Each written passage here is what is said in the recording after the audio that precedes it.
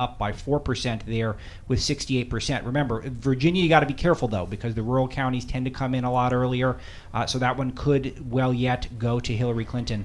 But no big surprises thus far. It is the map has stayed red states going Trump, blue states going Clinton, and we will keep you posted. And throughout the night, Andrew, we'll watch those likely toss-ups. I think that's where we begin to really see.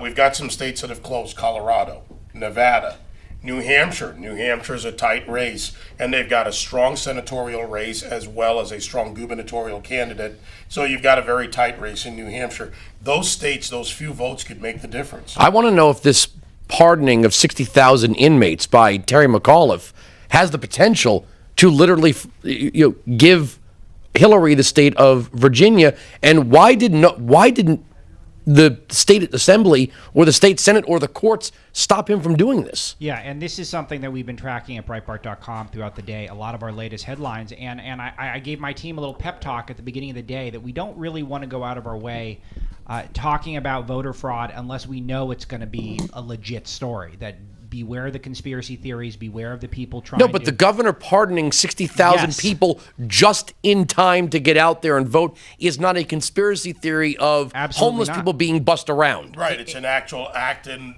whether they go out and vote or not, the fact is that drives perception in politics. And we have the headlines coming out with the president over the weekend literally encouraging illegal aliens to vote. It was a surreal moment. He actually said, if you're here, go and try to vote and let the people at the polls sort it out. A moment even for this president who stuns me quite frequently. That was particularly bad. But yes, up and down the country, you're hearing Colorado, computers crashing, Nevada, Trump sued over voting anomalies, the way he described it. A Louisiana voting machine somehow logged some votes before the polls opened, which is a new one. And then voting machines incorrectly spitting out the wrong vote in North Carolina. But Pennsylvania was the one where they actually had video of people repeatedly trying to vote for Trump and it turning to a Clinton vote after 3 tries, still going Clinton. And these are swing states, folks. I mean, these things could very well change an election if it does come down to 10 or 12 electoral votes. David Webb, Andrew Wilkow, Alex Marlowe. We've got a great lineup tonight. Richard Berg Anderson, the delegate man, will join us. He's got the math, 20 years of calling it by the numbers when it comes to the Electoral College. Pollsters Pat Caddell, Jessica Tarlov from Schoen Consulting. On the other side of the aisle, Lee Carter from Maslansky Plus and Partners. And also, for the first time, our coverage is being streamed at Breitbart.com. So if you really want to see what it looks like when Andrew and I sit in an office, now you get to see us sitting together on set here at SiriusXM. Alex Marlowe at the Breaking News Desk will be checking in with Matt Boyle, who is at Trump headquarters. Jared Reesey, our White House correspondent for POTUS. He's over at Clinton headquarters around the country. We've got Kerry Pickett in Philadelphia. We've got reporters. We've got a great lineup tonight. Representative Steve King, Representative Marsha Blackburn, Ann Coulter, Michael Reagan, son of President Ronald Reagan, who will be in studio with us later on tonight. So just a great lineup. We are going to keep you up to date throughout the night. We're also going to take your calls. Yeah. Because Andrew and I, the one thing you and I do, we sit and we talk to listeners as well as they do at Breitbart. We want to hear from you. What are your thoughts? What do you think about the election? Did you vote? Who did you vote for? Why? Some people threw away their votes. They voted with a write-in candidate. They voted for the Libertarian ticket.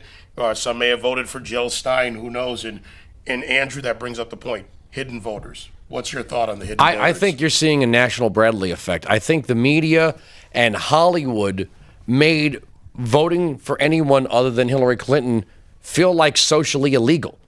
I mean, when you have literally millionaire pop stars one by one doing free concerts, celebrities on Twitter F-bombing anybody who isn't going to vote their way.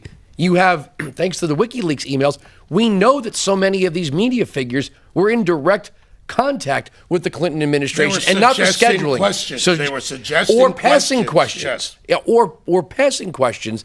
If the hidden voter is a factor here, it's because they were so afraid to say, you know what, I'm voting for Donald Trump. Is the great uprising, as was written by Pat Cadell in a great article this week, the American people. You and I were there at the beginning of the Tea Party movement. Yeah, Matter of fact, yeah. the organization in New York started in your office, as a matter of fact, with Nick Rizzuto. And it's been the populist uprising of people sick of the political class and the failures. Back to people who are counting the dollars as they look at their Obamacare costs, as they look at the deductibles that can go as high as $17,000. You can't afford that if you're the middle class. Well, if you can't afford $5,000. If you're watching Venezuela and you're watching any society where the government promised to alleviate all need through government, well, where does government get the resources to alleviate need? It's got to take it from someone. It's got to confiscate it from someone and give it to someone else. And Margaret Thatcher might be becoming a dated reference, but she's right. You eventually run out of other people's money. And what was supposed to be a $2,500 a year reduction in Obamacare premiums became a $2,500, $5,000 and beyond increase. And people were paying more, but they weren't getting more. Well, and the other thing about this is the big lie. There was never going to be a $2,500 savings because it was a savings for the person paying, but it was a cost to someone else. Right. Never reduced the actual cost of insurance, simply shifted the cost to a taxpayer. When we talk about issues, I mean, look, I've often said that, and I'm sorry if I'm clearing my throat here because I've already been on for 3 hours today, that we talk about things that are, quite frankly, not mainstream. We don't do conversations with Maria Menounos. We're not doing Jenny McCarthy. We're not Ryan Seacrest. We're for the political junkies and the political junkies who think and vote and lean conservative. But when you look at something like health care premiums, that is what they call the kitchen table issue. Exactly. That's everybody. And even some Democrats, the New York Times had an interesting piece about people in New York City that they referred to as the cultural elite, finding their own plans being dropped. And so many of the people they interviewed said, had I known this, I would have voted for Romney. Well, the thing is, Obama told us what he was going to do. The Democrats project what they're going to do, but the American people and the uninformed voter have continued to support them. Donald Trump, the first Republican candidate I have seen in my coverage of presidential elections, broke through the norm. I say he broke the emergency glass on so many issues. Now, we know that the sirens are going off and we have to do something with it. But he broke the emergency glass on these issues. He went into the black community. He went to the Hispanics.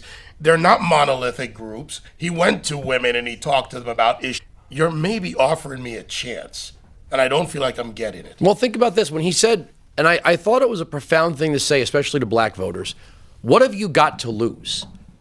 And if you listen to voices like yourself, Sonny Johnson, Stacey Washington, Deneen Borelli, and others, they sort of echoed that if you are living a life that you feel is not up to your expectations, you don't like the schools your kids go to, you either question policing procedures or crime rates, you feel like jobs have left your community and haven't been replaced, but you've been voting for the same group of people your entire life. Your parents have been voting for those people. Your grandparents have been voting for those people. If you're living in Chicago or LA or Detroit and you've been living with a Democrat machine your entire life and somebody says, hey, what do you got to lose by voting for a Republican? That is a legitimate question to a voter. The question I would have asked before that is one you and I have talked about is, what did you get?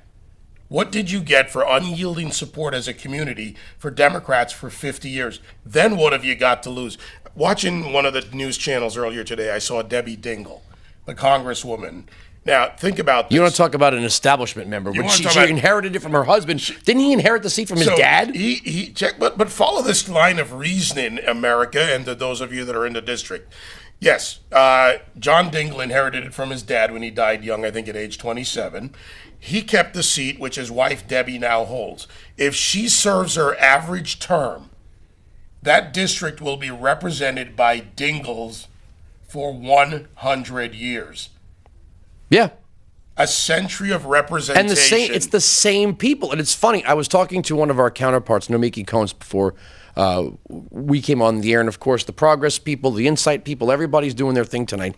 I said, one of the things that Donald Trump waded into that really, quite frankly, none of the other candidates did was term limits. And I said, I think this is one of those things that progressives and conservatives could agree upon, because the stains in both parties, who have been there forever, the Lindsey Grahams or whoever, Mitch McConnell, the Mitch John McConnells, McCain, Ted Poe. And on the other side of it, I said, look, I wouldn't be able to sit here every day and talk about Robert Byrd actually being in the Klan, because he would have been term limited out sometime in the 1960s, and you wouldn't have to put up with that anymore. We wouldn't be talking about Chappaquiddick Teddy. We wouldn't be talking about these things. Or Charlie Rangel. Or because these people would have been term limited out, and the party could always have fresh blood, and they're not responsible for their worst members who don't leave but for coffins and cuffs. No, they don't. As a matter of fact, they want their 24 hours in the rotunda, and they go out and they get a funeral. Let's look at Arizona. Arizona is one of the great disappointments when it comes to the Senate for me.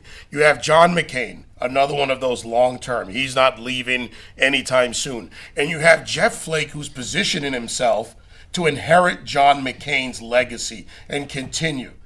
And you look at that kind of play going on in a state, and then I have to ask the people of Arizona, how are you better served by simply turning over the legacy to the next legacy? Yeah. I mean, if it's meet the new boss, same as the old boss, then you're going to get the same old, same old. And in that state, we've had Sheriff Paul Babu on the program pretty regularly. And the original case he was making when he was running as a sheriff in Pinell County was the border's unsecure, drugs are coming across, human smuggling. We need a law enforcement official in this seat. Him, David Clark, we love those guys.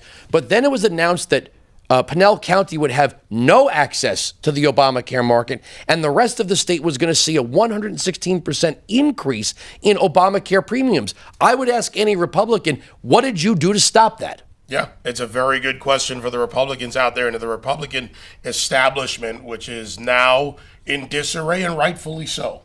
There needs to be a fight for the soul of this party, getting it back to its Republican values. Let's go back to the breaking news desk with Alex Marlow of Breitbart News Daily, and then we'll take a break. We're going to bring you in on this out there in the Patriot audience. Go ahead, Alex. Yeah, sure, guys. If you check out the front page of Breitbart.com, we've got a live map, and you're seeing a lot of red states going red, a lot of blue states going blue.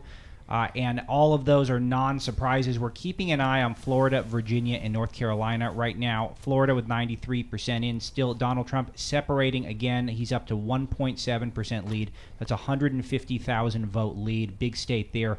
Predictably, Trump has seized the lead in North Carolina, which we predicted. He's up now 0.7%, and Trump is also... It's tightening in Virginia. Trump now up about 2.7%. He was up about 5% early. Those are the key states. Not a lot of surprises so far on the map. Trump at 128, Clinton at 97. Turning focus to some House races and to some other key governor races, things like that, which we will also bring to you. A big win for Republicans out in Indiana. Evan Bayh going down to Todd Young, and Marco Rubio also won re-election in Florida. All right, we've got our delegate man on the line, the political analyst from the Green Papers, great website, thegreenpapers.com. Richard Berg Anderson joins us. Richard, you've been there with me all the way through this, and good to have you on tonight as we watch the electoral map count build. Oh yes, it's the Super Bowl now, and it's exciting. So let's talk about what you see so far. You've just heard Alex Marlow's summary of some of the early results. And what do you see right now in the Electoral College? I agree with him. There are no real surprises so far. What I look at, besides the what people expected the states, how the people expected the states to go this time around, I also look at the historical view because I'm a big picture guy. And I looked at the states that the way the states voted in presidential elections since from the 1992 election on, because that's really the end of the Reagan era, and we got into this polarized, where you have a lot of states that have been blue, if not in all 6 elections. In 5 of the 6, you have states that are so-called red, and if not in all 6 elections, 5 of those 6 elections between 92 and 2012. And I don't even analyzing it that way, I don't see any surprises at all. The states that tend to trend blue, if not having been blue 6 elections in a row so far that have been called, have gone to Hillary Clinton, and the states that trend Republican since '92, whether it's all 6 elections or 5 of the 6, have gone for Trump. So far, there's no real surprise. There's no real big wow. How did that person lose that? There are some interesting things going on, like looking at Florida, which Alex talked about before. And, of course, I was looking at Michigan, where last time I checked, I'm checking again, Trump has a 2% lead so far in Michigan, with only 15% of the vote in. So there's a chance of some surprises out there. What about Colorado? What about New Hampshire? Those are a couple of states that could be a factor this time around. Yeah, well, Colorado, Clinton Azula has a big lead right now. That's only 32% in, based on what I'm seeing. She has about an 11.5% lead, 32% of the vote in Colorado. New Hampshire, that's tight. I mean, that's 0.1%. Right now, we're like within like 100 votes of each other, with 19% of the vote in. That's at least the figures I'm seeing. You may have other figures from other sources that are more. Well, you've been right so far throughout this entire primary cycle, so I'm going to put my money on you coming in with some good numbers.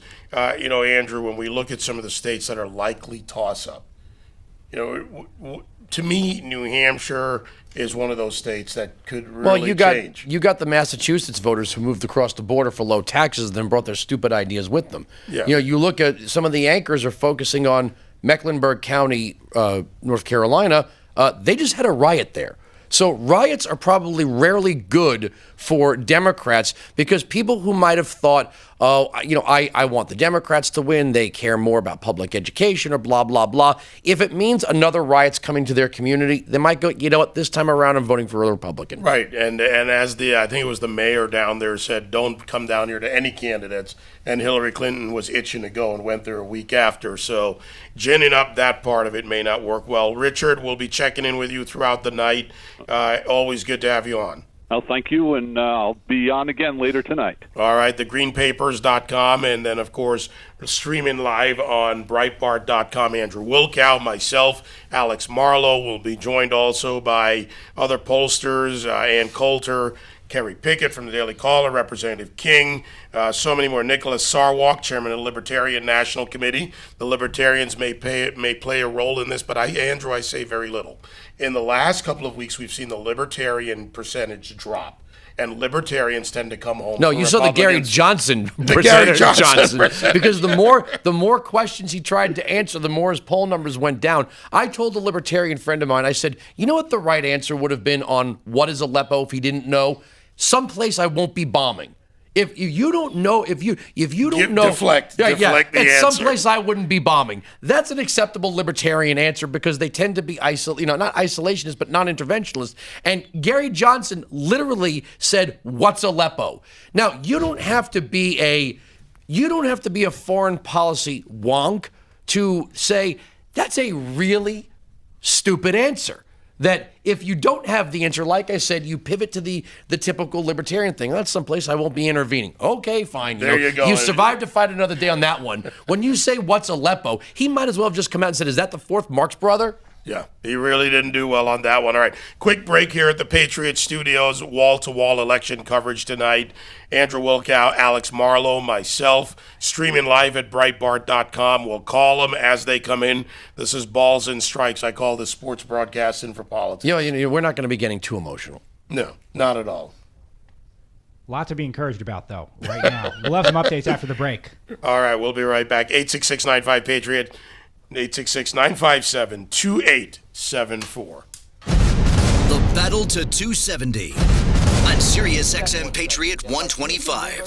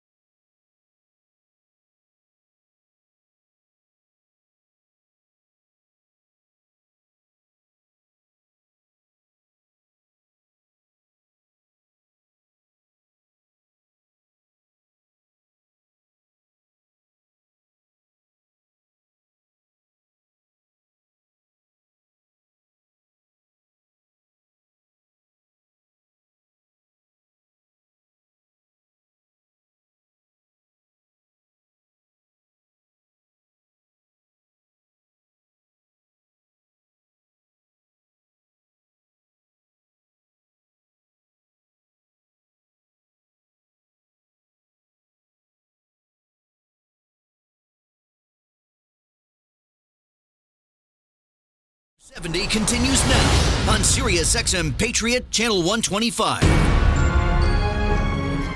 I hope that we as a people here in Florida, I hope we will set the example in this great state that while we can disagree on issues, we cannot share a country where people hate each other because of their political affiliations. We cannot move forward as a nation if we cannot have enlightened debates about tough issues. You can disagree with someone without hating them, and you can disagree with them without delegitimizing their point of view. That doesn't mean that our diversity will not continue to divide us on critical issues. It does mean that there is no way for this nation to move forward if we leave anyone behind. Do you guys have any? Does Marco Rubio sound like he's running for president in that speech? Marco Rubio always sounds like he's running for president. Well, Marco Rubio won in Florida. That was going to be a little tougher race, but it was expected. Andrew Wilkow here. We're in the Patriot studio. Full coverage tonight through the election as the results come in. Alex Marlowe at the breaking news desk, or is it deck? I think we'll call it deck. Yeah, we could call it the You call it the deck. He's at the breaking news deck. And by the way, as Marco Rubio may have been my 17th choice out of 17 in the primary, and I'm thrilled to see Marco Rubio win because he was the better of the two candidates running in the Florida Senate. It's not so hard, never Trump, guys. It's just not. It was a nice win for Marco Rubio, 8 points ahead in that race as well. But all eyes are on these swing states. We have a map that is what's known as a yellow map right now. A lot of states that are too close to call, and there's a lot of good signs for Trump supporters out there. All eyes on Florida, where Trump is maintaining a 1.5% lead with 94% of the polls in, obviously essential for him to pick that up. But if you look elsewhere, Ohio, Trump has sprinted out to an 8% lead with 3% reporting, which is one that Hillary, I think, had conceded that to him, but that margin for victory is a very good sign, I think, for Trump fans out there. Virginia, Trump's lead has narrowed to 2.5% there, but still 77% reporting. North Carolina, also close, with Trump with a 1.5% lead with 75% reporting. So again, a lot of these yellow states, though, places like New Hampshire, ladies and gentlemen, Donald Trump has a 1% lead with 22% reporting, and even Michigan, Trump up 3.5%. This is a big, big map for Donald Trump. All right, so I have a question for our pollsters, nonpartisan, being serious here. Well, we've got both sides represented here. Then let's introduce them first. So we can be part of we have Jessica Tarlov, senior strategist at Schoen Consulting. Lee Carter, who is the president of Mislansky and Partners. So we brought in the pros to do this for us, and they're at the polling desk. So go ahead, Andrew. All right, serious nonpartisan question. If you have a popular senator like Marco Rubio, even though he didn't endorse Trump, even though there was the whole little Marco and all that stuff, if we were looking at the early returns where all the networks were calling it for Rubio, shouldn't it stand to reason if they were going to vote for Rubio down ballot, they probably would have... How many voters do you think were Hillary Rubio voters? I think there could be quite a few, Really? actually. Okay. Sure. Right. I mean, there's a lot of people who have said that they're going to be never Trumpers. They're going to vote all the way down ticket Right. Republican, and they're going to vote the top of the ticket. So I think it's possible. Lee Carter, has anyone ever been able to even get a measure of the never Trumpers, the size? Has anybody been able to get a number on this? It's kind of like the hidden vote. Which way, what's the real number? It is the hidden vote, and I don't think we have real counts on it right now. But I do think that what we've seen is the unlikability numbers of Donald Trump are really, really high. But what's happened with the never Trumpers, there's a lot of people who said they were never Trumpers, and then the news broke by Comey and the FBI report. A lot of people said, you know what, I can't vote the other way either. So now what do I do? And a lot of people feel that they have to vote. So I really don't think that we have any sense of the size of that block. Okay, Yeah. Jessica Tarlov, go ahead. Well, Nate Silver put it, he calls them shy Trump voters, who he said he estimated that's about 7% of Republicans or right-leaning independents who are going to end up kind of coming home to him, even though they might publicly posture that they're never Trump. But to the point about what happened with Marco Rubio, I mean, in Pennsylvania, there were people targeting voters who are Clinton top of the ticket and Toomey in Senate. And Wow. that was just, I mean, that was driven directly to those white college educated suburban women who are going to break for Hillary Clinton, right? She's up 30 with them nationally. We'll see what happens tonight. And then they were going after the Toomey vote there. So I think that it is a phenomenon everywhere. And I think it's actually one of the most interesting things about this election. How did senators and congressmen and women to a lesser degree handle the Trump phenomenon, right? Like, do you get on board? What do you say? Is he a role model? Is he not? We'll see Or what did happens you then. gain or lose if you Right. went never Trump or pro-Trump? You had Joe Heck in Nevada. he changed. You had Jeff Flake going against Trump. Alex, on the Never Trumpers on Breitbart, you guys reported a lot on this. What was your take? Yeah, well, just my overall take on the whole thing. I mean, I just think that you have a clear choice in the election because you've got one person who's a very corrupt candidate, someone who has a record of pushing leftist values, and then you have an unknown. And so the unknown is not the leftist, and is the person who backed Obamacare and the person who backed so many of the things that the National Review crowd, they fought against all the values Hillary Clinton has for their entire lives, and they decide that they want her to be the president, which is, you have to be intellectually honest. Being Never Trump means Hillary will be the president. And if you can't make that connection, it's very tough to get through to you. I think the arguments were made pretty clear by the end of the campaign. Well, we were talking earlier about a national Bradley effect. Do you think there's any truth to that some people just, I mean, pop culture kind of made being a Trump supporter socially illegal. Do you think that there were some people that if Donald Trump wins tonight, that and you're a Democrat pollster, that you have to go back to some of these Democrat, insiders and say, maybe we didn't factor in that some people were going to feel like they should just keep this to themselves? I mean, we're going to find out tonight for sure, right? But Yeah. I do believe that there is a Bradley effect because having done a lot of online polls versus in-person focus groups or telephone polls, you have a totally different result. I think we saw that throughout the primaries. I think we saw, if you remember in Florida in the primary, we expected it to be a close race between Rubio and Trump, and he ended up winning by 19 points. So I don't think that we know. And then also remember, exit polls right now, we're not looking good for Donald Trump. We're seeing a better performance now than we expected based on the exit polls. Now, that could be because a lot of people who were at work and were working late in the day didn't get polled, but it could also be that you're face-to-face with somebody and you're going to tell them who you voted for. I have friends that have texted me all day long who said, I got there, I didn't know what I was going to do, and I voted for Trump or I voted for Hillary, and I don't want anyone to know. All right, so let's check in on one of the other states, and it's a key state from the Trump campaign, and that is Pennsylvania, the Keystone State. Kerry Pickett down in Philadelphia joins us now. Kerry Pickett with the Daily Caller. Kerry, how's it going down in Philadelphia? Well, right now it is just too close to call, but with the polls closed, we could be going into some interesting territory here because there have been some lawsuits filed, and if things don't go the way for Trump, then they might be looking into those lawsuits. However, if things go the way for Clinton, then, or rather, if things don't go favorably for Clinton, then of course I would imagine that Trump would obviously be looking otherwise. What's the turnout been like that you've seen down in the Philadelphia area? They had a big strike. That the strike ended. That was the SEPTA strike, the public transportation. Did that have any effect from your observation in Philadelphia? No, not really. And in fact, it was incredible turnout, particularly in the outer suburbs. What's interesting here, though, David, was that I went into a lot of the black neighborhoods, particularly in the polling areas there, where you would have particularly a lot of turnout for, say, Barack Obama in 2008, and as well as in 2012. And honestly, I did not see a lot of lines there, at least in the afternoons and then in the late afternoons. Where I did see a lot of lines, though, were kind of in the more middle class, upper middle class neighborhoods, and that may be something that could be working towards Trump. Of course, this all depends on whether or not there was a late surge late into the evening. All right, I got one for you, Kerry. What about this local story out of Pittsburgh where people were complaining that they were trying to vote for Donald Trump and it switched their vote 3 times? Some people actually recorded it happening. Was there any new information on that story out of Pittsburgh? Right. Luckily, election officials were able to gather those machines. They are not going to be used or rather counted because those machines were considered to be faulty.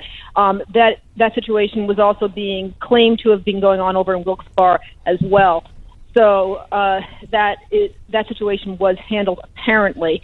But once again, we also heard situations going on with poll observers on the GOP side being denied access into poll sites, minority inspectors being denied access into the poll sites, and that could be a big problem for the Democrats if the Democrats end up taking Pennsylvania.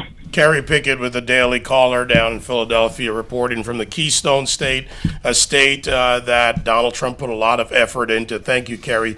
You know, Andrew, when you look at this, and you and I know Pennsylvania fairly well, you look across the state, it's shifted. The Lehigh Valley, grown in population.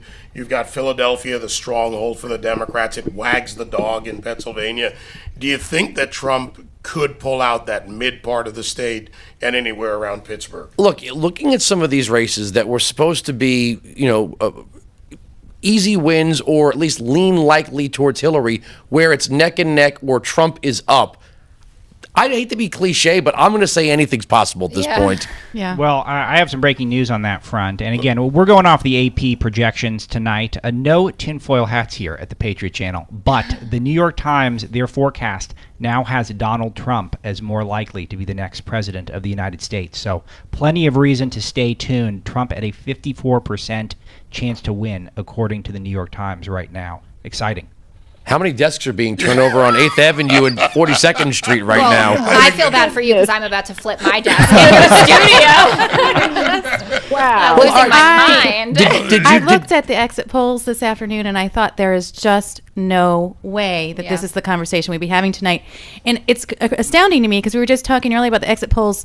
Just in 2012, they were 5 points off, and we were saying, is that going to be the same case tonight? It's looking like it could be. Well, the polls have been wrong before. And this has been one of my obsessions at Breitbart, which is at Brexit, which I was there in the UK in London for the Brexit vote, where the polls had the Brexiteers losing 5 to even 10% right, there on was a election 13-point day. swing going into the Brexit vote. Absolutely. And that's a little different because you're voting for your freedom versus the status quo. So you'd have to think that there was a little bit of an advantage to Well, I would offer the contention that here we are voting for our freedom. I think freedom from bigger government, most people freedom in this from room would agree. Donald Trump wants a bigger government than any other Republican But I will say this. It's one of the things that's most important to understand why people love Donald Trump.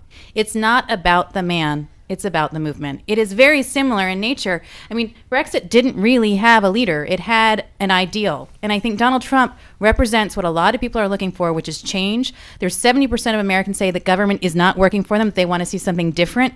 Donald Trump is the change agent. A lot of people say, I wish that he were different, but I want that change. So I think it comes down to that. But the exit polls, and I mean, listen, we might be facing an exit poll problem here, but it said that the change number was 38%, where it was over 50% throughout the campaign said they wanted to change, and it was much lower in the exit polls. So I'm not sure exactly what goes on there. And Hillary Clinton qualities like judgment and temperament had gone up in value. As for the Brexit question, I mean, the UK is a fraction of the size of our country, right? So, I mean, the analogy is rough there. And they did. I mean, Boris Johnson, who I worked for on his mayoral re-election campaign in 2012, and Nigel Farage, who was kind of like the loonier part of the leadership team, there were figures to attach to that, which I think is why it captivated so much of kind of this rural white English thing there. I mean, it's the same divides that urban areas were to remain. And right, but one of the outside, stories... Well, one of the stories of this election is going to be the media coverage and the confirmation bias, which is that a lot of times both sides, and I've said this on radio virtually every day the last few weeks, is I could give you 5 reasons Trump's going to win. I could give you 5 reasons Hillary's going to win. Yet if you tune into the Clinton News Network, you're getting a landslide for Hillary. And if you tune into Breitbart, then to be honest with you, we're keeping people upbeat. We're keeping people in the mindset that this could go Trump's way. And that's, at least we admit it, unlike CNN, who does not admit what they do. Well, but CNN took her, I mean, in defense of the Clinton News Network or whatever you guys call it. Yeah, that's what we call it. Okay, just so I know the lingo Yes. for the rest of the night. I mean, they went under 270 for Clinton on Friday. It was a big deal. I mean, it was like a liberal explosion on my phone. Somebody slipped when they John typed. King was you, like, you know what? Donna Brazil forgot to send them the right Yeah, that's notes, and that's what happened. Oh, that's what That- happened. That's what happened. All right, Look at the Real Clear Politics average went down to 206, and they only took it down just a slight amount. So, well, I mean, there's no- Carlos Slim wants his money back. Let's take a break here at the Patriot Studios in New York. Wall-to-wall coverage of election night, the race to 270.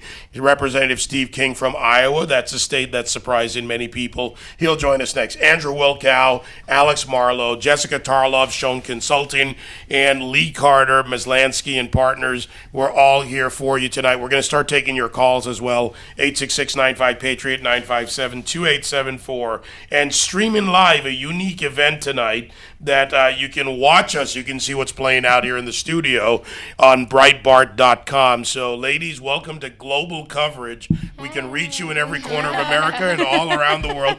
That table looks better than ours. Yeah, we look like a couple of guys over here. No kidding. Oh, Jessica, would you like some Trump water? No. I would. Lee would. We have some Kool-Aid for later. Yeah, we have some Kool-Aid for you later. Quick break. We'll be back with Representative Steve King from Iowa 4.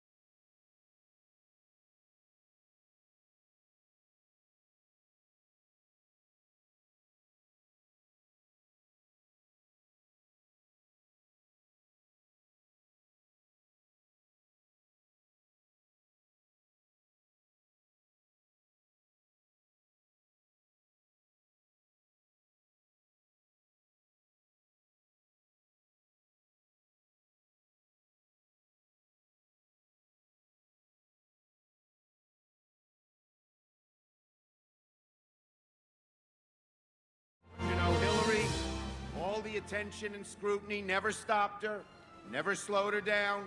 She rolled up her sleeves and got to work right on day one. I'm known for visiting every corner of the state, visiting 62 counties, each metropolitan area once a month, and when Hillary was senator, she worked just as hard all over New York. She created a bipartisan force in the Senate to boot. She is a progressive who likes to get things done. And boy, does she know how. Now, if you don't know that Wait, was that voice, Anthony Weiner? Yeah, I wasn't. No, the voice was a little too deep to be Anthony. Okay. It was Chucky Schmucky Schumer, as I like to call him, who, by the way, is betting on winning the Senate so he can be the big man in the Senate. See, you have late night time slot, so you can use that expression. Yes, I can't. I've been using I it for can't years. use that at 7 No, a.m. me with neither. the kids in the car. Noon to 3, no way. Look, No. I've called him that to his face. Actually, my so kids it's are in the car with me when we listen to you. So Exactly. No, I only use foul language in the 6 a.m. hour because I think of it as middle of the night. That's 3 on the a.m. West Coast. Yeah, You're having exactly. the Breitbart moment when Andrew used Yes. to text everybody in the middle of the night. No, Andrew, we're actually all asleep. Yeah, exactly. Yeah, well, it's great to have Breitbart here. Just to round everything up, Andrew Wilkow and I share in the main desk here at the Patriot Studios. Alex Marlowe with the breaking news deck. Jessica Tarlov from Schoen Consulting. Lee Carter from Maslansky Partners. And let's go to our congressman from Iowa 4, Representative Steve King, with us now. Steve, have you got some fried butter on hold in case you have to celebrate tonight? Well, it's a little out of season here, but I imagine we'll be able to do that. There could be a lot of celebrations going on tonight if the analysts I've got watching these numbers come in are even close in their analysis. This is something. This is dramatic that's taking place right now across the country. Well, look, it's early, so I tend to be very baseball-oriented, balls and strikes on this. Let's start with your home state before I pitch it over to Andrew Wilkow. Iowa, Okay. going for Trump. What happened? Well, one of the things is that we had 17 presidential candidates out here competing, and there were more voters, more stones turned over for more voters in this caucus process than we'd ever had before. I think that Trump generated a lot of energy, and Cruz pulled a lot of people into the fold, and so did Ben Carson and others.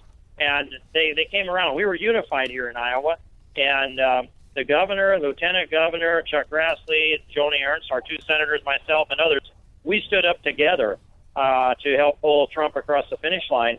And I think that when you saw Iowa's numbers up, the polling in Iowa was probably more accurate than it was in some of the other states because we had identified the people that wanted to vote for these candidates early on, and we had a lot more political activity maybe than anywhere else. And that would perhaps New Hampshire even.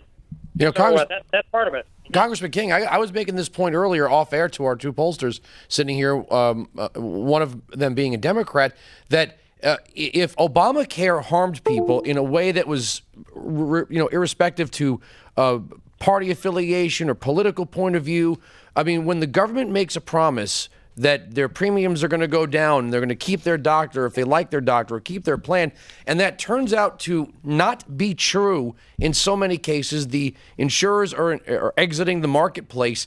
I think that makes people think that somebody else or somebody different, when Hillary says, I'm an agent of change, but I'm going to continue on with this Obamacare policy.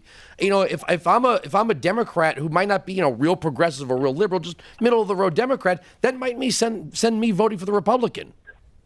Well, and people that just can't withstand those kind of premiums. I got a text this morning from a family farm operation, and his $10,000 deductible premium for last year was $13,264. His new premium next year is just short of $19,000. It's a 42.4% increase, and that's mom and pop operations all across this country. And I don't know how any of them could vote for more of that kind of premium increase. So I think that is a big deal. But also the Hillary emails and just the idea that we could be going through 6 months, a year and a half of investigation of the investigators to get at those who need to be investigated in a lawless administration that's almost certain to emerge if it's Hillary tonight. Congressman, let me add a values question to this, and then I want to talk to our pollsters about how we got there in Iowa. But before we let you go, value voters and other conferences big in Iowa, do you think the values that you allude to, Hillary Clinton, the trustworthy factor, the criminal investigations, the ongoing Clinton Foundation investigation, that weighed on Iowa voters? And do you see that translating across the country? Well, it definitely weighed on Iowa voters, and I don't know how much it transmitted itself across the country. But Iowans certainly care a lot about truth and honesty. And if they can't get that, then they don't know what kind of bill of goods are being sold. So they're very astute voters. I mean, it's all politics all the time here. And Carl Cameron tells me that they're maybe even more astute in New Hampshire. But when you do all politics all the time, when you sort through 17 presidential candidates, and when that happens, you've got a lot of people focusing on a lot of issues. And I just think they were some of the best informed voters in the country. Also, you stuck with the sports analogies. Here's one. The Cubs were down 3-1. And at that time, Trump was down 3-1 in Las Vegas. The Cubs went to enemy territory and swept it on what was the field? The same field that Trump is on. Progressive Field in Cleveland is the field that they won 3 in a row on to win the World Series. So I think there's something there about the sports of this. If the Cubs can win the World Series on Progressive Field by sweeping the 3 games, then Trump can win this tonight. And I think you managed to tie the Cubs winning the World Series, first time since 1908. Trump, progressivism, and politics together. That's why I love having you on, Congressman Steve King from Iowa. Thank you, my friend. Save that fried butter someday. I might get to it. All right, let's go now to our chair of the Libertarian Party, Nicholas Sarwark, joins us. Ladies, hold on. I still want to get to that poll question with you, but Nicholas, how you doing? I'm doing great. How are you guys? All right, Andrew Wilkow's here with me. How's it going?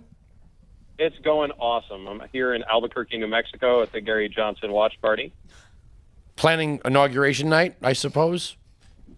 You never know what can happen. It sounds like some unexpected stuff has already happened, and, New Mexico is a Johnson stronghold. They still wave at him with all 5 fingers here.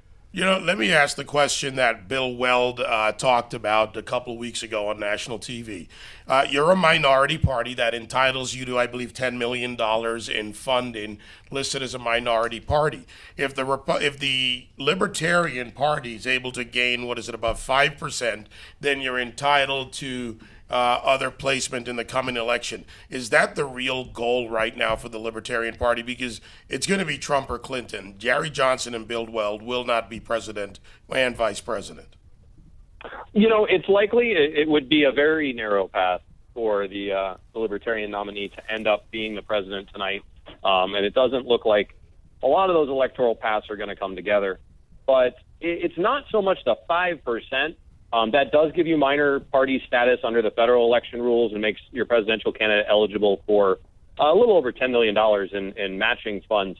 The biggest thing is that we're seeing Johnson's numbers are 2 and 3 and 4 and 5 times what he got in 2012. These are record numbers for the Libertarian Party. And in a lot of these states, he's covering the spread. And that's the point at which you start to have some real political clout in this country. When the 2 old party politicians had better learn to wake up to face some of these issues like, rolling back the war on drugs and rolling back some of our foreign interventions that are killing our servicemen and women in other countries' that's the civil platform. wars. What I want to talk about is tonight with the election. And what the goal of the party is. Gary Johnson is not going to be president. Bill Weld is not going to be vice president.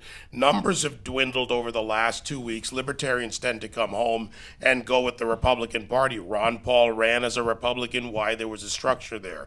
And I, by the way, am a fan of the Libertarian Party building a base and growing a state-by-state organization to become a greater factor so that we can have a third-party option in this country. So coming out of tonight, where does the Libertarian Party go next? The next thing we look forward to is the 2018 midterm elections. We will have more states where we will achieve ballot access because of the vote totals tonight. For example, here in New Mexico, we will officially be a major party after tonight and have access to the gubernatorial ballot. And we'll keep doing some more of that organization so that, this year we ran about 600 or 700 candidates across the country as libertarians. I anticipate in the midterm elections we'll break those numbers and just continue to give people that option if they want to vote for more freedom instead of more of the same. All right, Nicholas, great to have you on the show. We have wall-to-wall coverage here, and glad you could join us. Let us know if anything breaks out in the watch party. Maybe we'll come down and watch the watch party. I hear the Libertarians know how to throw down in New Mexico. Oh, I was at the Ron Paul event in Manchester, New Hampshire. That was a party. Yeah, they do know how to party. They do. All right. We've got a unanimous vote in here for the Libertarian Party after party.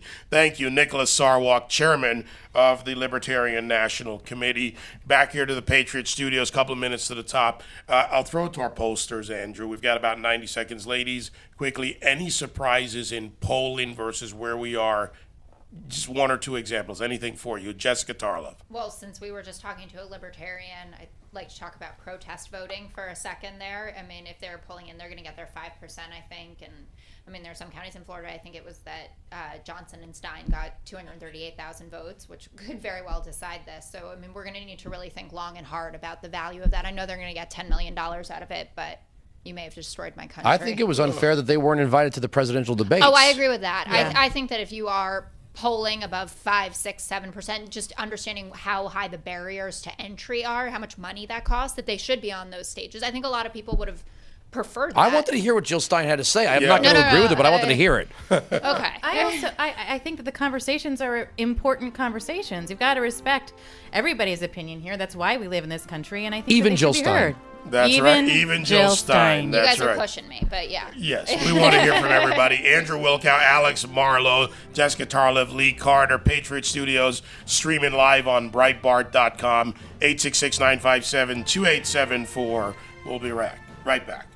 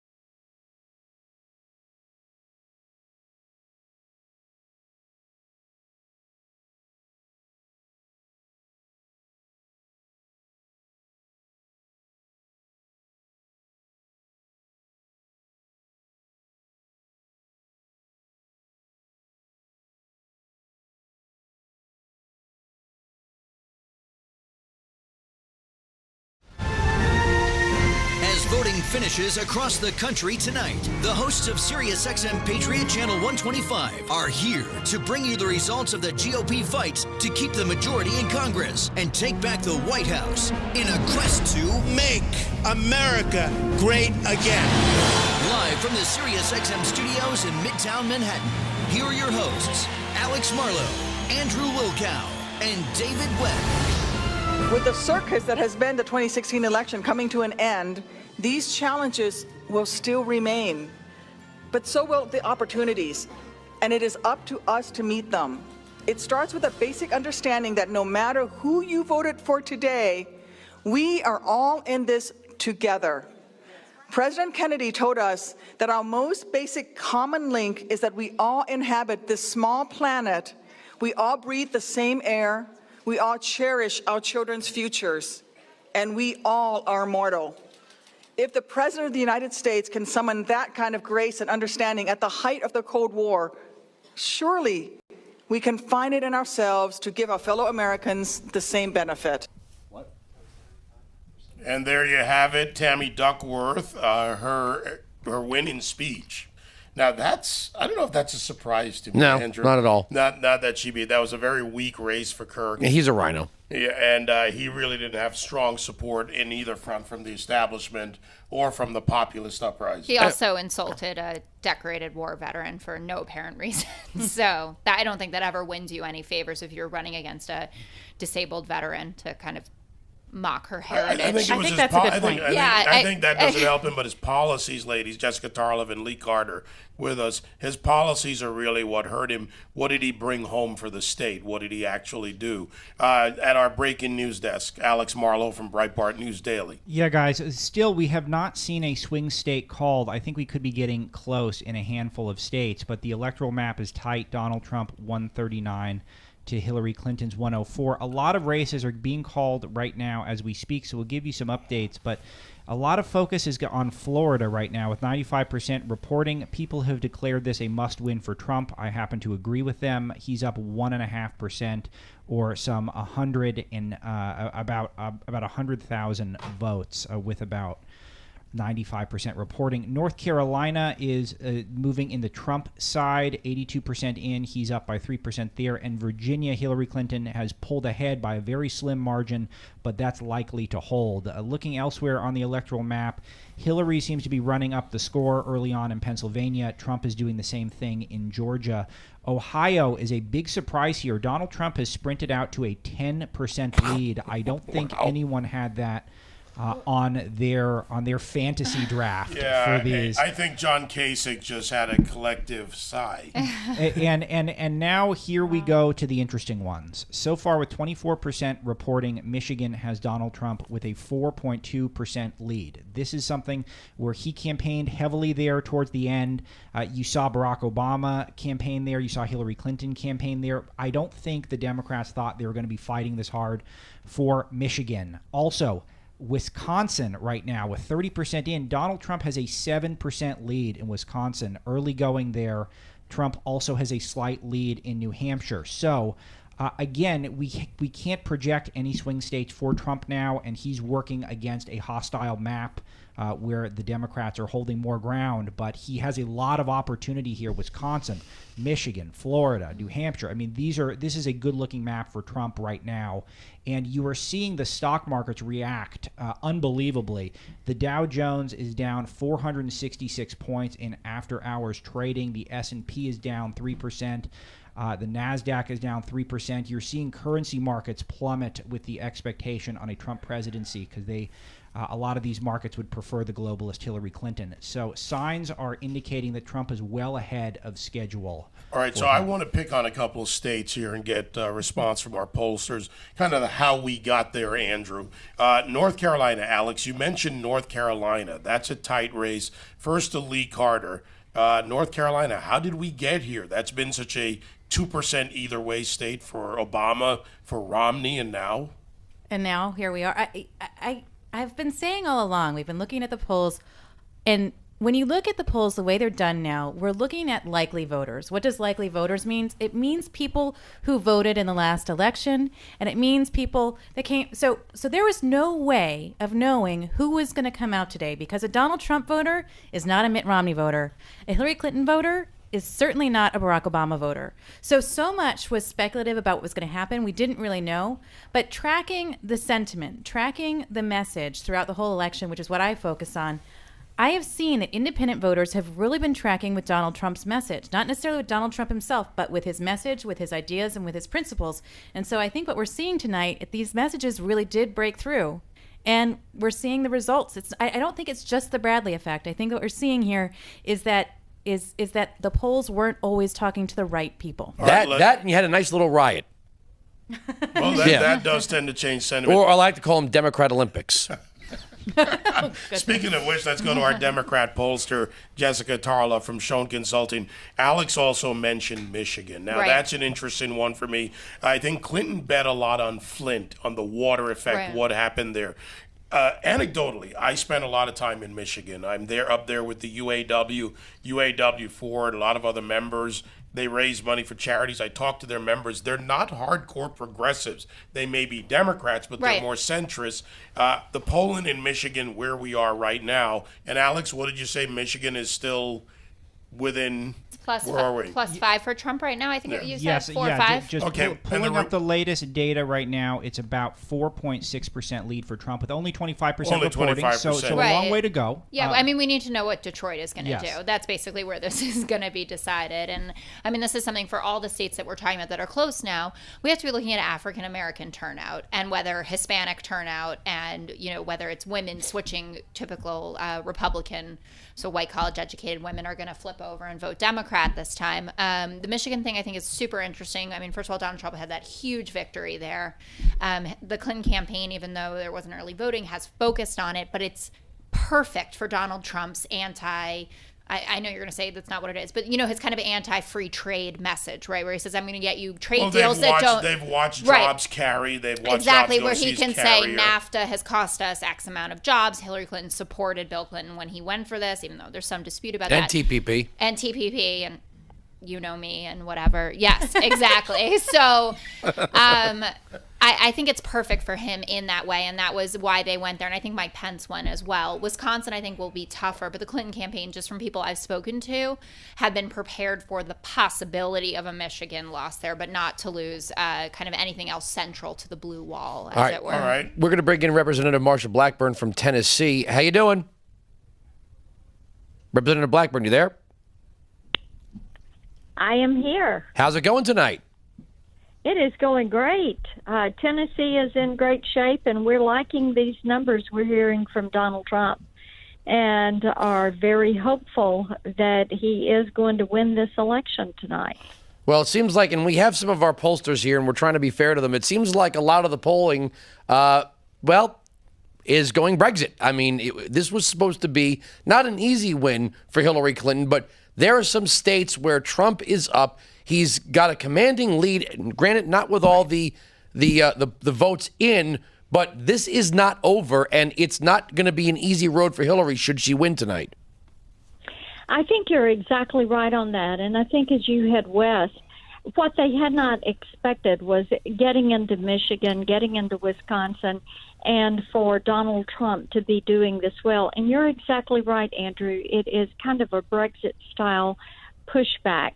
When you look at the fact that almost all of Pennsylvania, except the Philadelphia area, except part of Pittsburgh, except part of Scranton, most of it is going to Trump.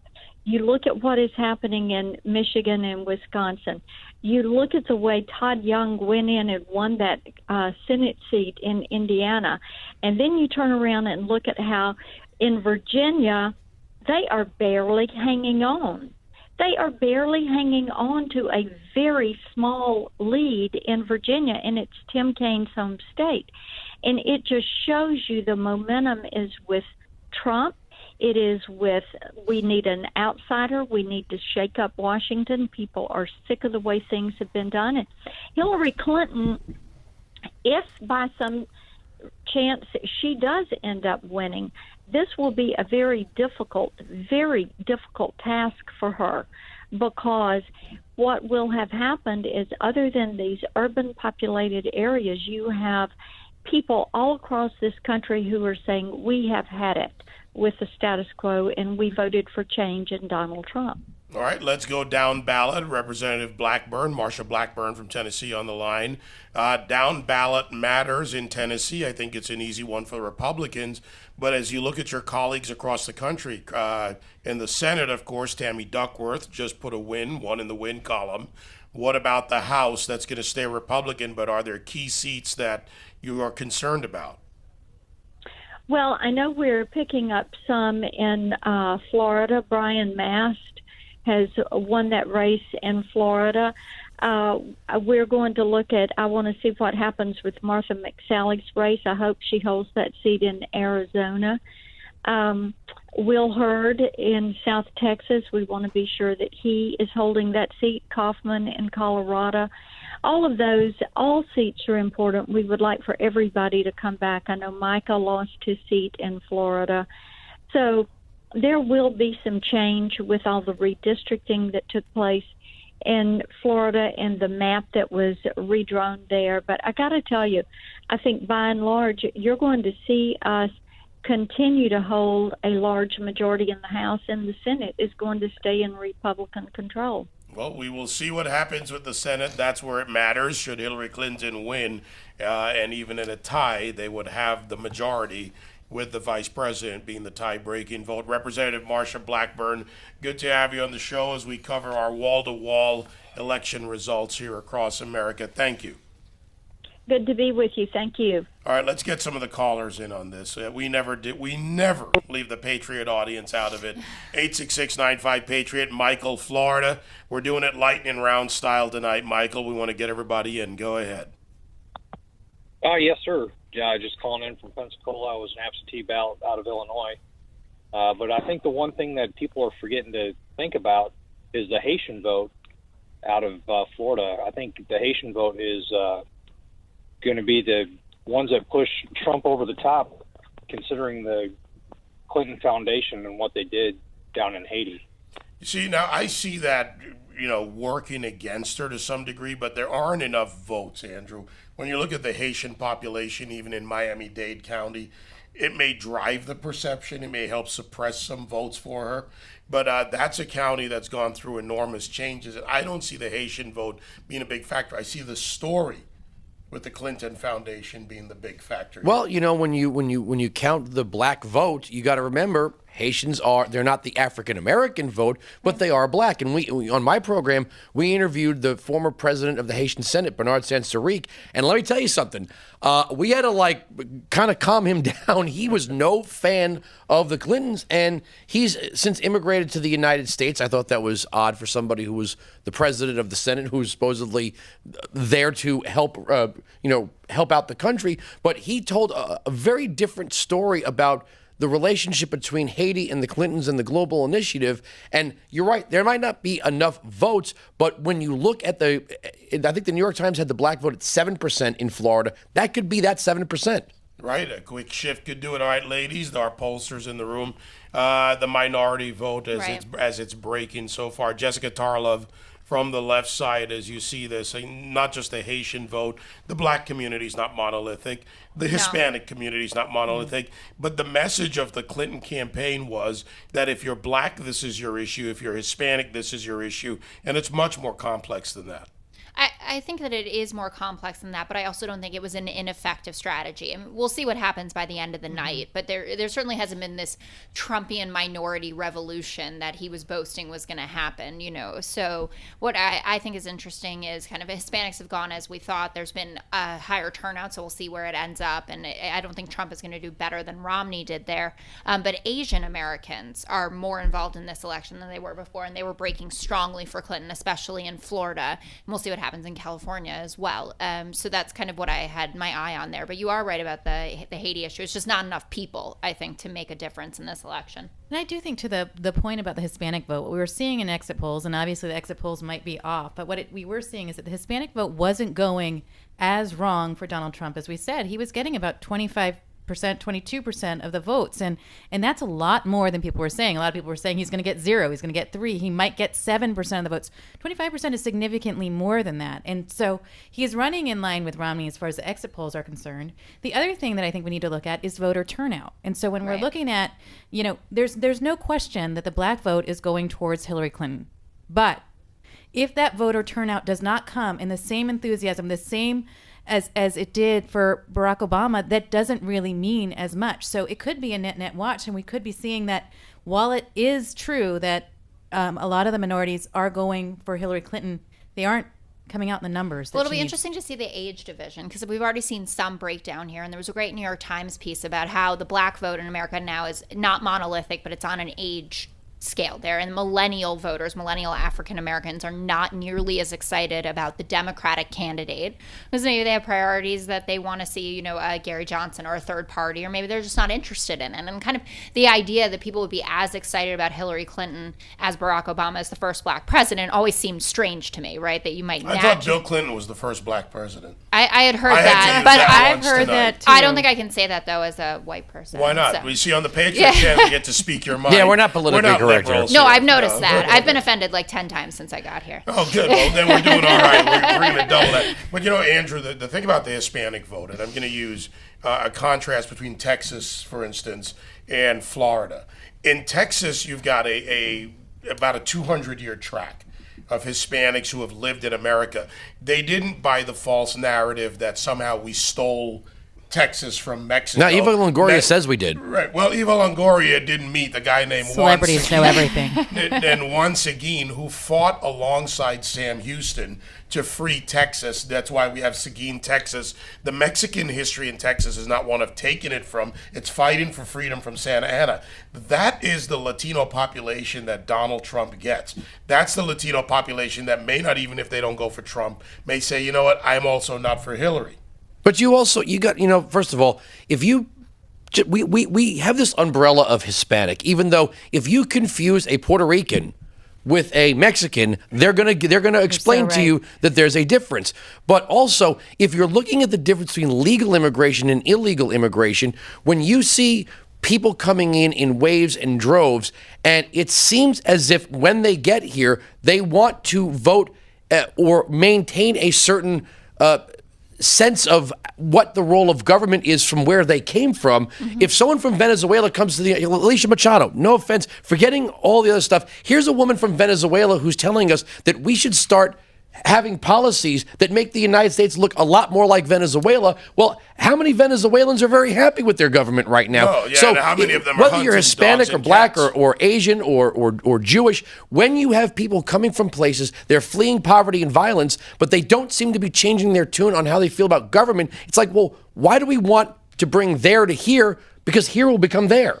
No, I think that's a great point. I don't think that anyone heard anything from Alicia Machado except he called me Miss Piggy and Miss Housekeeping. I mean, that was her purpose in this election. But I totally take your point. You come to America and suit up and do it our way, right? Like we do it the best. And I'm totally with that. And there are and by the way, in a lot of these countries, and we're going to go to Richard Berg Anderson in a moment and get our electoral college update. But in a lot of these countries, they see the government differently. They see the military differently because there is, Andrew, I borrow this from you and I credit you with all the time. It's where the guns are pointed. If they're pointing inward at the population, you're not a free society. If they're pointed outward in your defense, then you're a freer society. And a lot of these countries, they see government and military together as one complex, and that doesn't translate well for the Alicia Machados of the world. Well, that and, libertarians and some progressives complain that our police are becoming too militarized, but we have a distinct, separate difference between the United States military and law enforcement. And our military is always, even Colin Kaepernick will say that he supports the military. His question is with the police and with the system, but we've always seen our military as an agent of our freedom, not an agent of our oppression, whereas in some of these governments, there is no line between police and military. Absolutely. Richard Berg Anderson joins us from the Green Papers, political analyst at thegreenpapers.com. Electoral College update. Where are we by the numbers, Richard? Well, we still haven't seen any real surprises, in my opinion. The states that are called so far, states that were expected to go where they were expected to go based on what I was telling you the last time, which look at how the states have voted over the last 6 presidential elections. In addition to the data that was available just prior to the election itself. I think Hillary Clinton's breathing a little sigh of relief because it seems that she's won New Mexico. She's holding on in Virginia with 85% vote in. But the if you recall, when I was on last Tuesday, a week ago, I talked about the core, the Rust Belt, Michigan, Wisconsin, Ohio, and Pennsylvania. And in Michigan, although there's only 29% of the vote in, Trump is ahead by close to 5%. In Wisconsin, if it comes up here, he was ahead there, again, with less than half of the vote in. And, Ohio, he's doing very, very well. He's doing well in the Cleveland Richard, I suburbs. got to pause you there. You're starting to sound like you're on helium. I think we have a bad connection, and I know I've known you long enough to know that that's not your normal voice, my friend. So we're going to put a pause on that and check back in with you later on in the show. Richard Berg Anderson will be back, purveyor of the Green Papers. The technology sometimes it works that way. Andrew Wilkow. I was trying to write you a note that, even though we're doing our own announcements, we have all of the studio monitors. We're not calling states until the Associated Press, but even CNN is showing that Trump is now pulling away in Florida. I'm not saying it's over. I'm not calling it. We're going to wait for Alex to get it from the Associated Press, but it looks like the margin's getting wider now in Florida. Yeah, and I'll tell you, I don't know. Richard said she's breathing a sigh of relief. I think she's holding her breath. I think both sides are holding their breath in this election. I said that if Hillary Clinton didn't run away with this tonight, that we were going to have a tight race, and this thing was really going to be a nail-biter. We shall see. Yeah, it does look like Florida is pretty much out of reach for Hillary Clinton at this point, but the AP hasn't called it, so we're not calling it either. Some outlets are calling it, but there's a few states that actually are heading in Clinton's direction. So again, we're in a situation where she could find some good news here. Virginia, it looks like she has come from behind and is going to win there. We don't know for sure. It looks like New Mexico is very close to being called as well. She's got a big lead in Pennsylvania, but it is contracting, and we're about halfway through the count over there. Clinton's also ahead in Colorado, Iowa for the time being, though it's very early, and Maine, though it's early there as well. So there's some good news for Clinton on the map, but still Trump way ahead in Michigan for the time being. He's ahead in North Carolina. He's ahead in Florida. He's way ahead in Ohio. Trump maintaining a slight lead in Wisconsin as well. The map is much more favorable to Donald Trump at this point of the night. The New York Times now has it at an 81% chance Trump will be the president. But check this out, and you can already hear the controversies bubbling. I'm going to tell anyone, don't walk under the New York Times building. This could be 1929 all over I think there's a lot of places around Manhattan you can't walk around tonight. Walk in the middle of the street, people. And as predicted, the AP has called New Mexico for Hillary Clinton. So that is a swing state. So she has got a state that we did not know what the result was going to be going into today. Hillary gets the first one. What's interesting here is that the New York Times also projects that Clinton will end up winning the popular vote, though she's trailing by some distance right now in the popular vote. One thing that I want to get hot takes from everyone on is with the current tally, there's so far only been about 4% third-party vote. That's a lot lower than I was anticipating personally. Does that make sense to all of you, particularly you pollsters? Ladies first. Lee Carter. Does it make sense? Yeah, it was only 4% with all those third-party candidates who we were told this is their best chance combined. I think that their best chance sort of got thrown away some time ago. I think there were a lot of people. What's Aleppo? I think Gary Johnson lost it there. I think that Jill Stein lost it. I think they're partying right now in New Mexico a little too hard at the Johnson Ranch. I also have a lot of friends who are libertarians who wanted to love them, but Weld was going off and stumping for Hillary Clinton. The thing about wanting to love a libertarian, they're not interventionists, so you never really get to the love. Jessica Tarlov, quick comment before we go to break. That doesn't surprise me, though. I've seen that the votes in certain places are really high for third-party candidates, so we'll be able to kind of zero in on where that happened. I just wanted to add one thing that I think is interesting is that Trump is only up like about 5 in Arizona right now. And I'm not saying that I think the Clinton campaign is going to take Arizona, but I think there are weird pockets of things still happening all over the map. But 81% for the upshot is madness. Yeah, it's even closer than that. I know we have to take a break, but it is interesting that these smaller Western states are breaking harder towards Clinton than I certainly would have thought. And I don't know what trend that shows, but you could see her pick up the entire western part of the map and still come up short. Well, if you ask for a trend in this election, get another opinion and get a third opinion. There is no trend. A quick break here in the studio. Quick update. Burr wins in North Carolina. Grassley reelected in Iowa. Andrew Wilkow in the studio. His Twitter, @WilkowMajority. We've got Jessica Tarlov, @JessicaTarlov. We've got Lee Carter, LH_Carter. I can believe I remembered that. I'm impressed. And, of course, Alex Marlowe, the editor at Breitbart News Daily. Breitbart News on Twitter. And streaming live on Breitbart.com, our election coverage, literally wall to wall. We are heard everywhere in America and streaming globally at Breitbart.com. Next, Continuing coverage of Election Night 2016. The Battle to 270 on Sirius XM Patriot 125.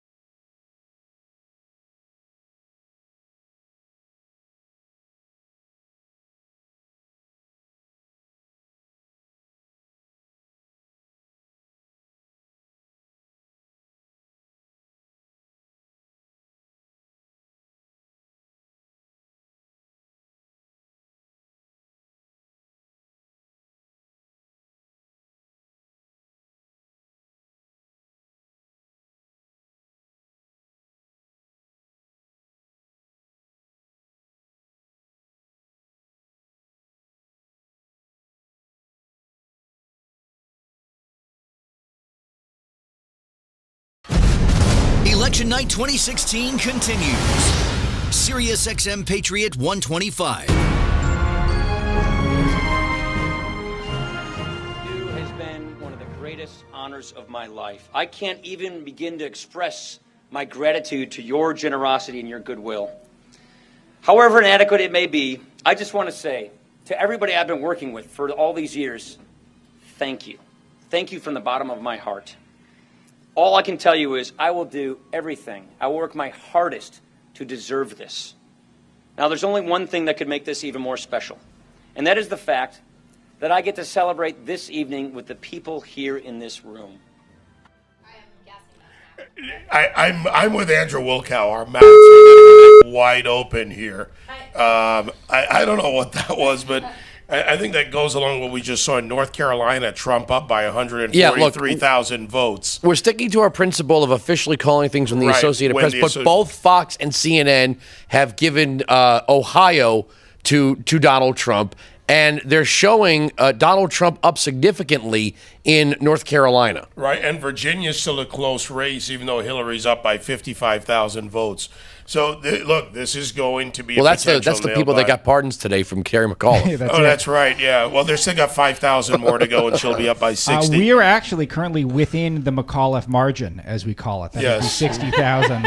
Well, you can't expect all of them to turn out. I mean, if you lose 5,000 of the 60,000 you give pardons to, you're doing pretty good if you get 55,000 prisoners to the polls. Besides, somebody's got to keep the crime rate up. I mean, come on.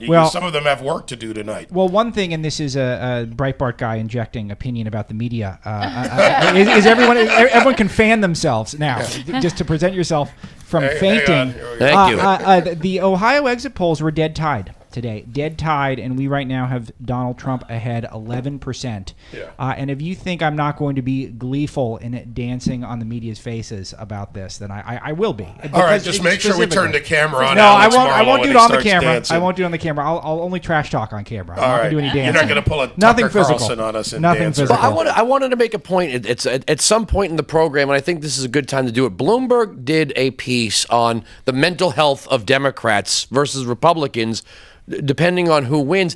And I don't feel emotionally invested in a political candidate. I'm not I'm not getting married. I'm not making a new friend. I don't know the people personally, even if the people we've interviewed, even the people that you and I have spent, like maybe I know I could say hi to Rand and just say, hey, Rand, and he'll say hi back. But most of the people, I don't get emotionally invested in them, and I'm, not targeting Jessica with this, but it seems like Democrats get more emotionally invested in these elections, and I don't see us doing any celebratory dances should Donald Trump win, or committing suicide should Hillary Clinton win. I only take joy in beating the media. I don't take joy in beating anyone else. That's the only people I savor and I relish the experience. I see the look on your face right now. I want to know. No, but everyone else I want to speak to, and I want to have a conversation with them. If we disagree politically, that's fine. It's just the media has lied about the race and about what Donald Trump's candidacy represents. They've lied about Breitbart repeatedly, and Hillary Clinton's closing arguments were both that we're racist, we're sexist, we're bigots, we're homophobes. No, we're irredeemable, racist, sexist, deplorables, bigots, who are also deplorable. But we're stronger together. That's just She wants to be the president for all Americans. All aside from the But irredeemable I'm irredeemable. ones. How can she be president for an irredeemable sexist? It's a faction of people. I mean, it wasn't everyone. No, she said half of Donald Trump's them. supporters fall into those baskets. I think the 50% was a mistake to say that, but there are certainly on both sides. There are some people you don't want to be. We're going to go down a slippery slope if we start talking about missteps. And I'm too upset to do it anyway. Yeah, let's not go with missteps. And Alex, you can dance with Jessica on or off camera. 866-95-PATRIOT. Let's go to our callers out there in the Patriot audience. Ray, Michigan, you're on. Andrew Wilkow in the studio. Alex Marley from Breitbart News. Go ahead, Ray. Alex, I haven't been this jacked since I talked to you in the Torch on the Daily Show. Michigan's going to go for Trump. We're up 5 points now. I work just outside of Detroit. Half my sales staff lives in the burbs. Half of them live in the cities. In the Republican areas and outside of Metro Detroit today, it was stacked to the wall. I've never seen that many people there at the polls. And in the urban areas, not too much. I think the UAW, the black auto worker, minority auto workers is going to kick Don over the top. I think it resonates with him. I think the same thing's going to happen in Pennsylvania. It looks like Ohio's going our way. And with Florida, I just don't know how he can lose with all 4 of those states. There's a good point here, Alex, and take a look at and thank you, Ray. Thanks for the call. When you look at the Rust Belt effect, you've got Ohio going, that blends over. You got West Virginia, which has been turning Republican more and more. And you look at Pennsylvania, Western Pennsylvania, Alex, does that look stronger for Trump than usual, especially in the Pittsburgh area? Yeah, Pennsylvania is a one bright spot for Hillary Clinton, but that is closing rapidly as we speak, David, and I'm going to get you the breakdown here momentarily for Donald Trump. Yeah, you're seeing pretty much the Pittsburgh area going hard blue for Hillary Clinton, and then the Philadelphia area up toward the northeast, you're seeing a lot of blue on the map, but still one of these states where you're seeing just overwhelming amounts of red on it. County after county going for Donald Trump. And again, this is a race that's too close to call Hillary the favorite, up about 4% with 55% reporting. But that's a gap that was 12% just about an hour ago, David. So that's tightening in a major way. But yes, this is one of these breakdowns where the urban centers voting overwhelmingly for Clinton. You're seeing in the Philadelphia area her with leads as much as in Philadelphia County, 81-16, and in the outskirts beating Donald Trump by 15 or 20% on average. And then you go out into the rural and suburban areas and you're seeing much stronger finishes for Trump.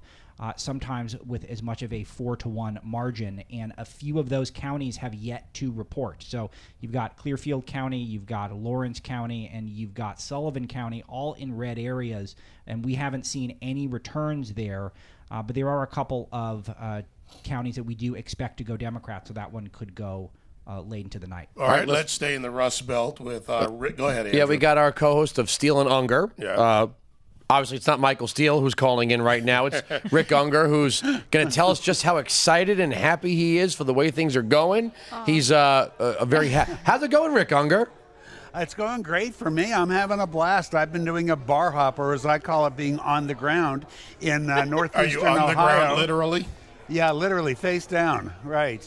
And by the way, I was listening to your earlier conversation. This certainly doesn't go for the rest of you. But David Webb is deplorable. Can we all agree on that? Yeah, that's what I was trying to say politely, Rick. Let's get it right. I am irredeemable, Rick. Well, I am clearly irredeemable. That doesn't even need I to be began to discussed. refer to myself as the handle of the basket of the deplorables.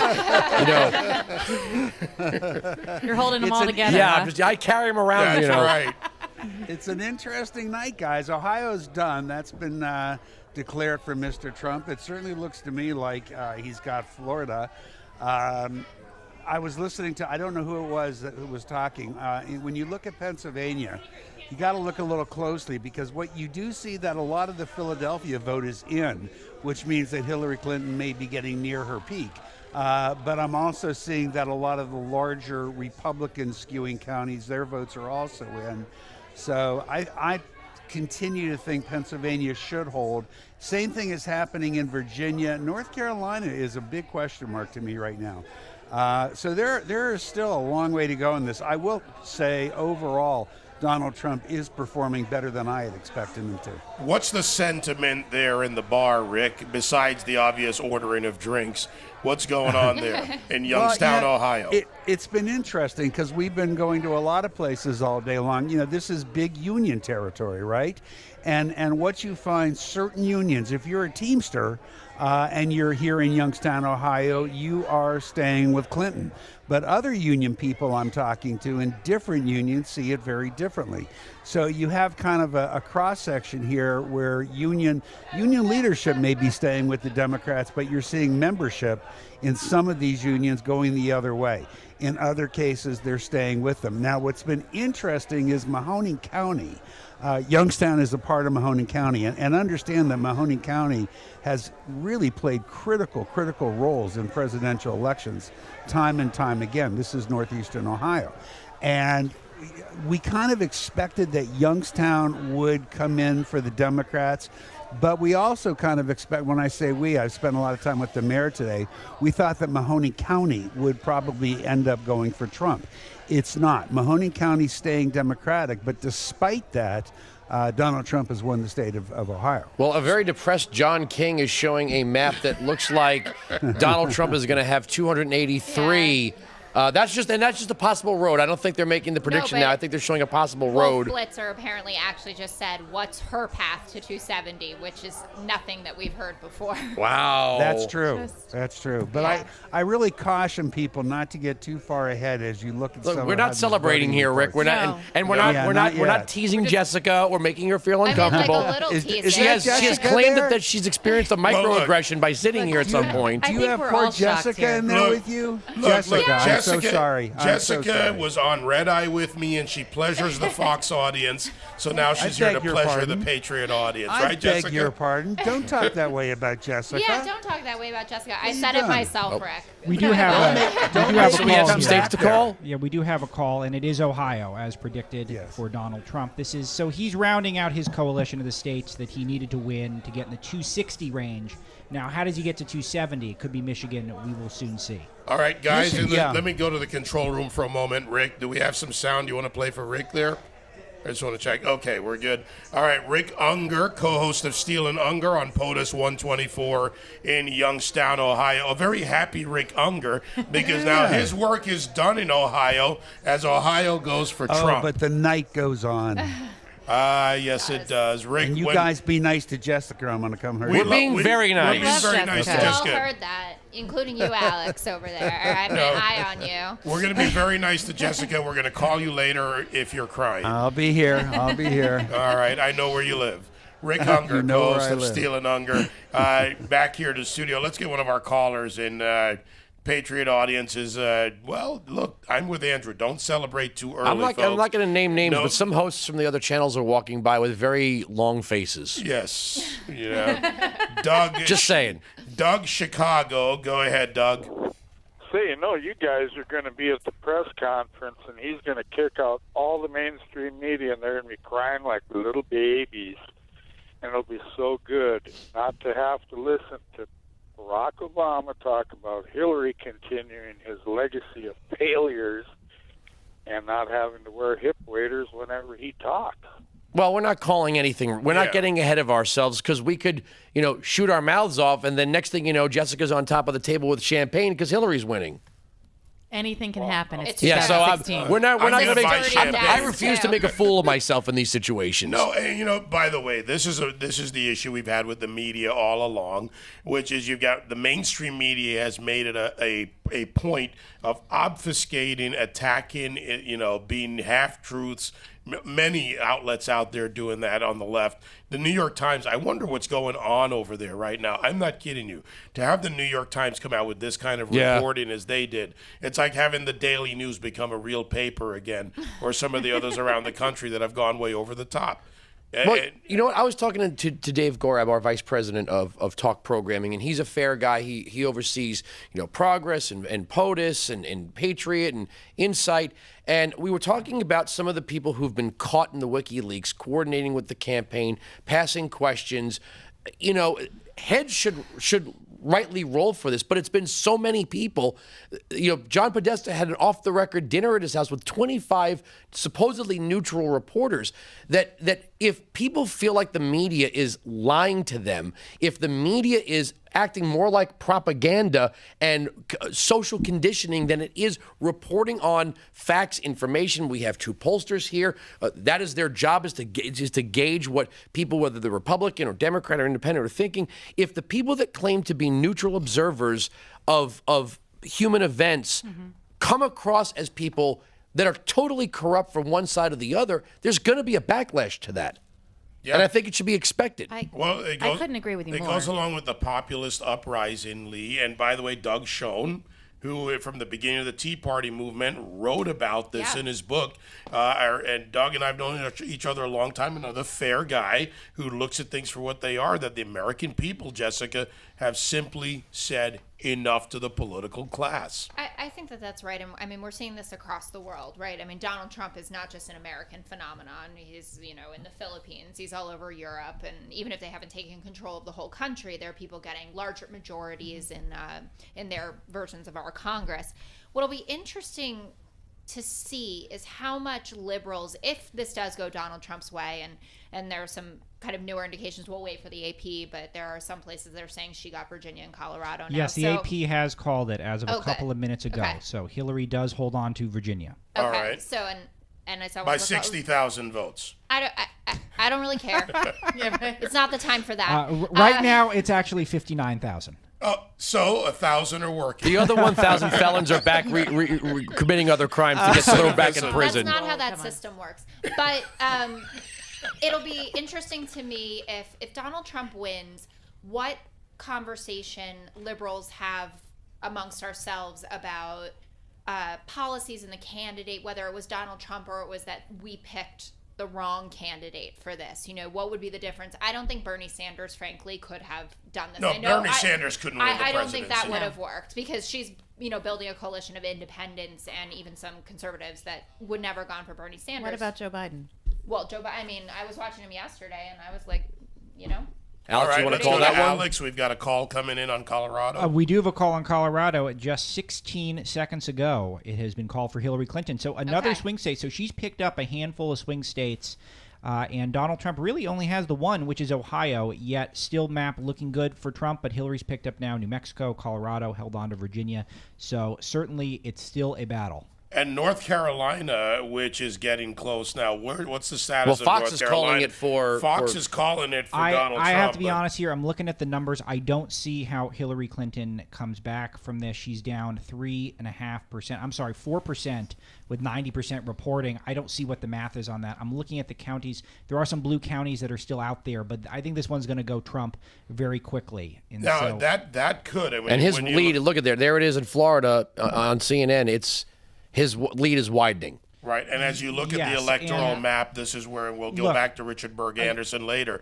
The numbers start to change here. She may pick up Colorado, but North Carolina counters that.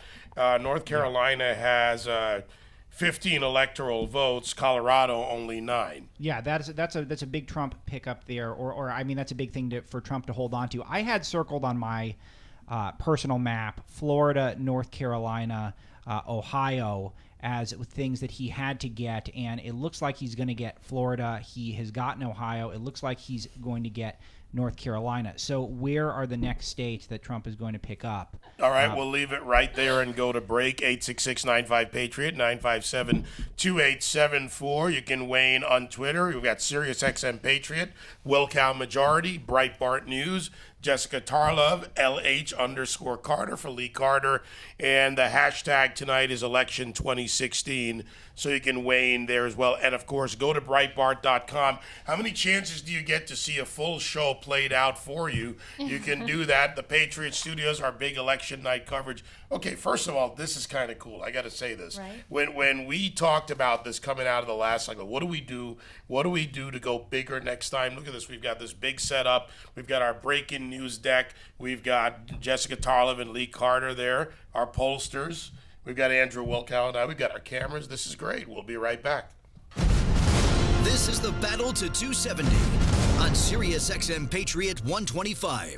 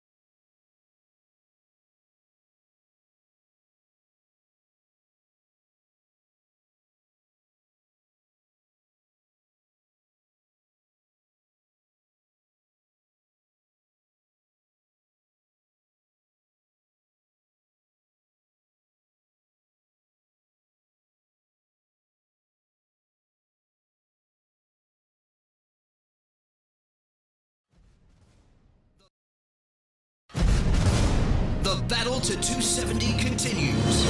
Sirius XM Patriot 125. We don't know what we might face in the nation ahead. But we know this, that for over 240 years, Americans have always risen to the challenges whichever way they came. We'll not retreat in our commitment to the cause of freedom, to be one nation where liberty and justice is available to all. As Americans, we literally breathe the air of freedom every day, unlike so many other nations. It courses through our veins, and thousands of Americans have shed their blood to guarantee we keep our liberty. Our hearts swell with pride knowing we live in the greatest land ever known to mankind. Senator Richard Burr in North Carolina, of course. North Carolina, just an incredible story there. We talked about it earlier, Andrew. It's a 2% state, I call it. 2% either way makes a difference.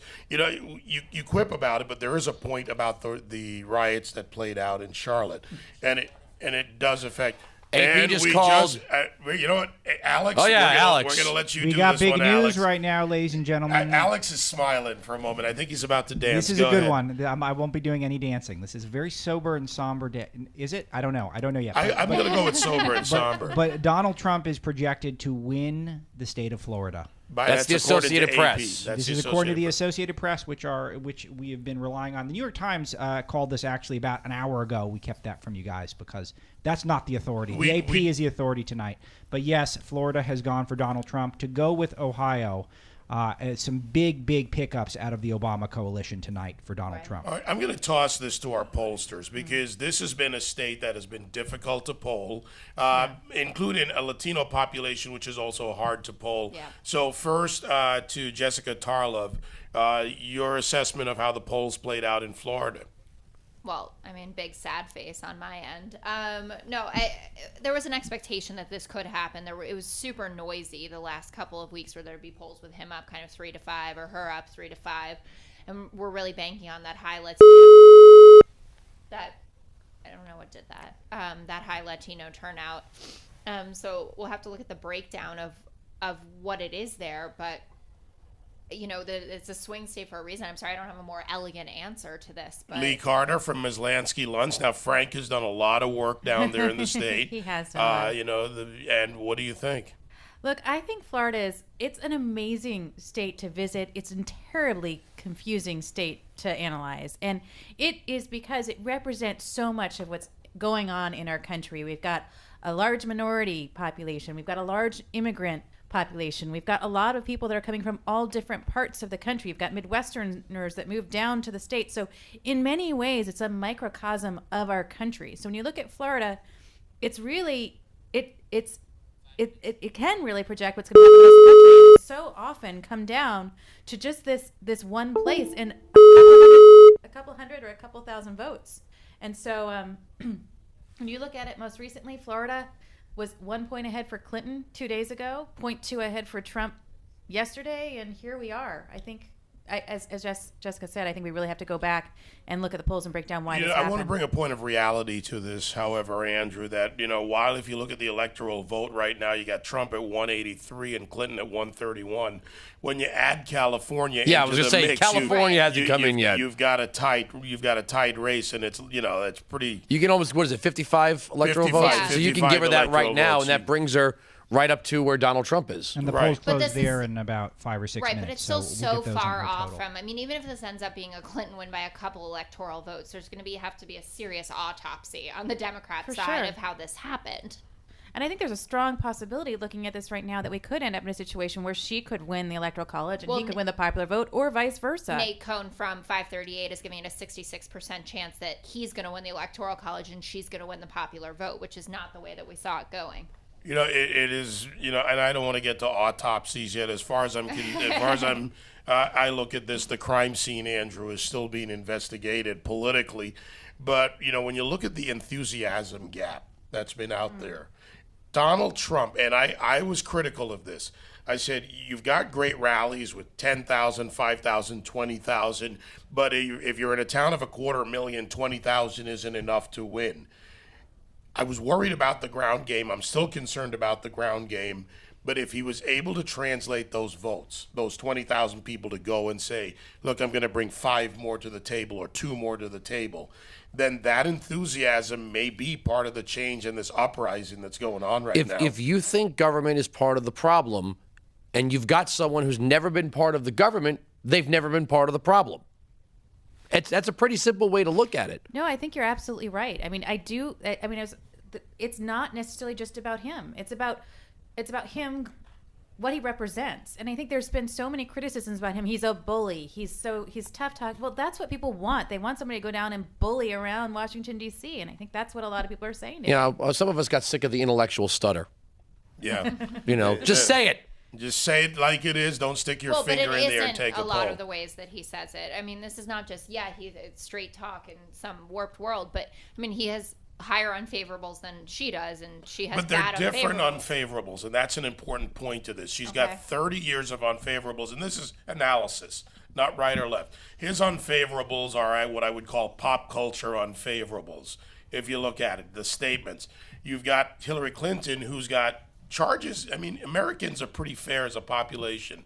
And if someone's being constantly investigated, or if something they're attached to constantly being investigated, that's going to weigh over time on their heads. And they're going to ask the question of trust. So their unfavorables were different.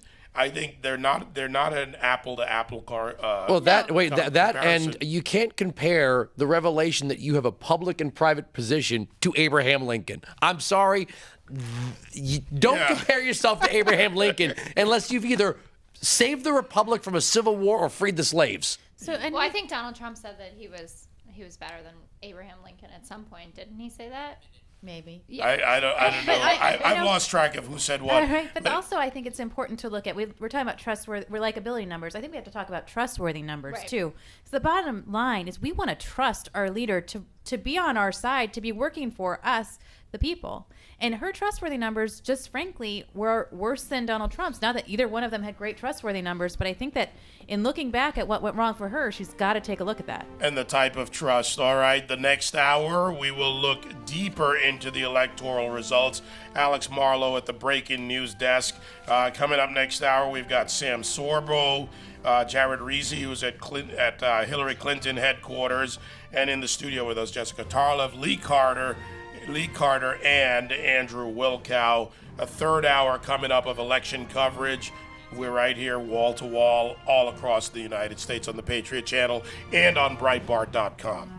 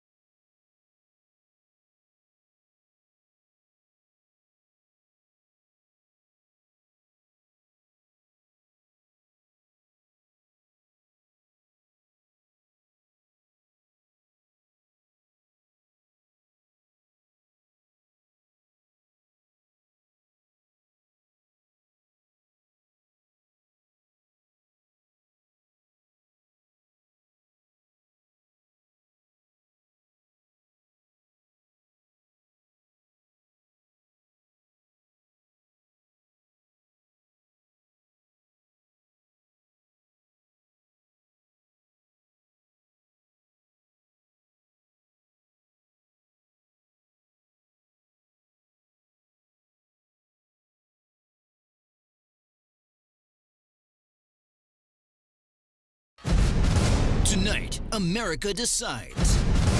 From a field of 17 candidates, a businessman from New York. I humbly and gratefully accept your nomination for the presidency of the United States. And the governor of Indiana. I accept your nomination to run and serve as vice president of the United States of America. Were selected to represent the Republican Party in the battle for 270.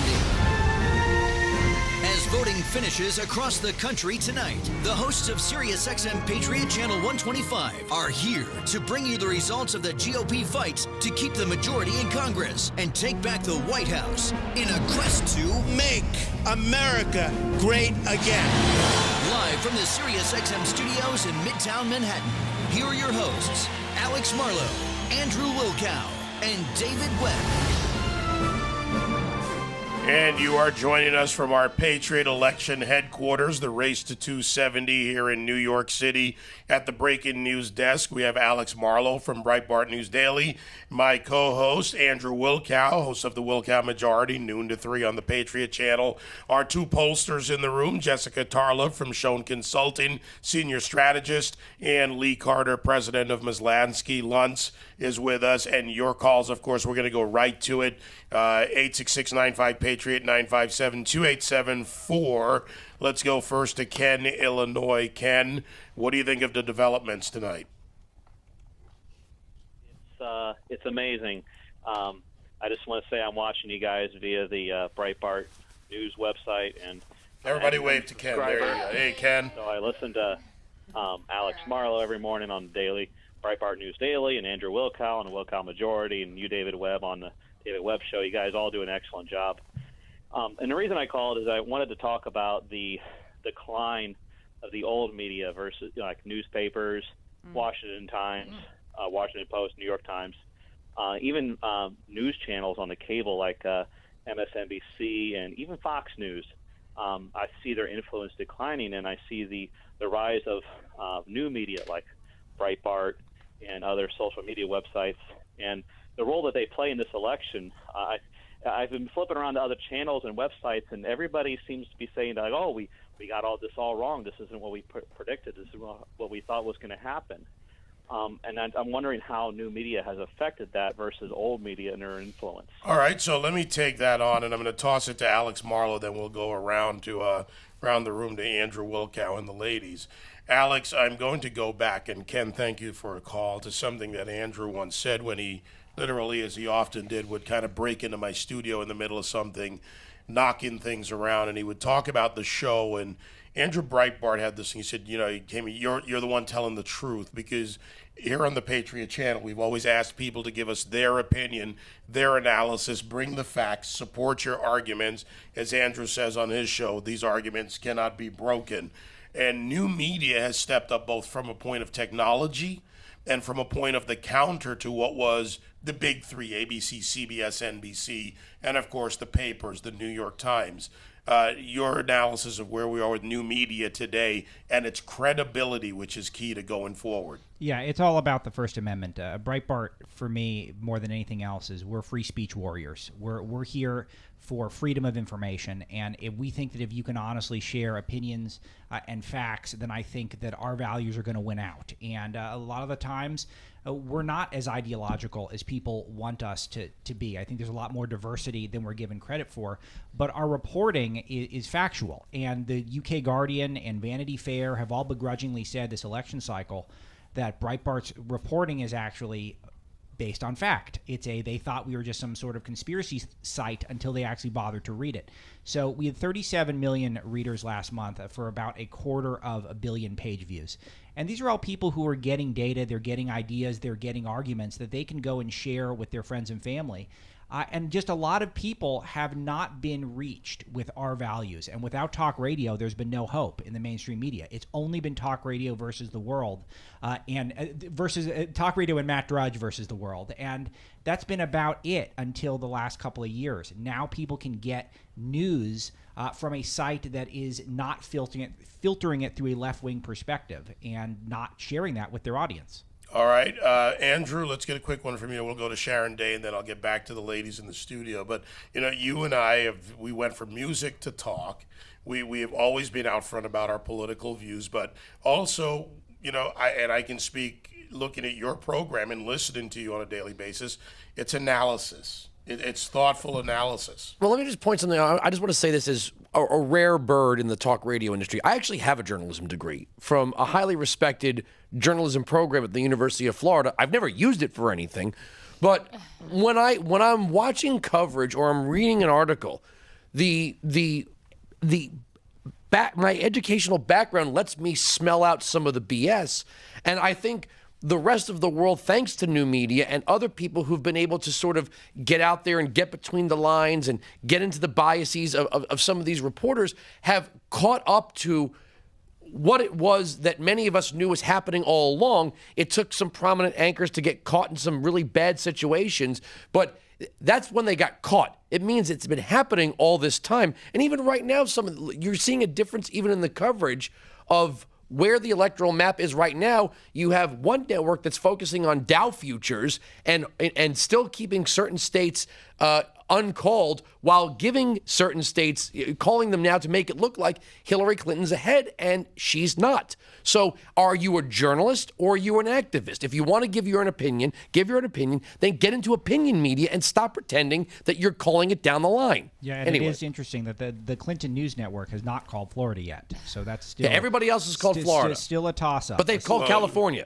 Well, Wolf is conferring with his associates. All right, let's go to the co-chairman of the Republican National Committee, who, by the way, this is a great moment in another way, which is private. When I filled in for you at the Blaze, I brought Sharon Day on your show. And I got to tell you, now you're talking history. Now you're talking history. But Sharon Day is one of those warriors, grassroots organizers. And as the co-chairman of the RNC, Sharon, kudos to you for having injected that grassroots structure in the organization. Well, I think that, again, you've seen, and I appreciate that, David, because we are grassroots activists, and we are the ones that fight on the ground game for every vote, and I'm very proud of my RNC. I know it's not it's not in the bank, but just an unbelievable night tonight. And I also want to agree with, I just actually said to somebody, they're calling hers a mediator with a lot less votes and a lot less percentages, and they won't give North Carolina, they won't give Florida, they won't give Michigan. They just keep hauling out until it's like 99.9%. Then they're going to give it away when he's 108 votes ahead with 98, 99% of the vote in, 97% of the vote in Florida, still won't give it to him. It's amazing. But I think we talked about it last night when we were talking, David, and you said she's got that ground game. They keep talking about the ground game. And I said, I don't know what enthusiasm and energy has or what it means, but we've seen it out there with Trump. I saw it there. You did with the rallies. All of us did. And I will say, again, I have never worked for a candidate that's worked harder to earn the votes than Donald Trump has this election cycle. And for that, I am very proud to have had the opportunity to work alongside him, and as many of us have, at the rallies, and to do what he do, and to go to Michigan and to fight for every single one of those votes. And I'm very proud of what we're seeing out there from the ground game, from the activists, from those that, and I think I said it last night as well, the 45-year-old man that's never voted in his life, never registered to vote, but told me I registered so I could vote for Donald Trump. That's the enthusiasm, the energy we were talking about last night that you cannot measure in the polls. It's amazing. Some of the networks, like you just said, are holding on, while other networks, even the New York Times, has pretty much conceded this election to Donald Trump. Now, we're not doing that. It's not over. We're not getting ahead of ourselves. But this reminds me of 2004, when shortly after the East Coast polls closed, you would have thought, if you were a Midwest or West Coast voter, that John Kerry had it wrapped up. I feel like the media is getting in its own way and actually ruining things for its own credibility. I have something here that's actually, I think people will agree is quite hilarious, which is the Clinton News Network has, with 93%. You love saying that. I do, very much. Yeah. With 93% of the vote in, Donald Trump has a 5-point lead, yet they will refuse to call North Carolina, even though they're not even calling Florida. Yeah, so it's okay. So there you go. So they've just called it. I was standing there staring at it. I was going, how is she going to make up 5% out of 7% remaining? But yeah, that's them hanging on. Just some quick electoral map updates: that Wisconsin, Michigan, New Hampshire, all leaning Trump right now. So there's a lot of ways for him to make it to 270 right now, and of course Georgia as well. It looks like it's going to go Trump. Well, Sharon, Florida, of course, that was a needed win and a good win for Trump. That was a give me the 2 or 3 other key wins that are needed right now. What are you looking at from the RNC perspective?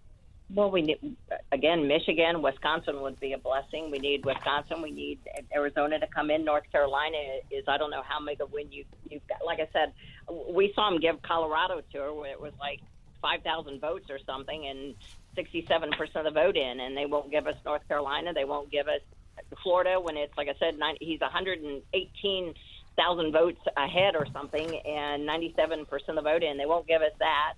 It's just amazing. But I think we're looking at, Michigan, what Donald Trump has done this election cycle. And I know many of us scratched our head going, what is he going there for? He's at midnight in Michigan. He turned the normal battleground states that the campaigns have done on their head. I think it's exciting. I really do, because I'm a 50 state. As you know me, we've talked about it. I think every state, you have to build every state strong. You have to build every state party strong, and you have to build every county. And I was just this past weekend, to tell you how serious we are about it, I was in Maine in the 2nd District. I traveled all over the 2nd District on Donald Trump's behalf to get that one vote in Maine in case we needed it. Well, and every vote does matter. And that's what Howard Dean believed, that 50-state strategy, too. Yeah. Absolutely. Absolutely. We're seeing it work. And so I think Donald Trump has showed us a new map. And like I said, I've worked on a lot of presidential candidates over the years, a lot of candidates. I've never, say whatever you want to, I've never seen anybody work harder to ask for the vote and to reach out to every single opportunity he had to ask for that vote. And this candidate has done that, and I think that's what we're seeing out there. Sharon Day, co-chairman of the Republican National Committee. Sharon, thank you for joining us tonight. You're welcome. Have fun. It's been a good night, and hopefully we're looking forward to even better night. All right. Thank you, Sharon. Take care. God bless.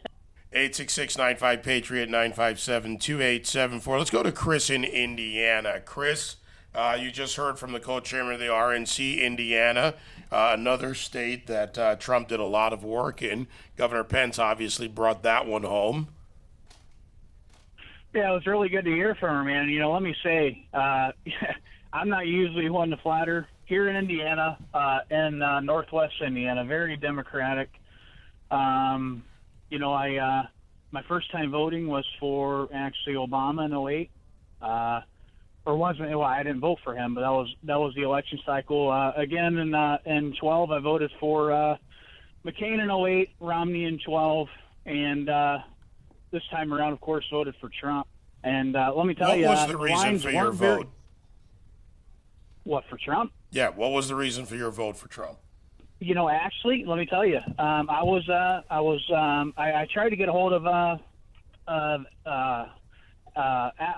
Alex this morning, and I didn't get on the Trump camp until about a month ago, and I was one of those never Trumpers, to be honest with you. I was going to lead another way. What brought you to Trump? I got to go quickly to Alex, as a matter of fact. So what brought you to Trump? What brought me to Trump was the fact that he mentioned Supreme Court nominees.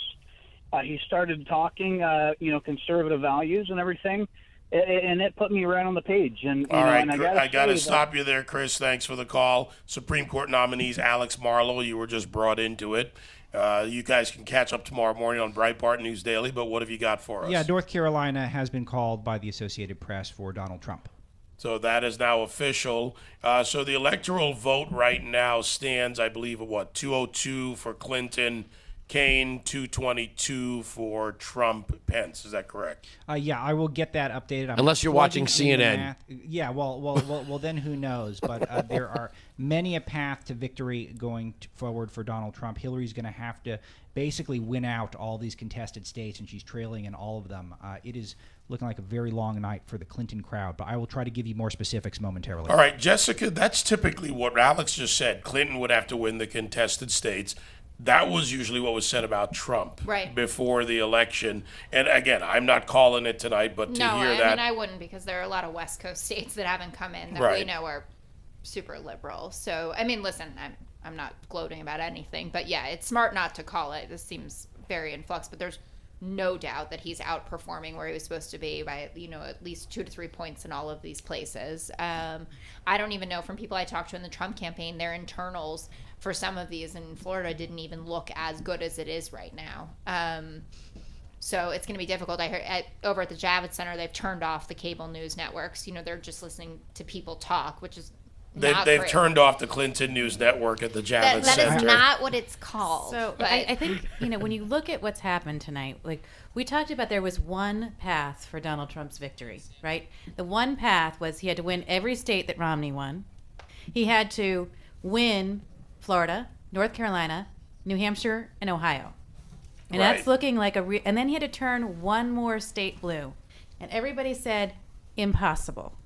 And right now, as you're ticking on those things off, it looks like every one of those things is happening. New Hampshire hasn't yet been called, but he certainly could get Wisconsin. Well, and also it looks like he's going to get Utah. So much for Evan McMullen and Or Egg McMuffin. Egg as McMuffin Rick, and his. likes to call him. I like Mulligan I because mean- it's like a second chance. Yeah. So no, but and the listeners to the morning show know that my personal map was pretty similar to what we just discussed. It was everything. Romney had won, making sure to keep North Carolina, which the demographic shifted pretty heavily towards Democrats there. Had to pick up Florida, Ohio for sure. And I thought Iowa was going to be easy. Iowa is a battle right now with 35% in. It's almost a dead tie. So we'll see how that goes. And then he needed one of those medium-sized states or a couple of those smaller states out west. So he's not there yet. There is still a chance Hillary runs the table, but the math is looking very bad for her. As Wisconsin, Trump holds on to a 3% lead, and he's got a 2% lead in Michigan with 55% there. New Hampshire also trending Trump with about 2/3 of the vote in. He's got a good lead over there. All right, so when we come back, we'll take a look at some of the other states right now. Not when we come back to the breaking news deck. On the line with us, actress, author, former talk radio host, Sam Sorbo joins us. Sam, how are you? Taking a look at this from the left coast, by the way. That's right. I'm on the left coast. I'm having a very nice evening, a much better evening than I had 4 years ago, and it's actually very exciting because you know how they say chivalry is dead or chivalry is not dead. It looks like capitalism may not be dead yet. As much as the Democrats want to kill the greatest engine for prosperity that the world has ever known, that humanity has ever known, the greatest engine for freedom that the world has ever known, it is not dead yet. And it seems like maybe the proletariat is waking up. So I'm very excited about this. You know, Sam, let me play I like to call it the estrogen card. Hillary Clinton played the card, said, deal me in as a woman. Women in the vote in this election. They said Trump would never get it, but if he continues this track, he has to pick up some support from female voters. Oh, I mean, there's always going to be some support. I mean, the question was how many women, especially white college-educated women, was he going to drive away? And I mean, we don't know that yet. But the fact that he got my wife, and she's got advanced degrees. Well, how many women the mainstream media can drive away? Because it's not his words that are driving them away; it's the mainstream media. I'm sorry, I'm pretty sure. I don't want to curse on election night, but when people heard Trump in his own words talking with Billy Bush, that drove people away. That wasn't me. That or was an anyone 11-year-old tape. Oh, he was 59 years old. You're acting like it was like a 7-year-old saying something bad. He's an old man. But you see, here's where Sam. Let me let Sam weigh in. Go ahead, Sam. Go ahead. No, go ahead, I think Sam. women heard that, clever women, and they said, "Why are they trying to sell me this trap, this stuff right now, when we've seen Beyonce and Jay-Z, who are privileged guests at the White House, who talk about all kinds of nasty things specifically about women, when we see Hillary Clinton, who kowtows to countries that enslave women, that treat them as second-class citizens, that practice female genital mutilation, that practice really the enslavement of women, and she doesn't have a word to say about it." Or Jay-Z assaulted an underage woman or a teenage girl on video. Jay-Z's not on the ballot. I just want to be really clear, though, because as someone who's been following this election for the last 19 months ad nauseum, every slice, dice, everything that's happened, that tape did have a big impact. And Donald Trump's polling numbers dropped by 10 points. Right. And we can mince words on polls and we can mince the numbers and look everything back. But what I think the polls have been very good at is tracking trends. That moment caused a huge shadow of doubt over Donald Trump's campaign. And his treatment of women was something that was a big question, but I think what people had to say, which is more important to me? That he did that 11 years ago? That he might talk a little bit, I don't want to say a little bit, that he might be, say things that are a lot rough. Or am I going to say, I know that this person has been involved in all of these things that we've seen on WikiLeaks, and which decision do I want? Do I want somebody who's going to bust up DC and change things, or do I want someone who's going to continue more of the same, even if he might say things that are rough? And I think that was a calculation that people had to make. And I think the numbers, we're going to have to look at the numbers on women, because I know this is going to be surprising to a lot of folks, including myself. I thought that the women vote was going to break much more for Hillary Clinton and make it a lot harder for Donald Trump to get here. But here we are, and it's looking like a very good night for Donald Trump. Sam Sorbo online. Go ahead, Andrew. No, I was just going to say that, for a lot of married women versus single women, when that happened, and I'm not being scientific, I'm only using my wife because she was with Trump very early on, that she knows the difference between, like, if we're having friends over and the guys break off and have a conversation. My wife knows organically that when the boys are talking without the wives around, that there's certain things we're going to say we don't say in front of our wives, and it is what it is, just guy talk. The idea that a wealthy, famous person would speak of what is offered, what comes along with the game of being a very wealthy celebrity in the United States. I think most people sought for that. And I'm not trying to upset Jessica with this, but how can you say that Bill Clinton's entire life record is old news when this tape was 11 years old and nobody was actually grabbed by their B word? Well, that's the other thing, is it was all talk. The question is, what speaks louder, words or actions? And the problem that the people who touted this tape as so damning to Donald Trump, the problem that they faced is there was no action that was taken as a result of this tape. In fact, 11 years ago, NBC saw fit to keep Billy Bush on the air for 11 years. So clearly they didn't have a problem with it, but now we are. I do have a quick news desk update if you guys. All right, I think we just lost Sam's connection there, guys. Check on that for me. We'll get a final comment from her. Alex, go ahead. Yeah, so the next question is what's going to happen with the Senate. The Republicans are going to keep the House. And so is this a red wave? We saw that Tammy Duckworth won, and her race beating incumbent GOP Senator Mark Kirk. So that's a pickup there. But there's a few races that have been called for Republicans. In North Carolina, incumbent Richard Burr versus Deborah Ross. The incumbent GOP senator keeps the seat there. GOP State Representative Todd Young versus Evan Bayh. That one was another contested one. Young wins there. Rubio, Portman, and McCain all win their races, high-profile races. So Ayotte's still the one that's the outlier. Is that's Ayotte versus Maggie Hassan in New Hampshire? That's still out there. Still out there. Yeah, so there's 4 races. Toomey's out there. There's a Nevada for an open seat, and Missouri. There's another race, but also in another toss-up race, Senator Ron Johnson versus Russ Feingold. Johnson's projected to win, and that one wasn't close. Right, that's the bastion of progressivism, Wisconsin. Right, yes. There you have it. All right, we've got Sam Sorbo back, so I want to ask this last question, Sam. You Sure. kind of alluded to this, and we kind of talked around it, but I want to get right to the point. We had offensive statements versus, as people see it out there, chargeable offenses. Do you think that's the decision Americans have made, or are making today? I wonder if they found those statements as offensive as they were told and instructed to find them. Do you know what I mean? It was barroom. It was whatever they call it, locker room talk.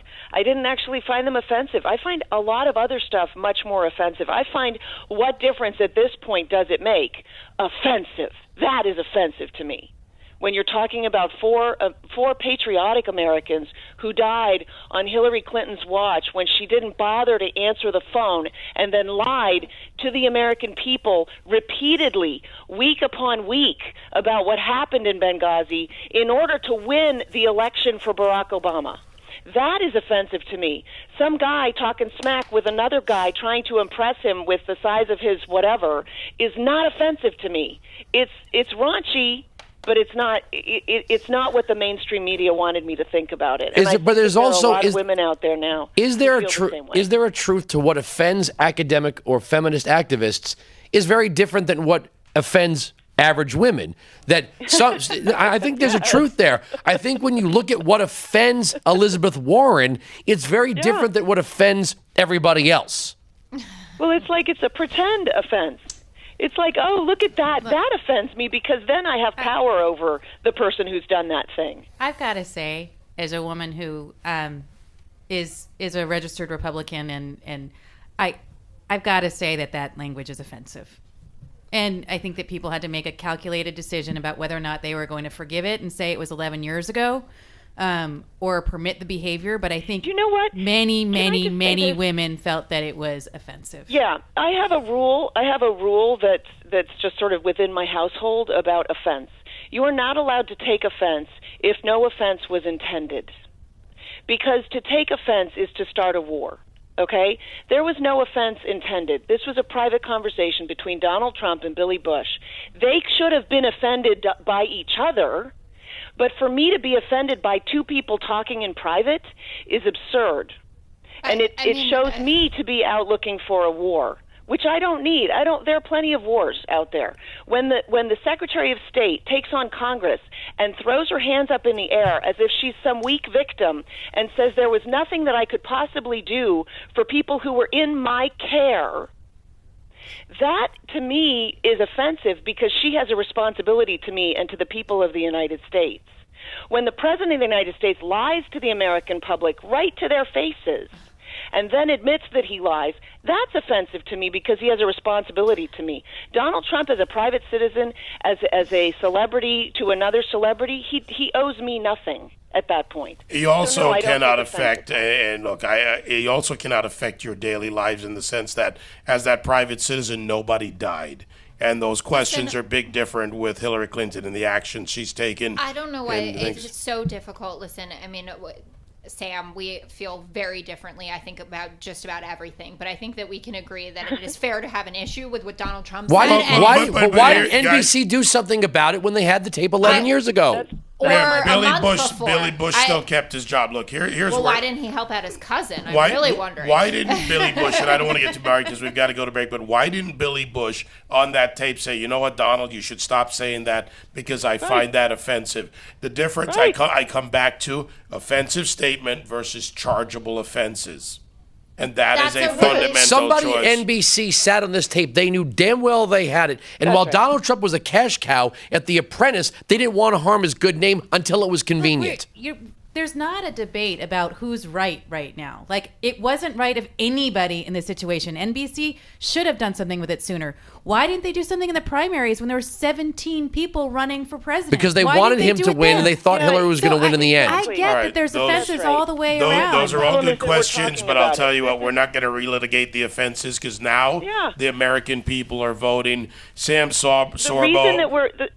The reason that we're talking about this is so that we're not talking about WikiLeaks. This is my problem. No, that's not what All right, we're we've got to close it up here, guys, and go to break. Sam Sorbo, thank you, my friend, author, actress, radio host. It's so much more. I'll see you soon. They're your kids. Name of my book. They're your kids. They're your kids. Great book, too. All right, Sam, thank you for joining us. Let's take a quick break. Election Night 2016 coverage continues next. The Battle to 270 on Sirius XM Patriot 125.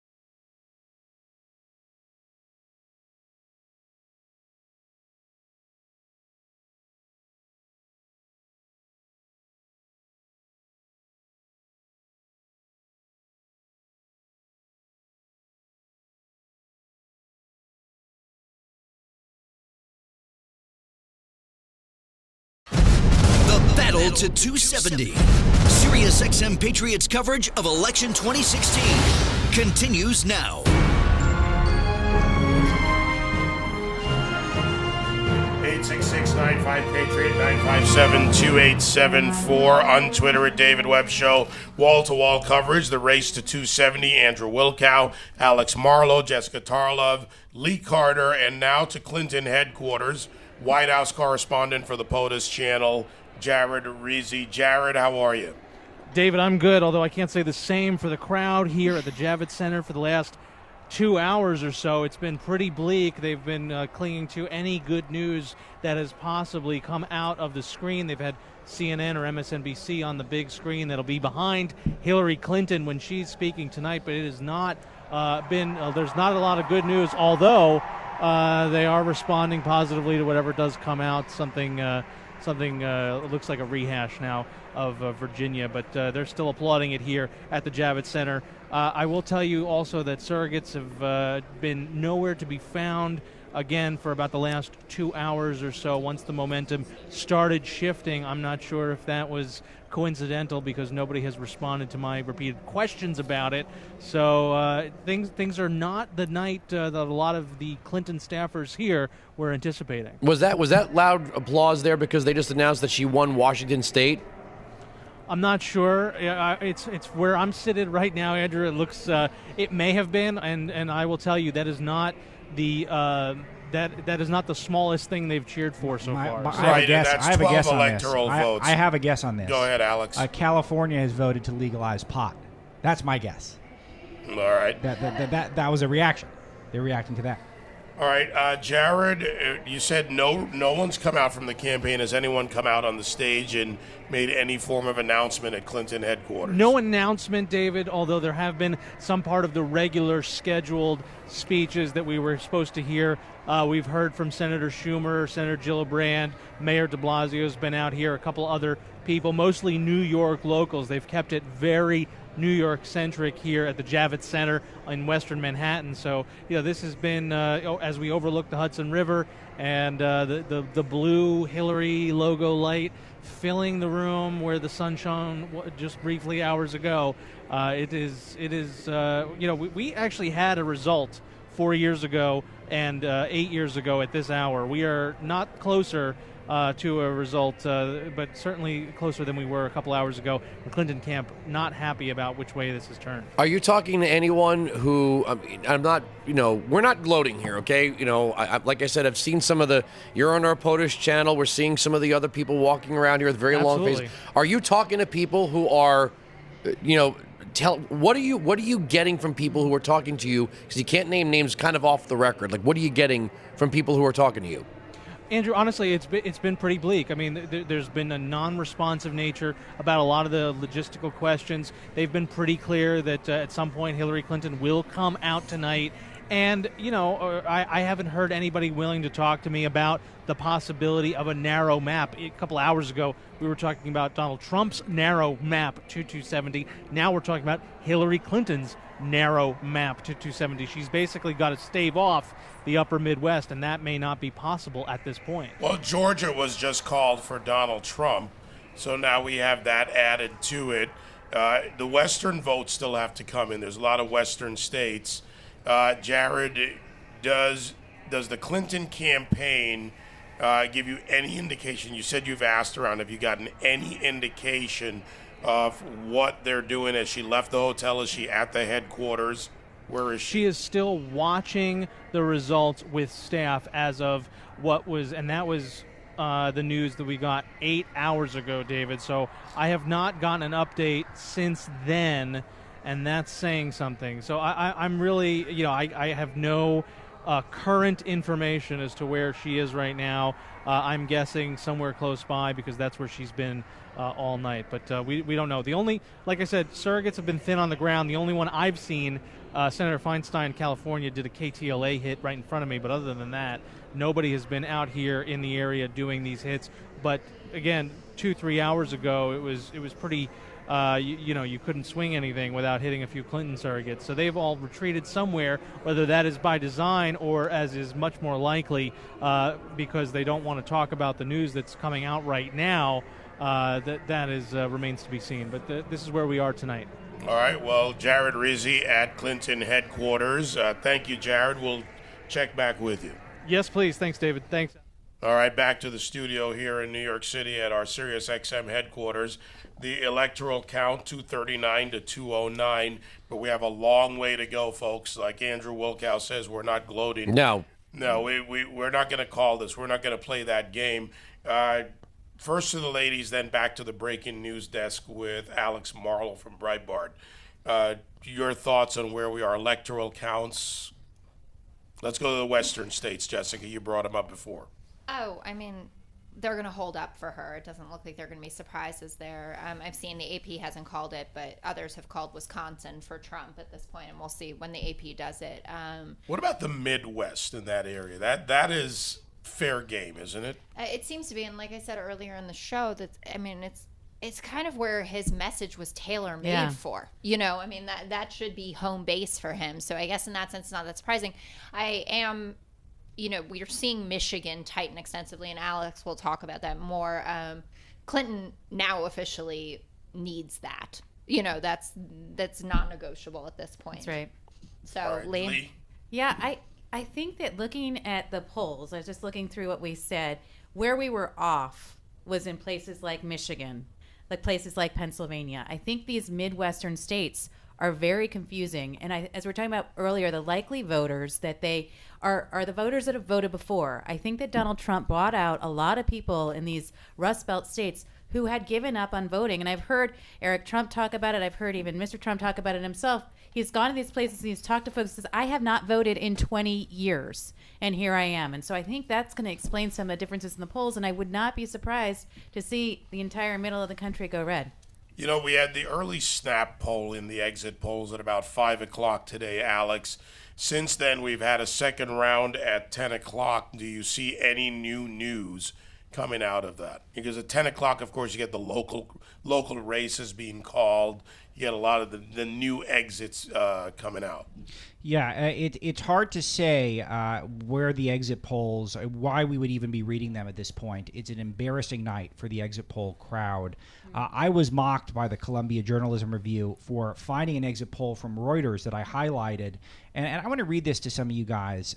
This is from a Reuters exit poll that we featured at Breitbart.com. It's still there on the front page. I've kept it up there all night. 75% agree that America needs a strong leader to take the country back from the rich and powerful. It's pretty overwhelming. 72% agree the American economy is rigged to advance the rich and powerful. This is Reuters, known right-wing outlet, Reuters. 68% agree that traditional parties and politicians don't care about people like me. And the one that's, of course, my favorite, 76% believe the mainstream media is more interested in making money than telling the truth. These are all things that would suggest Donald Trump is going to win the election. Yet I highlighted them on Breitbart, and I was mocked by the authority in journalism, Columbia Journalism Review, for doing so. Other than that, every other exit poll I read was dead wrong. So I don't really know what more we can rely on them at this point. Because even if Hillary does run the tables on the remaining states and is able to eke out a narrow victory, everything we were told by the media was completely false. And her path is getting darker. If you look at the vote in Michigan, it's tightening, but only red counties remain. Counties that have gone 10 to 15% for Mitt Romney in 2012. There's a few other precincts that are still out there, but not looking good. And Wisconsin, only one county has not reported yet, and that's a red county as well. So it is looking like the map is closing fast on Hillary Clinton.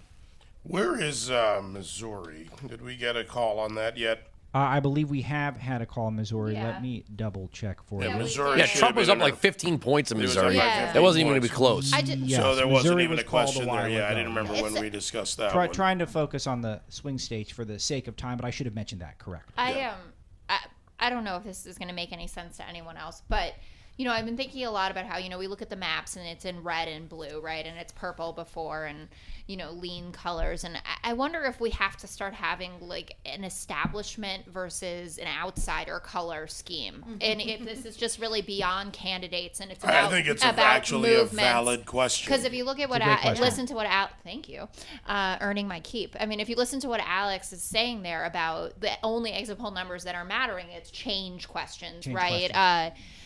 Elites, mainstream media, rich and powerful versus the rest of us. And that's not Republican or Democrat. That's just outsider, insider. And so looking at this right now, looking at all of these maps, the colors don't make sense to me because that's what this was all about. That's the very definition of a populist uprising in this country.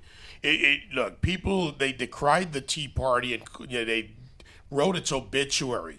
But what stood were the principles, Andrew, the principles of limited government, of responsible government. Even more than that, while even left and right can disagree on the role of government, the fact is that government wasn't being responsible with the promise that was coming from the elected officials. You know what it is about Donald Trump that a lot of people do like? I early on in the campaign said, it's not about whether or not he's a rich guy. Everybody knows he's a rich guy, but he's a rich guy like the Rodney Dangerfield character in Caddyshack. I mean, he's the who happens to be a real estate developer, Al Chervin, But he came across like that very early on in this campaign. But when you look at, this is going to sound really counterintuitive. Hillary came across as somebody who's been in the makeup mirror for 40 years, like, I'm going to be president one day. One day they'll all listen to me. They'll follow me. They'll do and this is something I've warned about for a long time. I think people are sick of it's someone's turn. It was first Boehner's turn, then it was Ryan's turn. After Romney conceded to McCain, it became Romney's turn. And McCain conceded to Bush, so it became McCain's turn. And at some point, it was Dole's turn. This whole it's their turn thing, that's not how people pick a candidate. That's how parties pick a candidate. And when Donald Trump kind of came across as, I really don't need this. You wonder, like, why would we vote for somebody who's kind of telling us they don't really need to be doing this? It makes them feel more authentic than somebody who's desperately been trying to climb the ladder of power. All right, let's take a quick break here from our Patriot headquarters in New York City. We'll be right back. The Battle to 270 on Sirius XM Patriot 125.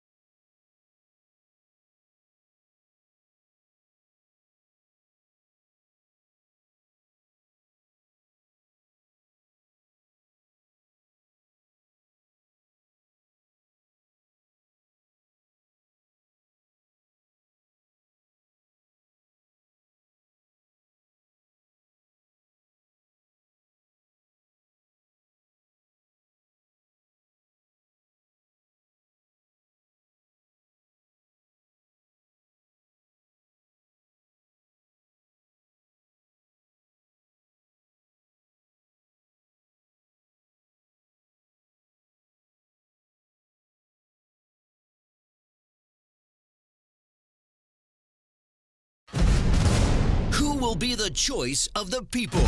The battle to Sioux 70 continues now on Sirius XM Patriot Channel 125. I mentioned last night I never had, as you know, a hometown growing up. The Navy was my home and my parents' home until I got married and I got Arizona. This magnificent place I love so much as a home. My family and children, it's the greatest gift I've ever received. Campaigns are harder on the campaign's family than the candidate, and I put my family through quite a few. I think this might be the last. Thank you for your love and support. Thank you for everything. And that, my friends, with a full heart and ready to get back to work for you, I'll say goodnight and thank you one last time for making me the luckiest guy I know. God bless. You have private insurance, I'm sure. You work here. John McCain speaking from his headquarters. Joining us in just a couple of minutes, we'll have Mike Reagan, former son of former President Reagan. Let's go to Brian in Ohio for a quick comment. Brian, go ahead. Hey, I know it's still early, and I know we still got a lot of states that we got to win. But the last person that won the election without winning Ohio was JFK in 1960. Okay. Let's sit on that. But that state's already been called, so Yeah. It's not, unless you're watching CNN. Right, where Clinton will win. Clinton already won. Actually, Clinton won, and she already gave her acceptance speech. All right, Brian, I got your point on that. But let's go right now. The son of President Ronald Reagan joins us, Michael Reagan. My friend, you've been a busy man all day. You and I started this conversation, as we do many of our conversations, from the beginning of this race, and you have, sent your advice through, and I've passed on a good amount of it, and it seems as if when they paid attention to what you said, stayed on message, focused, put out a vision, it worked. And right now, I'm not calling it, but this is not the race that I expected tonight. Oh, I don't think anybody did. Right now, they're putting suicide nets at the Javits Center. I don't think anybody expects, but you're right. I mean, just so people don't listen to the show. I couldn't get a hold of Trump. I couldn't get a hold of anybody and say, let me help you. Let me give you some ideas. Let me tell you what the things you need to do. Don't hire Paul Manafort. Don't hire Roger Stone. Don't hire those people. I'm the one that fired him in my dad's, when my dad was running for office. And, I couldn't get through. Nobody could do. So I started using my Twitter feed at Reagan World to put out the things that I thought he needed to do. And I got holy hell from the Trump trained people for doing that. And I would call you on the phone and say, he needs to do this. He needs to do that. And thank God, at some point you sat there and you had that line in where you were able to talk to them and give them some ideas what they needed to do. Because I was like a frustrated guy out here with all the campaigns I've been involved in. But you know what happens, David, is the last name is Reagan. And people don't want to come to me and get knowledge from me on all this stuff I know. Instead, they're only interested in getting my name. And I can't give out my father's name and put the Reagan stamp on people. But you know what I can do is tell you what you need to do to win elections, because I was involved in winning elections. And so you were a great help to me, and I'm glad you were able to get the messages through. But meanwhile, I took the slings and the arrows and the shots from the Trump-trained people like, man, how can you say that? What do you think? And all I was doing was putting out information. You need to do this. You need to do that. You can't say this. You can't say that. And something, if he wins it tonight, it really is because of the last 2 weeks.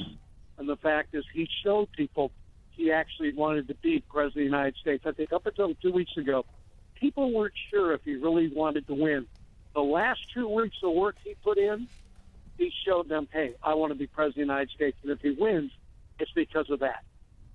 Well, does it also show that saying it's Hillary Clinton's turn and it's time for a first woman president, that was not enough. She tried to sell herself as somebody who was going to bring change, but kind of told us that she was going to do everything the same as Barack Obama. Whereas Barack Obama, whether we were happy about it or not, he kind of said, look, I'm a clean break from the things you don't like about George Bush. Yeah, absolutely right. And you can hope this just stays steady for tonight and what have you. But no matter what happens, Trump has proven a point. And the Republican Party is going to have to figure out who are we, where are we going, what is the future of this party. You have the first Republican, honestly, you know this as well as anybody, who actually went into the black community and told them what they needed to hear. He wasn't afraid to go into a community and talk to the community and tell them what they needed to hear.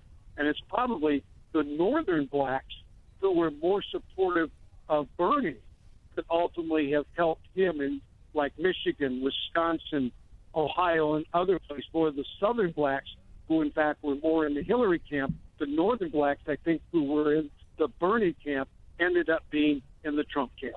You know, Michael, you've always said this, and you've said it over the years.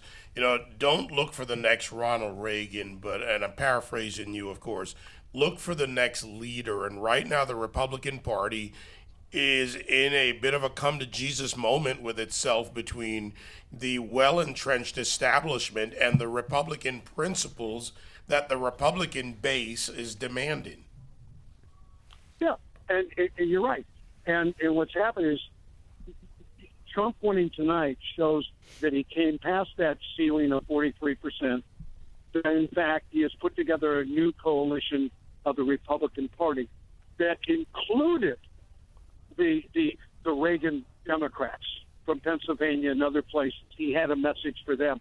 No other Republicans really had that kind of message for them as strong as he would voice it, and he voiced it very strongly. Can you think of a state that's most shocking that Donald Trump won tonight? Should I think of what? One state. Like, I would say I'm pretty shocked that he's taken Wisconsin. Can you think of a state that's kind of like, I can't believe Donald Trump won that state tonight? Yeah, you know something, I will tell you, I think I am surprised that Ohio was as big a win as it was. I'm not surprised by Florida and what have you.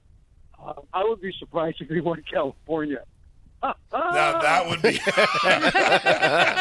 I can't take it. Don't even joke about that. Boy, There are certain things that we have to have be true.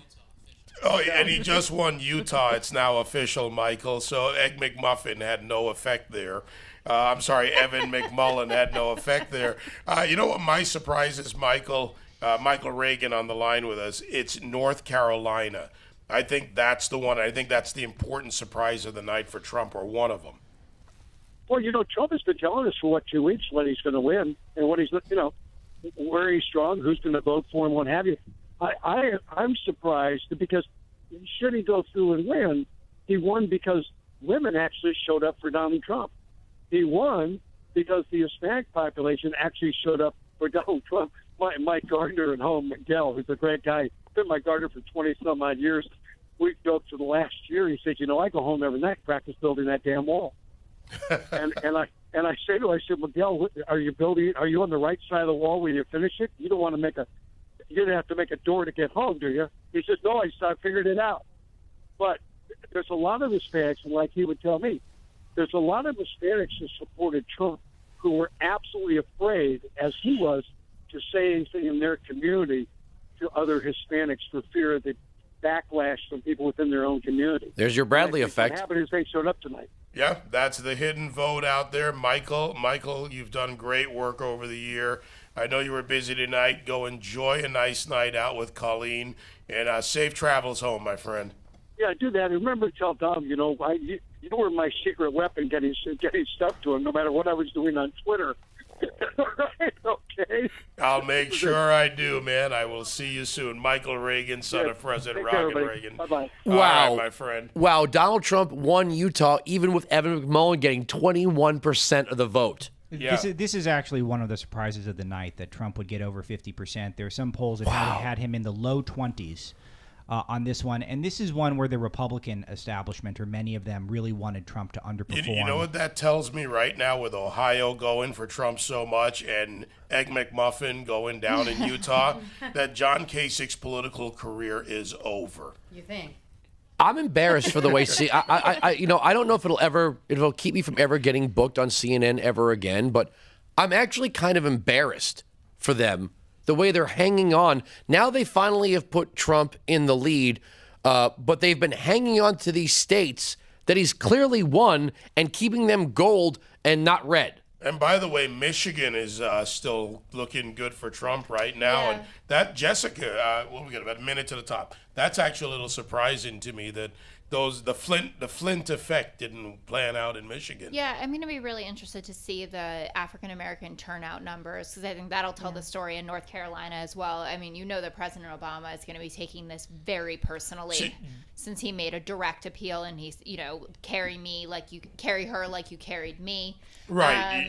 But he made the biggest argument against her in 2008. Yeah, but people change their minds. It's politics, Oh. So there's no honesty is what you're saying. It was funny when he said that sexism was in the air. Well, was it in the air when he was running against her? Yeah, when No, the it was. black There was man also beat the white racism in woman, there. was it sexism? No, I mean, guys, please. I have enough salt in my wounds in this moment. Yeah. You don't have to take Obama away from me. We are not rubbing salt in the wounds. No. I don't know. I think it's going to be very hard for a lot of people, whether you were a Trump backer or a Clinton backer, to really understand the magnitude of what we are watching unfold right now, because it's bigger than anyone besides Trump himself, And I guess, predicted.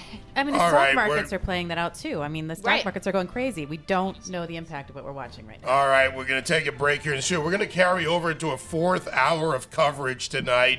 And, of course, Andrew Wilkow, Alex Marlowe, Lee Carter, Jessica Tarlov, and live on Breitbart.com, where you can watch the show tonight.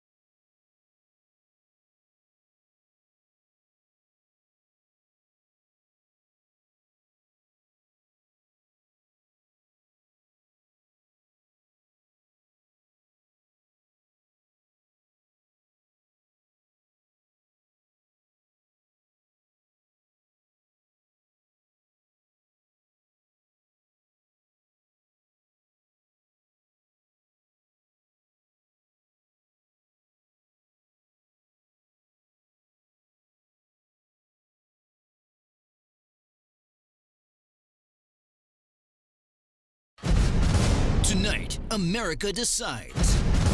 From a field of 17 candidates, a businessman from New York. I humbly and gratefully accept your nomination for the presidency of the United States. And the governor of Indiana. I accept your nomination to run and serve as Vice President of the United States of America. Were selected to represent the Republican Party in the battle for 270. As voting finishes across the country tonight, the hosts of SiriusXM Patriot Channel 125 are here to bring you the results of the GOP fight to keep the majority in Congress and take back the White House in a quest to make America great again. Live from the SiriusXM studios in Midtown Manhattan, here are your hosts, Alex Marlowe, Andrew Wilkow, and David Webb. My message has been pretty consistent. I believe America has given us a chance, an opportunity to put this nation on the right path. It's exactly what I intend to do. As Tony said, 6 years ago, I promised I'll always tell you the truth. I'll never vote, I'll never act with my reelection mind. Well, that's obvious. This is my final term. So I approach the next 6 years with a seriousness of purpose. We've got a shot. We've got a chance. We've got to put America on the right path. And the way we're going to do it is we're going to be concentrating on the areas of agreement. And here's the number one area of agreement that we start with. As Americans, as Wisconsinites, we really do share the same goal. We all want a safe, prosperous, secure Wisconsin America. Ron Johnson speaking there, and again, the Republican wave continues down ballot. There's no decision at the presidential level. The numbers right now, 255 Trump Pence, Clinton Kane 209. That's the Electoral College count. We are a long way to go in the final hour of coverage here for this portion of the night. We'll continue with Cam and Company from NRAnews.com. They'll pick up after us. And then, of course, Tom Rose. And then in the morning, Alex Marlowe, who probably won't get any sleep tonight, will just simply stay up and join you for Breitbart News Daily. You know, some of these Republicans that are benefiting from being down ballot in what is appearing to head toward a Trump victory, any Republican that didn't endorse Trump or stayed away from Trump or acted out in a never Trump way, there's going to be a let's have a talk moment because they kind of owe him a thank you. Ron Johnson was supposed to lose that race big. Right. And the other thing of this is win or lose, Donald Trump not only is the leader of a movement within the Republican Party, I say, in fact, he really is the leader of the Republican Party right now. He is. I think Paul Ryan is facing a challenge to his style of leadership. I mean, Donald Trump, if he were to win tonight, would have won despite the fact that the establishment Republicans did worked nothing against him. Really to help him. You know what? Yeah. This is something from early on that when you look at the 2012 shellacking that Mitt Romney took, where he could have made Benghazi a bigger issue. He could have pushed back on Harry Reid, who claimed to have seen his tax returns. He could have done a way better job of pushing back. He didn't. And then the Republicans said, we got to have this big, this big postmortem. We're going to bring in diverse voices. We're going to find out what the Republican Party needs to do to regain a majority party. And what did the establishment come up with? Same thing. Jeb Bush. The answer, the answer, after 8 years of the most toxic name, after Barack Obama, a relative newcomer with very little experience at the federal level, came in and said, I'm going to break. He also broke from Hillary Clinton. We were playing clips of him saying she's close to the bankers, she's close to the, the globalists and all these things. He said, I'm a real progressive who doesn't have all of this stuff. Yeah, he had Bill Ayers and he had the Weather Underground and all this stuff.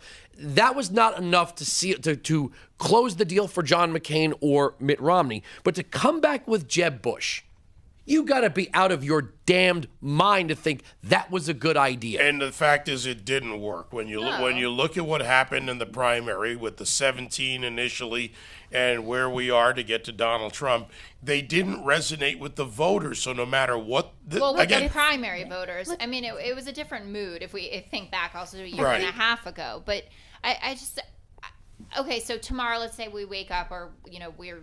It just is tomorrow, whatever. And, how does it? It's a Donald Trump presidency, and he is the way that he is, and these guys are still in Congress, right? I mean, and the poll continues towards this kind of populism. I mean, how does anything get done? I mean, how do Democrats and Republicans work together in this scenario? All right, I mentioned him just a moment ago. We've got Cam Edwards on with us, host of Cam and Company from NRAnews.com, who will pick up live coverage after we finish here tonight. Hey, brother, how are you? I am good. How are y'all? All right, look, we're not calling it but balls and strikes tonight, but the mood is certainly a little bit better on the right, and maybe, just maybe, there won't be as many gun sales tomorrow. We'll see. There might be some sales. You might be able to pick up some bargains. But, so far I got to say it looks like a pretty good night for the Second Amendment. We have seen NRA-endorsed senatorial candidates like Ron Johnson win election. You saw Todd Young win in Indiana. We're also seeing background check referendums in Maine right now. There's the quote-unquote universal background check referendum that Michael Bloomberg put on the ballot. Right now, the no votes are narrowly leading in Maine right now. It's 51-49 no to expand those background checks with 61% of the vote in. We've also seen some very pro-gun control state lawmakers around the country get voted out of office. It looks like in Iowa, Steve Sodders, who has been a real roadblock to getting gun legislation through the legislature, looks like he's going to lose his state Senate seat. And, again, we've got a long way to go, but right now things are looking pretty good for the Second Amendment around the country. And speaking of the Second Amendment, Andrew Wilkow. I mean, I might go out and buy a gun just to celebrate tomorrow. Exactly. It's my own little thing. Even my mother reminded me. Living in New Jersey, how hard it is to get that permit in New Jersey, at least for concealed carry or any form of that. I bet even New Jersey is going to have a come to Jesus meeting with some of their changes. You know, as soon as Chris Christie gets out of there, they're going to import every single Andrew Cuomo idea. I mean, we're going to get the SAFE Act, we're going to get the bans, we're going to get the magazine thing. I mean, it's all coming. And they're going to do it on purpose. If Donald Trump wins tonight, New Jersey State Democrats are going to go on the warpath. Yeah, vengeful legislation coming out of New Jersey and some of the other states.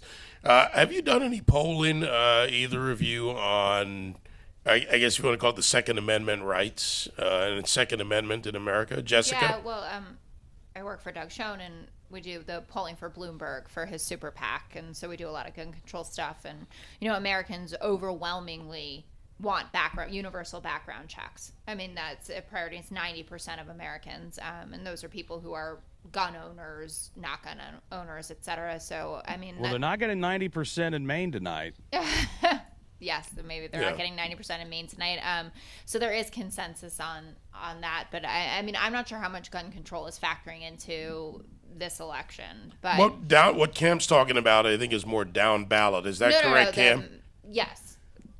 Well, this is, this is a statewide vote in Maine, and right now with over 60% of the vote in on this background check referendum, 64% of the vote is in no to expanding background checks, 51% yes, 49%.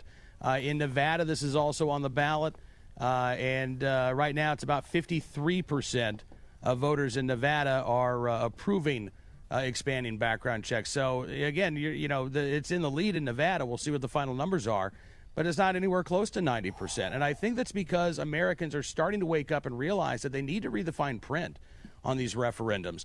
It's really easy to say, should we expand background checks? But when you look at how narrow these exemptions are and some of the common things that can all of a sudden become a crime when laws like this are put in place, I think that does give Americans some pause. Americans want to know that we're doing what we can to stop violent criminals from getting firearms. Unfortunately for the gun control movement and Michael Bloomberg, what they're offering seems to impact law-abiding gun owners far more than it impacts violent criminals. Donald Trump talked about effectively having reciprocity across the nation. One of the issues that you run into where you have to get overlapping states, get licensed in different states. Scam, where do we stand with that? Do you see that as a possibility should there be a Trump presidency? I definitely do, particularly if Republicans are able to hold on to the Senate. You've got the numbers, I think, in the House. I think the roadblock has been the Obama White House for a right to carry reciprocity bill. So I think that it would garner a lot of support from even some Democrats in the House and Senate. You might be able to get over 60 votes for that measure. I think it'd be really, really close to 60. And I think that, look, Donald Trump has already said if he's president that he would sign that legislation. Well, it's funny, and I warned Democrat callers about this situation. I said, don't go all in for this idea that same-sex marriage licenses in states where it's legal should automatically transfer to states that haven't approved same-sex marriage, because the day's going to come where somebody says, oh, you mean your gay marriage license travels? Guess what? So does my CCW. It's a very good point. You can't have it one way or the other unless either privileges and immunities travel or they don't. You can't have it both ways. Very, very Can good I just point. add something? Go ahead, and this Jessica. is a general point about progress, which is gay marriage, right, and gun control restrictions and things like that. My dad made this point to me, and I think a lot of people are going to have this conversation tomorrow, which is liberals and never Trumpers or whatever dismissed a huge voting bloc as being racist or xenophobic or whatever, and they just had economic anxiety, right? And they were sick of the status quo. And my dad said, we don't stop and think about how much progress got thrust on Americans so quickly, right? Like, we elected the first black president, we got gay marriage, we have these sweeping environmental regulations, and the country is changing at a time when the economy was suffering. And obviously we've gone on an uptick now, but I think that we didn't have, and maybe I'm just speaking more on the left side of things, enough sympathy and understanding of what was really going on in the psyche of the Trump voter, the populist voter, for these kinds of things, especially when it came down to progress, because we talk about it only as a positive thing. Like, how could you not want more progress?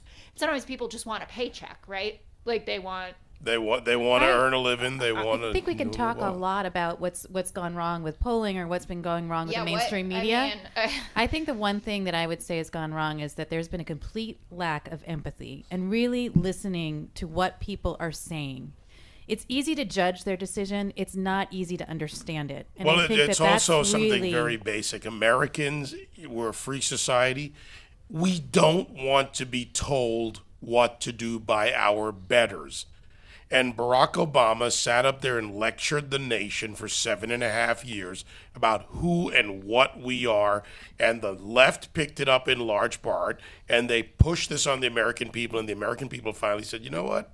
Like a petulant child, we won't take this anymore. Cam, let me throw that back to you. I mean, I think that's where we are in large part. Well, I think so. And I think, again, part of that assumption is that not all of this is progress. Like the idea of gun control automatically being progress. Well, why is a gun control law automatically seen as progress? If you believe, for instance, that our criminal justice system has institutional racism built into it, then why on earth would another gun control law, which would disproportionately target young black men, be seen as progress? I don't get that. Let me just take the other side of this, Cam. Advance individual liberty, that we can advance individual freedom. That is progress to a lot of Americans. I'm just going to take the other side. I had Chris Cox on today, and sometimes I think NRA members and gun owners are afraid to just come right out and say it. Guns are freaking awesome. We love them. They're a hell of a lot of fun. I mean, I wish my AR-15 said safe, fun, more fun. But thanks to the fun police, we're not allowed to have that. Why can't we just say guns are awesome? We're Americans. We don't give a damn what the rest of the world thinks. And when you threaten our gun rights, we're going to vote you out of office. Well, you did say that. We might be electing Donald Trump. Yeah. So, yeah, it's been said. Well, I disagree with it. But, I haven't shot too many guns, but we got to get you to the range then. Yeah, I know. I bet you when we honestly, get you out here. there are so many people on Twitter who've been terrorizing me for a year. They're like, come to the border. Let's go shooting guns. I'm going to have to do all this stuff now. Go to the NRA range. Come on. Come with us. Hit the fun switch. Yeah. I shot an M249 in Vegas. It was freaking awesome. I'll show you a video. It's really cool. Right. That sounds scary. I was shooting Uzis, AKs, M4s. It was great. I've seen that in the movies. Yeah. Yeah, well, we can do it in real life. We can arrange that. All right, Cam, my friend, you're going to pick it up tonight, just a little bit down the road. But good having you on with us. Hey, thanks very much. Yeah, looking forward to picking things up at 1 o'clock. All right, Cam and Company from NRA News, picking up the coverage of election night as it continues to play out. This is not going to end anytime soon.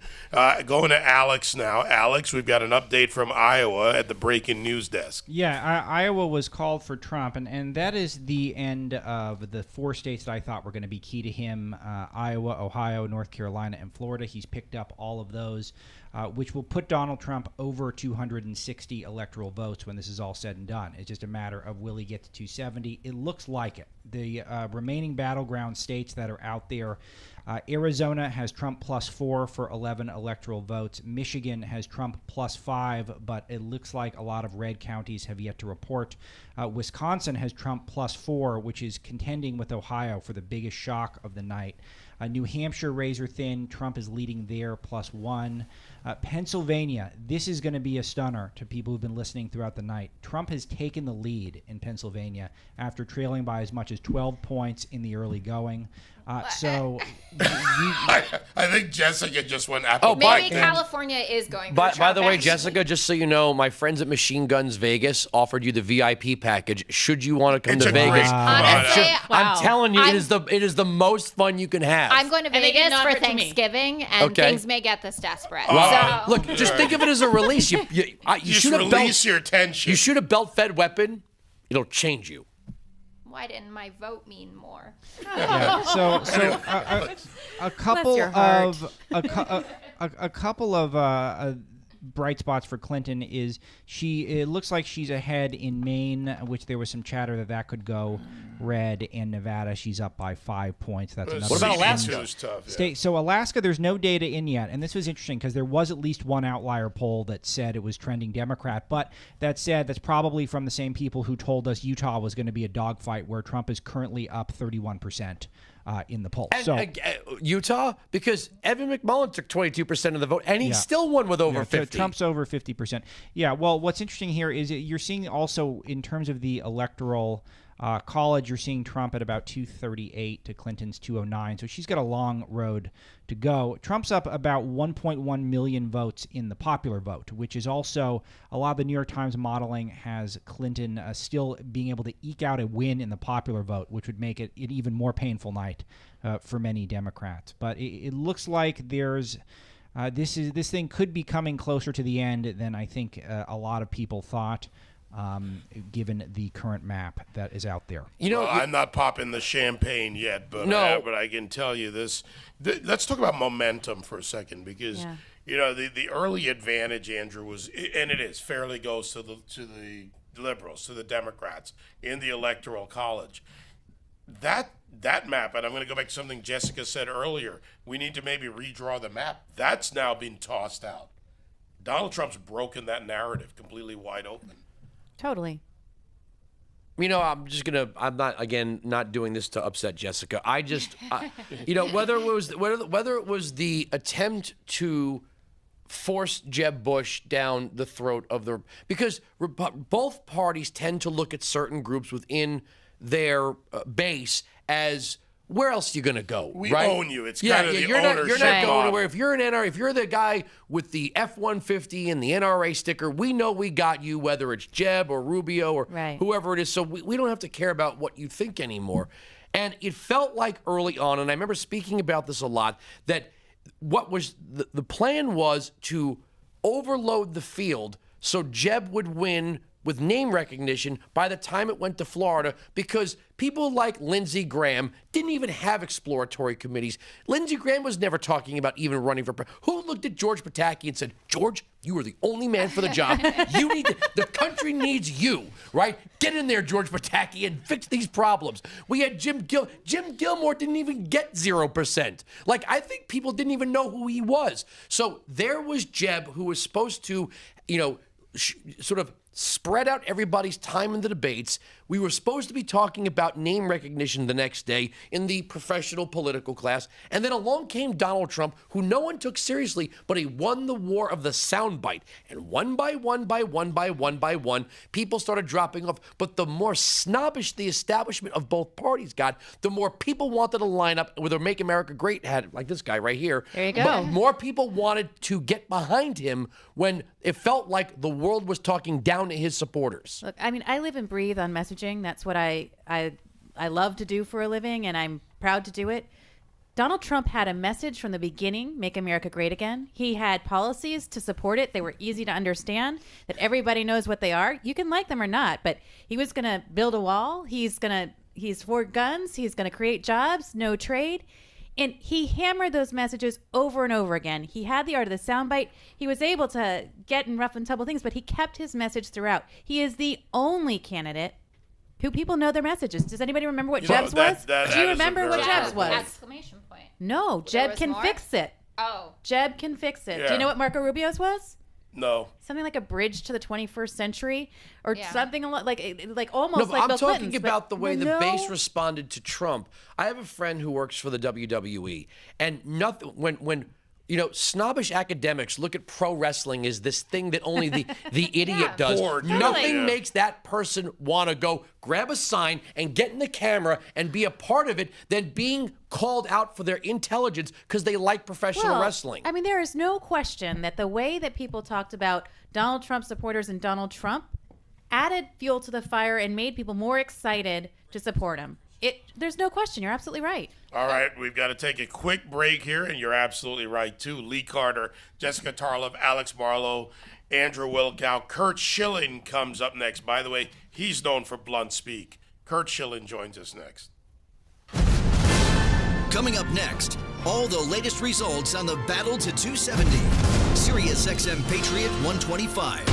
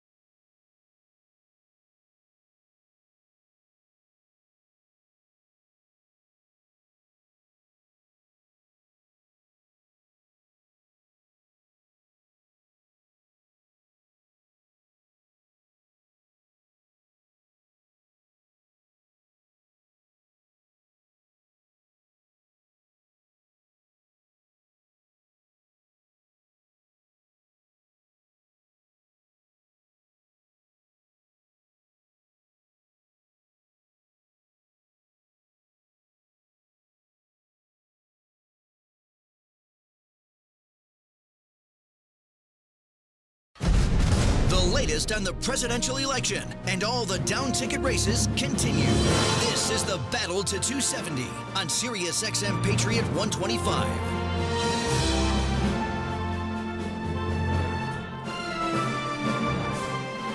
Joining us now, the man who might run against Elizabeth Warren. I would love to see that one play out. Kurt Schilling joins us. Kurt, how are you?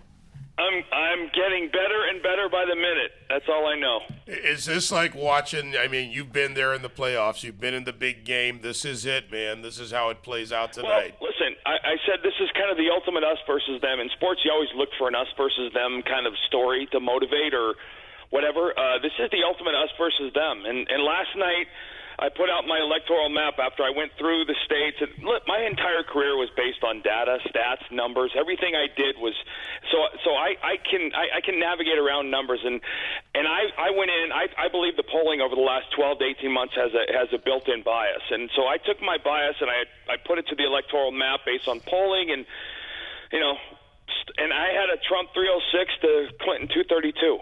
And I listened to Twitter call me more names than they already had been calling me. But you know what? This is the country basically telling the government of this country that, you know what, we the people are going to take back over. And I love it. I absolutely love it. Well, you know what's funny is the more the polling went to the way of Clinton, it felt like the more motivated Trump voters got You know, when it was almost like question. when the media started to make it sound like, you know, you guys got to get real here. This guy is not going to win. He's not going to be our president. It was a lot of people were going, oh, yeah? Yeah? Oh, yeah. I mean, Hey, Andrew, even today, she doesn't have the ability to talk on anyone's level. She talks down to people no matter where she's at, what she's saying, or what she does. You know, I'll tell you what, I got two of my favorite moments tonight were, number one, I think Juan Williams is about to have a seizure. And watching that on Fox has been just absolutely eye-pleasing. Oh, lay off number my one. Juan. Oh, my God. And the other thing is those polling companies, I don't know what kind of contracts but I'm expecting to see large lawsuits for fraud because they've lied. They have been lying and they have been misrepresenting. Certainly not Jessica and Lee. No, we have two good pollsters in here, so they've But been... I'm saying I have yet to speak to anybody in this country, and I've been asking who's been polled. Nobody. Well, you know, I think part of this is the change in electorate wasn't accounted for in a lot of the polling base that they used. And that's something I've been talking about, Kurt, for years now, actually. The electorate was changing, and the database these companies was using, they didn't expand. They had the cellular challenge, which was people who didn't have landlines anymore, but all they did was add cell numbers. A lot of them didn't think to go out and look at their database and the change in demographic. And we haven't changed methodologies on how we do political polling and forever. I mean, there's so many different ways you can get at what people are thinking and how they're going to vote, what they associate with things, and it hasn't been updated in a long time. So I agree that we've missed a huge swath. Right. But also, I think polling has been used as an electoral weapon in my lifetime. I mean, if you watch the news is unbelievably depressing. I mean, Fox has joined in the last couple of months in my mind. In the sense, you watch the news and you think, oh my God, there's just no way he can win. I mean, this is and watching the spin from everybody tonight has been as enjoyable as anything, because now everybody's saying, well, you know, I told you if something happened, he was gonna. I told you, and you know, tonight they all started out with, oh, he's got to draw to an inside straight and and you know, these people are the ultimate Monday morning quarterbacks, and it's like I said, at the end of the day, for me, the thing I'm most happy and the most proud of is I feel like the American people stood up and said, you know what, here's our Brexit, no more. We are going to take control of our country. We do not work for our government. And I think when you look at Hillary Clinton, and she is the most corrupt, despicable human being to ever run for any office ever in any country, next to some of the Eastern European spins. But this woman was a breath away from the White House here. That I don't get that. That's well, not it's not over yet. Well, I mean, let's not call it yet. I know, but I mean, I'm looking at Arizona's 11 and Alaska's 3. And then Wisconsin, we've got Wisconsin. Well, still a tight Trump's at race. 254. I think he breaks 300. And what do you think he does in the popular vote? 270 is all it needs to win. Yep, I don't care. You know, it's like hitting a home run that bounces off the top of the fence. In the box score the next day, it's a home run. Doesn't matter how far. I think he'll win the popular vote's closer than I expected it to be. But they were talking about potentially 140 million votes, and if that's the case, we're just north of 100 million now. So, you know, I don't know. I think he wins it by a lot more than I think Democrats expected it to be. But the Republican Party is going to get blown up along with the Democratic Party, and I'm not sure that's a bad thing. Yeah, and I'm with you on that. I think the parties needed a reckoning. There's a fight in both parties right now for the soul of the party. The left wing is taking over the Democrats. And I've listened to all you guys, for the most part, talk about this. The one thing he has a chance to do that Obama had and failed is he has a chance to heal. He has a chance to I don't think the hardcore liberals. I mean, listen, he's going to heal the country right away when Lena Dunham leaves and Rosie O'Donnell leaves and Whoopi Goldberg. Yeah, where is everyone going? Are they going to Mexico or Guatemala? No, Canada. Why Canada? Why do they want to go to Mexico? That's what Donald Trump asked. He's like, just noticed. They're not saying they want to go to Mexico. Apparently, the Canadian immigration he got a lot more of the crashed. black vote than anybody thought, and that was stunning to some people. But he talked to the black communities. He talked to the black churches. He talked to the black. And, you know, when he said, what do you have to lose? I think what he was really trying to say was, listen, it's been almost 90 years since you turned Democrat, and what has it done for you? Nothing. Well, it didn't do much for the vote in some of the states. We're seeing some of that coming early, that the suppressed vote for Hillary Clinton really hurt her. And the perception is, in politics, that drives a lot of it. And Kurt, I've been talking about the split in the black community that's been going on for over a decade with the new generation, the suburban and exurban. They've moved out, they've moved away, they're living by fiscally conservative policies. They may not be Republicans, but now they're looking at their own future. Kurt Schilling, thanks, my friend. And right, I'll talk to you guys. Touch. All right, Kurt Schilling, let's go now to Clinton headquarters, just to add to the coverage here. We've got Jared Reesey, White House correspondent. Jared, have any of the surrogates come out and talked to you yet? What's going on there? No, David, I would say slightly worse than that, in that they are not here, and many of the people in the audience are no longer here. People have been leaving. People have been crying as they've been leaving. This has been a bleak night here at the Jacob Javits Center in Western Manhattan, and a lot of the people are aware, as I'm sure you guys are, that the only path Clinton has at this point, the Associated Press has just called Nevada. She would have to win Michigan, which has a decent Trump lead at this point. Yeah, Trump has a lead in Michigan. Pennsylvania, where Trump has a slight lead. New Hampshire, where she has a slight lead.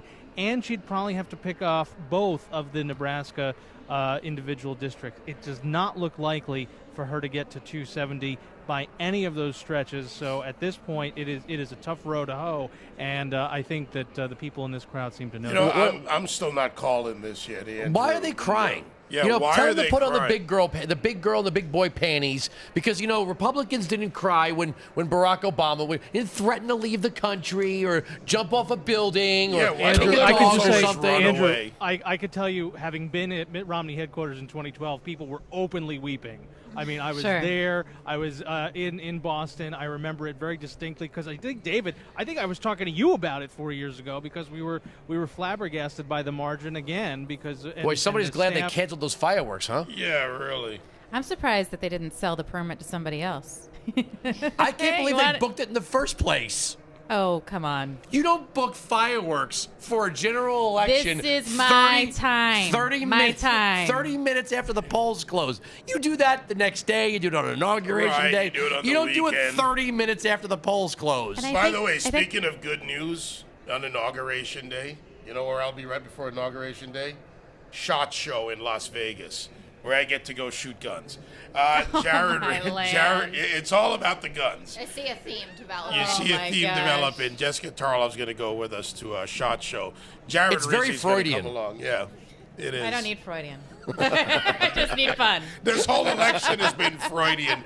So, Jared, when they do come and talk to you, give us a call and let us know, will you? Put one of them on the phone with us. We have not heard yet from anybody. Obviously, this has not been called, so it's totally appropriate that nobody has said to us that there's no schedule yet. But until we have an actual race call, until this is finalized in an official way, we do not expect to hear from the candidate at this time. Yeah, by the way, I just had a Jewish guy walk by and cross himself with the sign of the cross. And he's a liberal. What does that tell you that's going on in the liberal quarters? Jared Reesey, White House correspondent for the POTUS channel. POTUS 124 from Clinton headquarters at the Javits Center. Sans fireworks. Nice talking to you, Jared. Somebody just sent me a text on the bright side is Hillary can now finally get a divorce. Oh, I'm the one who asked that question on air. I said, if she loses the election, can she finally divorce Bill? Because now she's not going to get the top ticket. Why would any woman stay with a man that long who has committed that many offenses that if any one of us, Andrew or myself or Alex did it, we'd be sleeping on our stomachs if we were lucky? I'm not an apologist, but there's two things I know for sure. One is the heart has reason, which reason can't follow. And two, there's only two people in a marriage. His heart's with the Energizer Bunny down the street. But you know what? Like, I can't judge anybody else's marriage. I don't want anyone to look at mine. I don't, Also, when that... in the 90s, the idea of a sitting first lady walking out, it's just not, it's not possible that was It's going to happen. 2016. Look, listen, they have a very strong I thought she was a relationship. strong woman, feminist. She's got a woman card. women, everyone needs to make decisions, whatever's best for them for whatever reasons. And I think doubt that it's you're a going to power be seeing marriage. a Clinton divorce. Where's Anthony Weiner going to be in all of this? He's in Isn't rehab. Isn't he's he riding a horse donkey right now today. or something But like here's that? a question that, I mean, Marlo's like, that. Can you imagine? I mean, poor You gotta remember Uma. who's in the room when I mean, you ask Uma, any Wiener questions. She had what a year. I mean, she was 11 days, right, from The tasting crown princess. the She was the crown presidency. princess. And then the her- city's first lady. And her She husband. was supposed to be the city's first lady. well, we knew that. If you watch the documentary, you know that was a long shot. But I mean, just what impact did the Comey thing actually have now? I mean, is it still nothing and this was just in the water, or did it have an impact? And also, I mean, I'm looking at this and I'm thinking, would Bernie Sanders be doing better? No. Because he's a total out Bernie there. Sanders had no shot. No, Their it's too only much. shot But see, was the crown I princess. have a serious question about the Democratic primary. This is something that drove me nuts as a radio host. What Democrats started saying too old, too white, too old, too white about Republicans. John McCain, too old, too white. Mitt Romney. All of a sudden, when you had Jim Webb, who was a Republican, Martin O'Malley, Hillary Clinton, and Bernie Sanders, nobody said too old, too white. Nobody, when we had Ben Carson, Carly Fiorina, But it Marco wasn't- Rubio. The argument about, Ted Cruz. and this is how I explained Ted to Cruz. Sean Hannity, because we got into it the night of the Iowa caucuses about this, because he said the same thing, right? He said, you know, we're the party of diversity, look at the stage. And the argument is it's about your supporters. That you can have as many black candidates if you want, but if you don't have black supporters, you're not a party that is speaking to the African American Who community. mandated that you needed a certain percentage to make yourself viable You to a mean my community? message is only viable if it's picked up by a certain group of people? No. The So Hillary argument Clinton- that the Republican Party had suddenly gotten it together and was speaking to a diverse group, not just to white people, was still. I mean, we'll look at what the turnout. You know, who's Yeah, but voting liberals for were her now. calling him a racist for going into the black community. Yeah, All if you these don't terms go, are- you're a Calling him racist. racist. If you do go, you're a racist. Well, he went into the black community, and I'm air quoting for anyone who's not actually watching this, and he spoke to an all-white audience, right? And then he went to a black church in he Detroit. did that. Yes, he did that once, and But, that went. but it's for okay white. to go to a white church and talk to blacks. You've Okay to gotta go to a black start- church and talk to And whites. you've got to start somewhere. If we know that the Republican Party is not the party of diversity at the moment, where do you start? You've got to start by inviting people in, by going where they are, and trying to get. I give him credit. I mean, I never liked the "what have you got to lose" message. I found that, like, can you imagine if you said that when you were dating someone and be like, "Look, I'm not sure if you like me, but what do you have to lose?" Like, it's Well, not you know the what? best Nobody message. has to sleep with the president, unless you're Bill fair. Clinton. But what my point is, I give him credit for trying. Look, the bottom line is Rand did it too. You did, yeah. Rand did it till he went to Al Sharpton, and then he lost all my respect. Rand Paul. I mean, listen to those guys like Tim Scott and to Newt Gingrich, Who just and got to Rand Paul- reelected, yes, by he the did, way. and who have been on the forefront of bipartisan criminal justice reform. Hats off to them. I think that's a fantastic thing to be doing. I mean, it's just, and it's different from what the Republican Party does generally. All right, we're going to come up on our final segment before we turn it over to Cam and Company from NRA News in the Patriot Studios from our headquarters in New York City. Jessica Tarlov, Lee Carter, Alex Marlowe from Breitbart News Daily, who's getting no sleep tonight. He's just going to stay up all night. I don't think he's going to leave the desk. He looks very comfortable You've over not there. worked in radio unless you slept on a radio station Exactly. couch. That's part of paying your dues in this. Yeah, or climbing underneath the board. So there's a big board in there. And, of course, Andrew Wilkow. By the way, tomorrow night, just to tee up a couple things, tomorrow night, the amazing Kreskin sealed his prediction. I have the keys. I have the combination to the safe. It is in New York City in a storefront on 2nd Avenue. And when it comes in tomorrow night at 9 p.m., however tonight turns out, we will find out if the world-renowned mentalist who's written 19 books, been on Johnny Carson, David Letterman, Jimmy Fallon, and this year he decided to do it with me. So we'll find out if the amazing Kreskin called the election, and he said he did it months ago. We went through it. We showed it to you, and we'll release that tomorrow night. So he'll come into the studio and reveal his presidential prediction. So go out to Vegas and bet on it if you can. We'll be right back for our final segment here from Patriot headquarters, wall-to-wall coverage of the race to 270, where Donald Trump still with a fairly good lead, some close races. We'll give you an update from Alex Marlow. We do it by the numbers. Next, continuing coverage of Election Night 2016. The Battle to 270 on SiriusXM Patriot 125.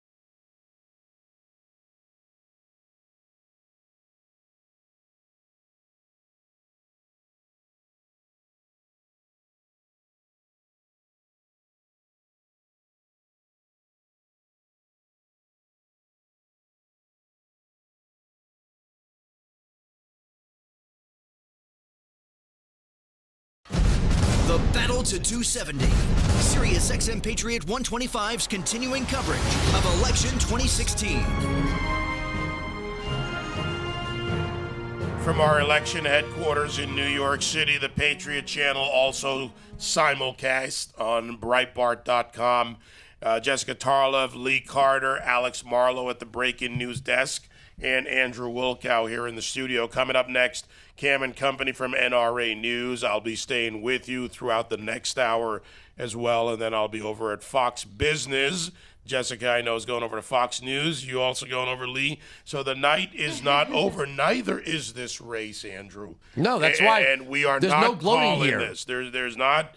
We've got to be realistic until one of the candidates reaches 270, and we can, I think, safely say there is a clear. I want a clear 270.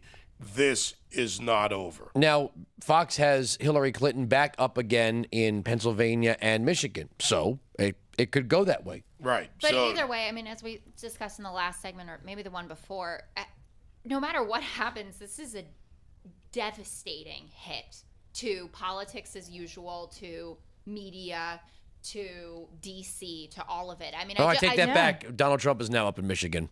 Okay, see. I mean, I'm not doing it to rub it in. You're just sitting in front of the TV. Literally in front of your No, sentence. listen, I'm fully accepting of all it. I'm really wondering how either of these two is going to govern after this. You know, I mean, this idea of how do we unify now is going to be. I mean, it's a really good question. Come January, right?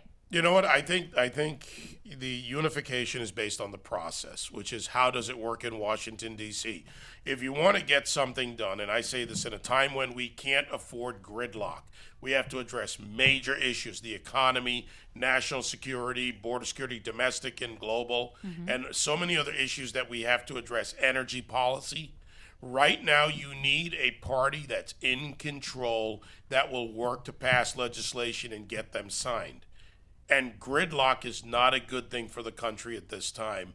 If Hillary Clinton gets into the White House, you're going to have gridlock in Washington, and we have too many challenges facing us. But let's say that Republicans run the table, right? Retain the Senate. They obviously already retained the House, and they get Trump in office. I mean, what is the agenda going to look like then? You really want me to? Yeah. I don't want unity. And I'm going to be dead serious here. The way the Democrats came in and rammed Obamacare down our throats and that stimulus package, I want the Republicans, which they never do, to take that 400-pound hammer and start smashing some of the Democrat agenda. Because here's what happens every time a Republican wins. The Democrat agenda might take a pause, but it never stops and it never rolls back. We never see Republicans, when they have a majority, never actually act like it. I mean, the spending under Bush was Democrat and Republican spending. The budget didn't change. When Democrats get a chance to advance their agenda or roll back the Republican agenda, they take it and they run with it and they fight like hell, and I respect them for doing it. I want to see Republicans actually fight as hard as Democrats and say, you know what, maybe we are going to start privatizing Social Security. Maybe we are going to close the Department of Education. And maybe we're going to repeal Obamacare and let the free market decide how health care is delivered because we're in charge now. No, there's a point at no which you personal have offense to on govern. that. Tell you No, what, none let's taken. let's take Ron. I tell you what we will do is take Ron in Iowa, one of those states that surprised us tonight. 866-95-PATRIOT. Go ahead, Ron.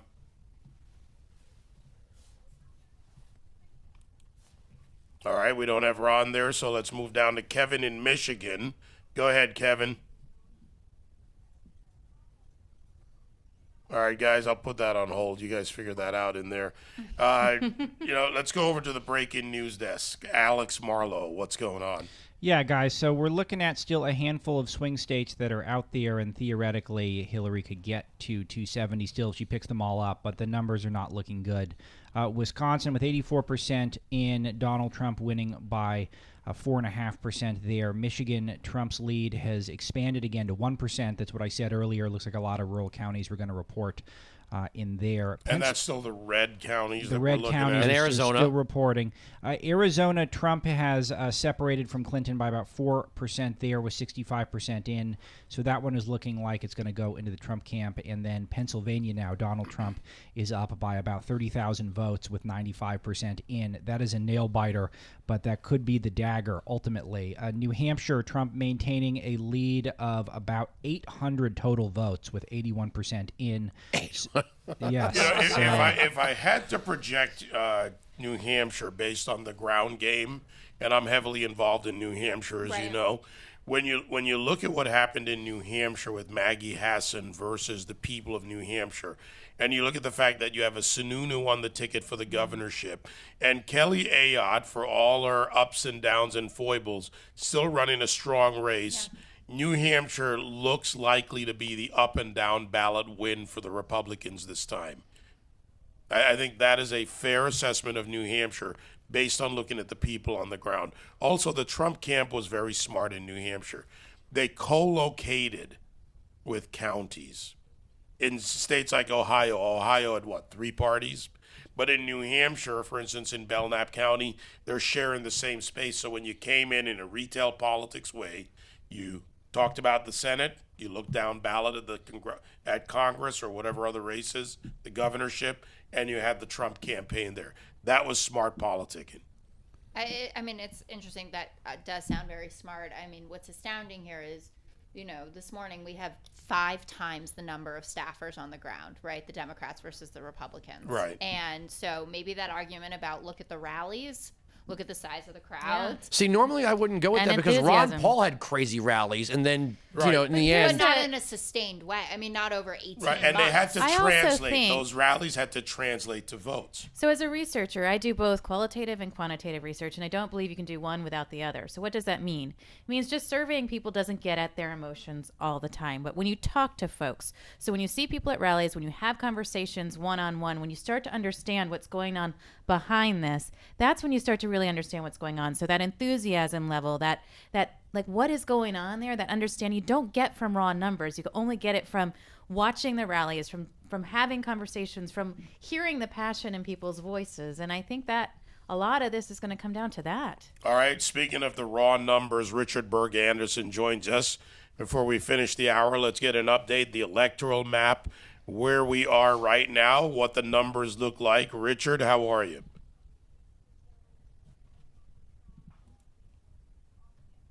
Okay, I guess.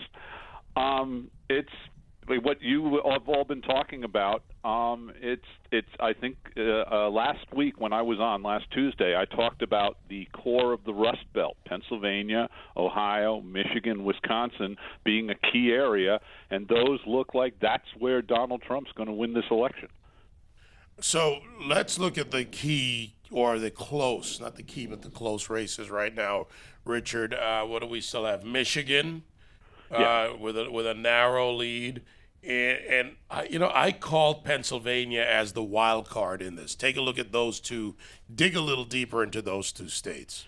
Well, Michigan, I think, is again, like I said, the core of the Rust Belt. You clearly have that whatever motivated the voters, whether you want to call it anger, economic anger.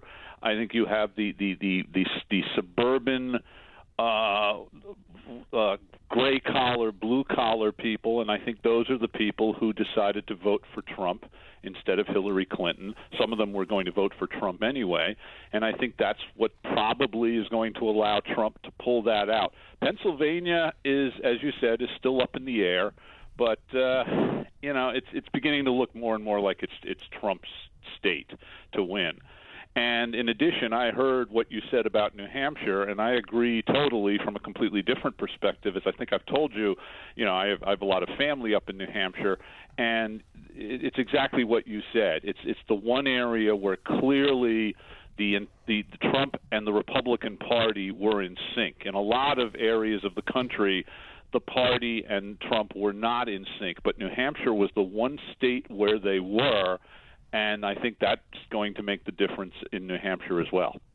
So looking at the count right now, and Andrew Wilkow was here with me, as you know, Richard brought this up earlier. If Michigan comes in, I think that's what, if Michigan comes in, we're at 270. That's just 270. It's 16 electoral votes in Michigan. It's 270. Yeah, 60. Yeah, I don't see a path for Hillary Clinton to block that. What has been Michigan's history?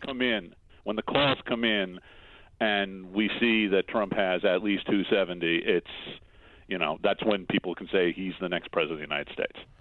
Well, you know what's funny about this race is that, when you look at the Trump supporters and you have people that are constantly saying, well, you guys are violent and you're narrow-minded and the country's changing and if you don't like it, you're a racist. If you were to take 20 million Chinese and put them into Mexico, I don't think the Mexican people, if their government said, well, you're going to be changed whether you like it or not, they would accept it. When you threaten someone, very few people like to be changed and be told they're going to be changed whether they like it or not. And when you do that, when you talk down to people and you poke their finger in their chest long enough, they're going to say, you know what? They're going to turn that finger around and do one of these. I'm flipping the bird. Oh, we are. The camera's right there. Sorry. But you get the point that I saw a meme that somebody put up that tweeted to me, and it said, Donald Trump, F you, that's why. And, that's a very powerful way to look at it, that when people feel like they're backed into a corner and they're going to fight harder. It's the cornered tiger. They're being spoken down to, and they're being told that their concerns aren't legitimate, and they're being told if they don't gobble up every ounce of the progressive agenda, they're in a basket of deplorables. That if, God forbid, you think it's not a good idea for for grown men to be using the girls' room, you go an issue too far, and some people say, you know what, I've had enough of. I'm not going to let you lecture me anymore. I don't care if you don't like me. I don't care if you look down on me. I'm going to go out and vote, damn it. Yeah. That's exactly what you're saying right now. I think that's very true. I think that's precisely what this election is about. I do think that the country is slowly changing in terms of the demographics. It is becoming less white-dominated, less necessarily Christian-dominated, but I do think that the manner in which this election was being handled by the Clinton people led to exactly what you're talking about. And essentially what's happening is you have a group that has lost some of its predominance, and they're angry that in the course of losing that predominance, they're being marginalized. And that's the problem. You can't marginalize people, regardless of what the census data tells you, how many of one type of group or one religious group or live in various areas of the country. And I think that's what's playing out in this election. Well, some of those people who bitterly cling to their guns and their Bibles in Pennsylvania may well weigh in on this presidential election after all. Richard Berg Anderson, political analyst for the Green Papers, thegreenpapers.com. The numbers, the analysis will be there. Richard, always a pleasure. Fine, and I'm glad you had me on, and I thank you very much, and it was enjoyable all year long. Richard has been solid for us. I got to tell you, the guy is great when it comes to the numbers. Thank you, Richard. You're very welcome. Wrapping up here, Andrew Wilkow and Alex Marlow. I know, God, can you You know believe it? what's funny is that when Republicans were accused of otherizing, as they called it, Barack Obama, it seemed like at the same time Democrat pundits and academics were otherizing Donald Trump supporters. Yeah. You're not part. question. You're not part of this new America. This is what you are. This is who you are. That's and the progress point that I was maybe inarticulately making, that they were cloaked in these isms, right? Mm-hmm. And they were just saying, we're not making enough money, or we're working really hard and we're not earning enough, or my premium went up this amount. And yeah, don't tell me what and who But I maybe am. Let me there's tell just you a my little bit of reality. and what about me over here? Well, Remember this is me? I'm here. Well, yeah, and that's the middle of the country. Inclusion doesn't mean kicking somebody out. That's right. Well, no, but exclusion does mean doing that, which he boasted. I just want to say one quick thing. The millennial numbers is very distressing to me as a Clinton supporter. She only got 55% of the share, and Trump took away 37%. That's something that we were totally banking on. And it didn't turn in for the. All right. Yeah. All right, guys, that closes it out for our first 4 hours. 1 our hour first still 4 to go. hours. I'm going what a for night. the extra hour. We'll be back next hour. Thanks, everyone.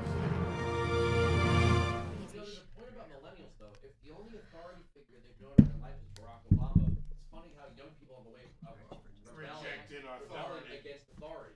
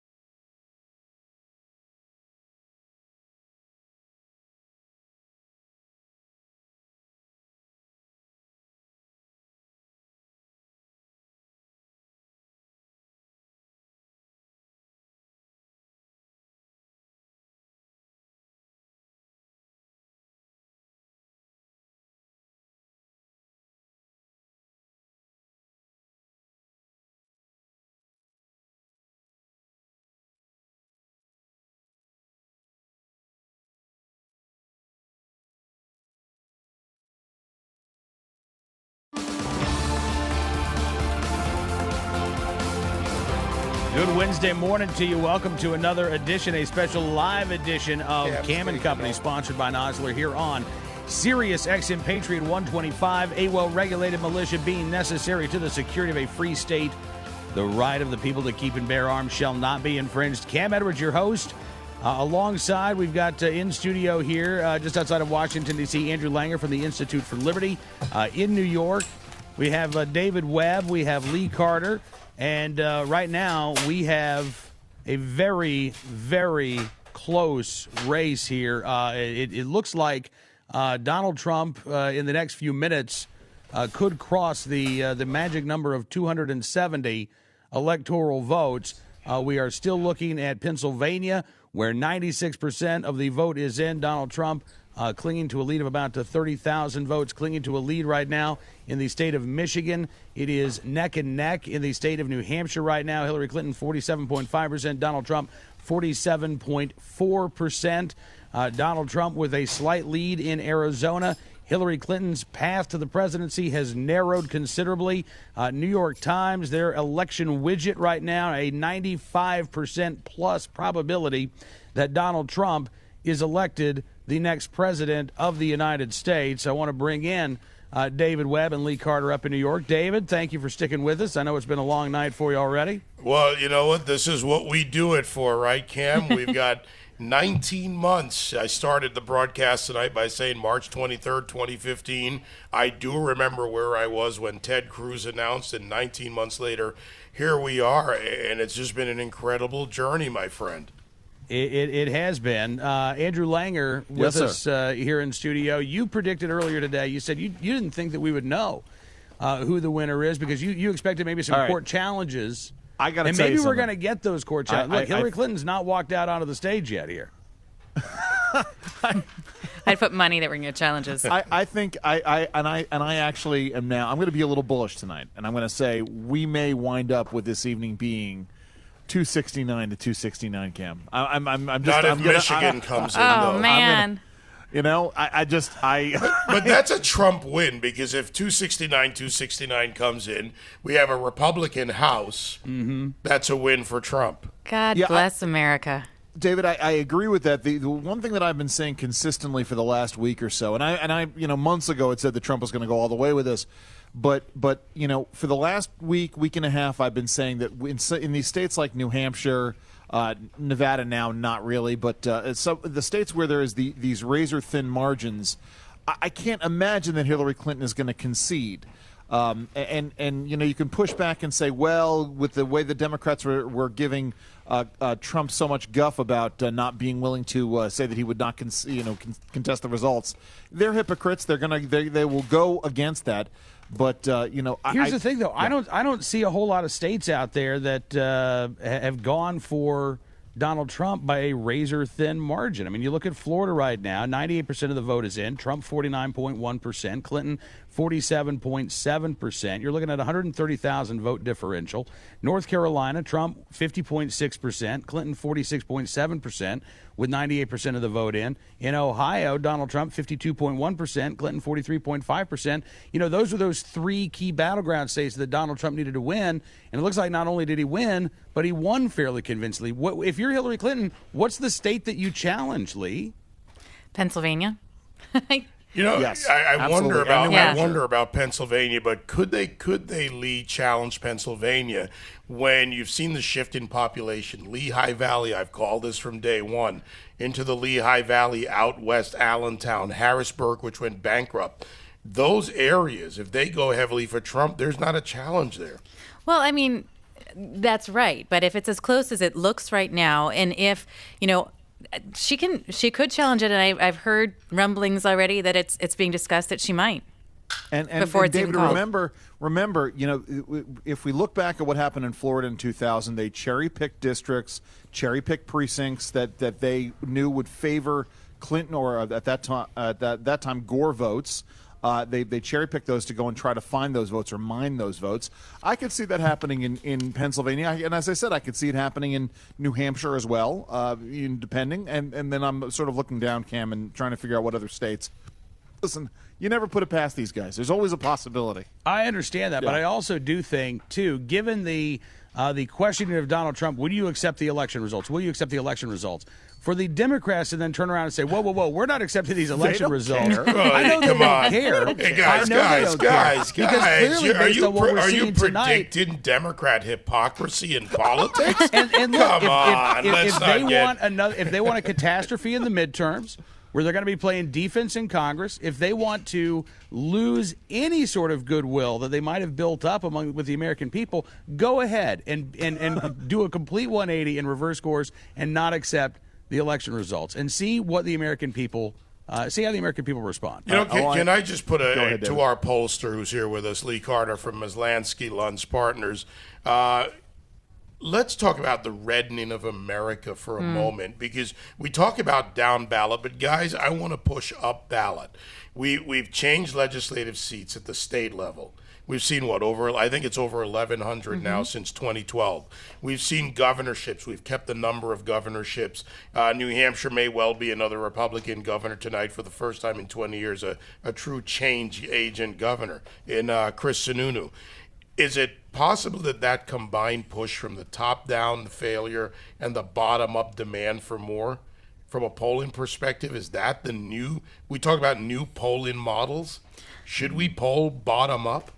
I think we should definitely be polling differently. Whether it's bottom-up, top-down, I'm not sure. But what I do know for sure is that our country is changing, and it's changing drastically. And I think that when we're looking at states like Michigan and Pennsylvania and saying, well, I think there's a good chance that it's going to be won by Donald Trump and the Republicans, we're seeing a changing demographic. And you look at where Democrats are winning, it's in places where the elites live. It's where, and what I think people are saying is that the elites are out of touch with the real Americans and America. And to reject the notion, to reject what Americans are saying is to reject. I mean, it's to reject what leadership is all about. It is, this is a government by the people, for the people, of the people. I think the people are fed up and have said, "What happened to the of the people?" Exactly part? Right. And so you look at leaders now who are of the people, and we can say Donald Trump he might be very wealthy, but he feels of the people. And there's so many people who say he represents the American dream. Whether he's, we can debate how he got his beginnings, but he seems to have started a business, created an empire, done something beautiful with his name and all of this, and people can say, I can aspire to that. And, Cam, and you and I have talked about this before so many times. There's nothing wrong with selling success in America. There's nothing wrong with being wealthy. To Lee's point, you want to grow to be that. And who says that because you're wealthy, you're disconnected from those who are not? Well, absolutely. But, again, you look at both Donald Trump and Hillary Clinton, they have wealth, right? But you look at how that wealth was created. Donald Trump's an entrepreneur. Donald Trump took risks. Sometimes he failed. Sometimes he succeeded. Entrepreneurship is what has driven this country forward. Hillary Clinton, on the other hand, she didn't create anything. She didn't build anything. She sold herself. And she was a part of Bill Clinton Incorporated. That's the sort of crony capitalism that I think has really angered a lot of Americans. And so, to that end, yes, we're talking about two wealthy individuals, but they represent how they got their wealth in very different ways. And I think, too, when you talk to Americans, you talk to voters right now, there's this feeling that it's never going to happen for me. Wealth and and success is for somebody else, and it's passing me by. And you see these people who are getting it over and over again, Bush after Bush after Bush, Clinton after Clinton, and all of the Wall Street money, and the people say it's not coming to me. I want to see something where it's my turn, my chance, and I can see myself in it. And I think a lot of people, whether you like Donald Trump or not, say, I can see he seems like a normal guy who worked really hard and created an empire, took risks, did all these things, has some great kids, and I would like to see myself in his shoes. And by the way, I could do that. And I think it's making things attainable and achievable for people again. And that's the American dream. It's it's opportunity. It's possibility. It's that, maybe I don't become a billionaire, but I have a shot. And to the point that you guys made earlier, when you talk about Clinton, what has she done to acquire her wealth?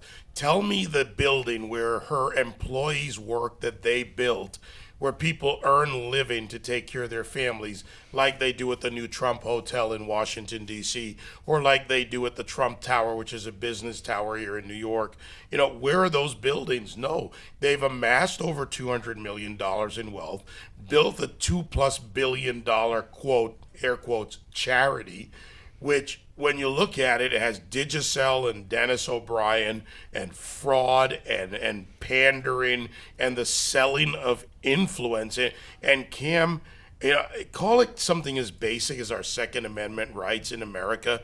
Mm-hmm. We have some basic needs in America and some basic demands, and the Clintons don't fill that. They are the elites telling us who and what we are. Did you see the Washington, this is a side note, but this is getting back to the elites. Did you see the Washington Post article that says ranch dressing is what's wrong with America? Yes, I've seen this. And then there's another thing like, do you eat like a Republican or a Democrat? And the Republican answer is like a Big Mac. Like, when did we judge people to this extent? Like, what is wrong with wanting a Big Mac and ranch dressing? It's interesting because I literally was just speaking at my lefty high school up in New York, up in the Bronx. And they did this little bit where they asked the students to give their perception of what a Republican looks like. And as you can imagine, it's sort of what you would expect a lefty high school in New York, old white men, fat, dumb, all of those things. And then, of course, I then go out there and have to sort of dispel these notions. But, that's exactly right. Paul Krugman essentially said it tonight. We do not, we, the New York Times elitists and the folks who read our paper, we do not understand what the rest of the country is about. And I think it gets down to the most telling statistic. Cam and I were talking about this earlier today, this Ipsos Reuters poll that came out, that 57% of Americans surveyed, these exit polling today, 57% said they do not recognize their country anymore. Okay, well, but look at some of the other data points that we've seen over the last couple of weeks. Center for Public Integrity came out and said of the journalists who donated to a political campaign, 95% of those donations went to Hillary Clinton. Yeah. You can find roughly that same margin in federal employees donating to Hillary Clinton, in the entertainment industry donating to Hillary Clinton, in the in academia, in Silicon Valley. These are institutions that each and every one of us as Americans interact with, and yet they don't resemble the country in the slightest.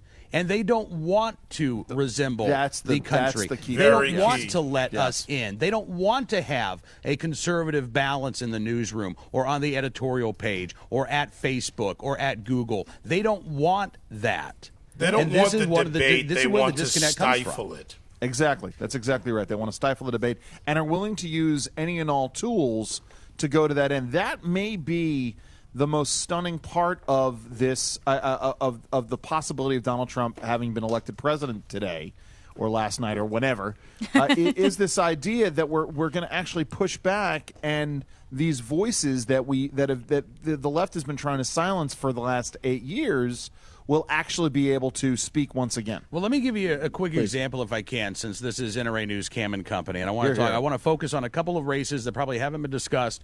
By the way, I'm sorry, Cam, tonight. can I just interject? It came in my ear in a moment. I don't know if you heard it down there. Toomey has won Pennsylvania. So with Toomey in Pennsylvania, that looks just a little bit better if the balloting works for Trump. It does. Yeah. It does. And with Toomey, with that race being official, again, I would expect that Pennsylvania, we might get a call in the presidential race here in the next couple of minutes. But you look at the background check issue that Michael Bloomberg has spent tens of millions of dollars on this year. Just in the last quarter alone in Nevada, the anti-gun folks raised $13.3 million. $13 million of that came from Michael Bloomberg. Now, he may have bought a victory, but right now, the Las Vegas Review-Journal says question 1 to expand background checks on firearms. Yes, 50.7%. No, 49.3%. In Maine, where there was another background check referendum on the ballot, 78% of the precincts reporting no, 52% on expanding background checks. Yes, 48%. Bloomberg, again, this is one of those issues where we are told all the time 90% of Americans want these things, and yet that's not the result that we're seeing on an election night. And that's it's a lot like argument. the social issue. Remember the vote on gay marriage in California. where it was blacks who came out and voted over 80% against it.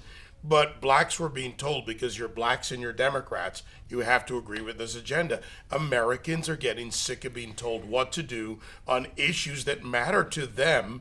And frankly, our Constitution and our Bill of Rights says we have the ability to choose what matters to us. And by the way, your agreement's not required. And I also think that there's a slippery slope argument to be made that people are afraid to say, if I do this, then I'm giving it all up, because they're afraid that people are going to take advantage of just a little bit that you're giving. Because I think there's no question that most Americans agree we need to be kept safe.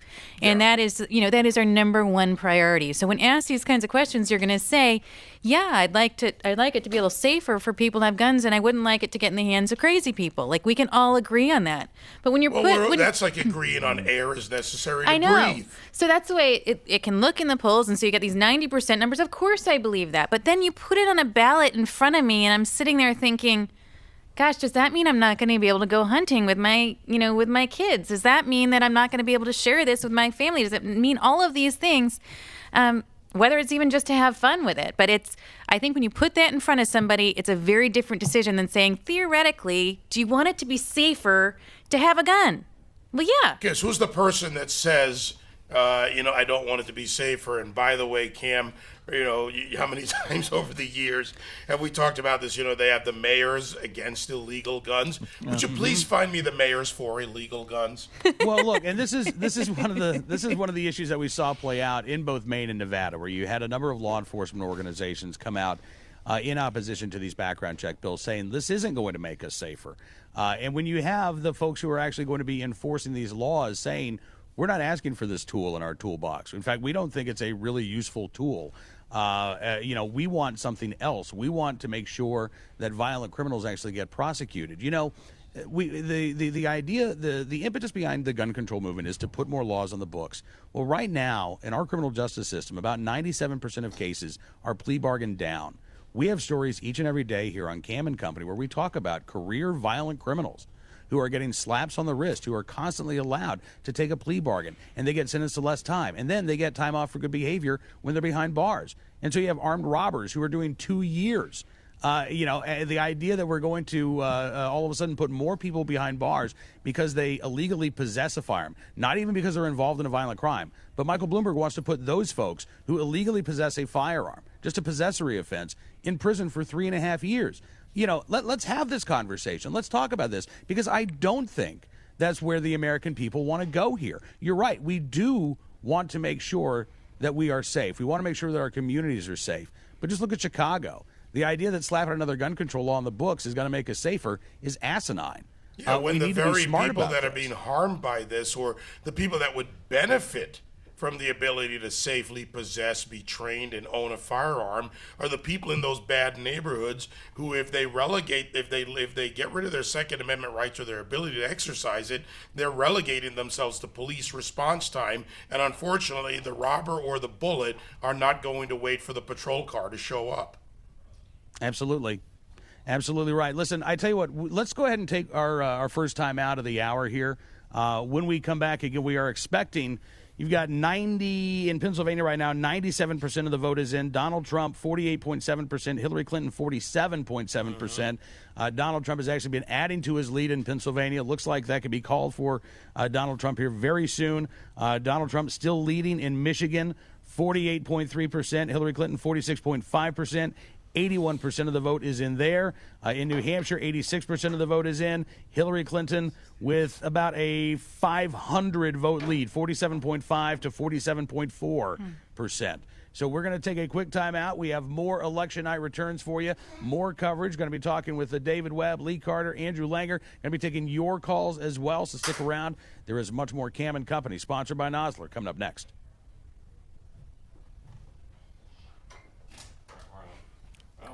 All right. So, thanks for hanging, kid. This All has right. been a blast. This is a historic night. Yeah. Yeah.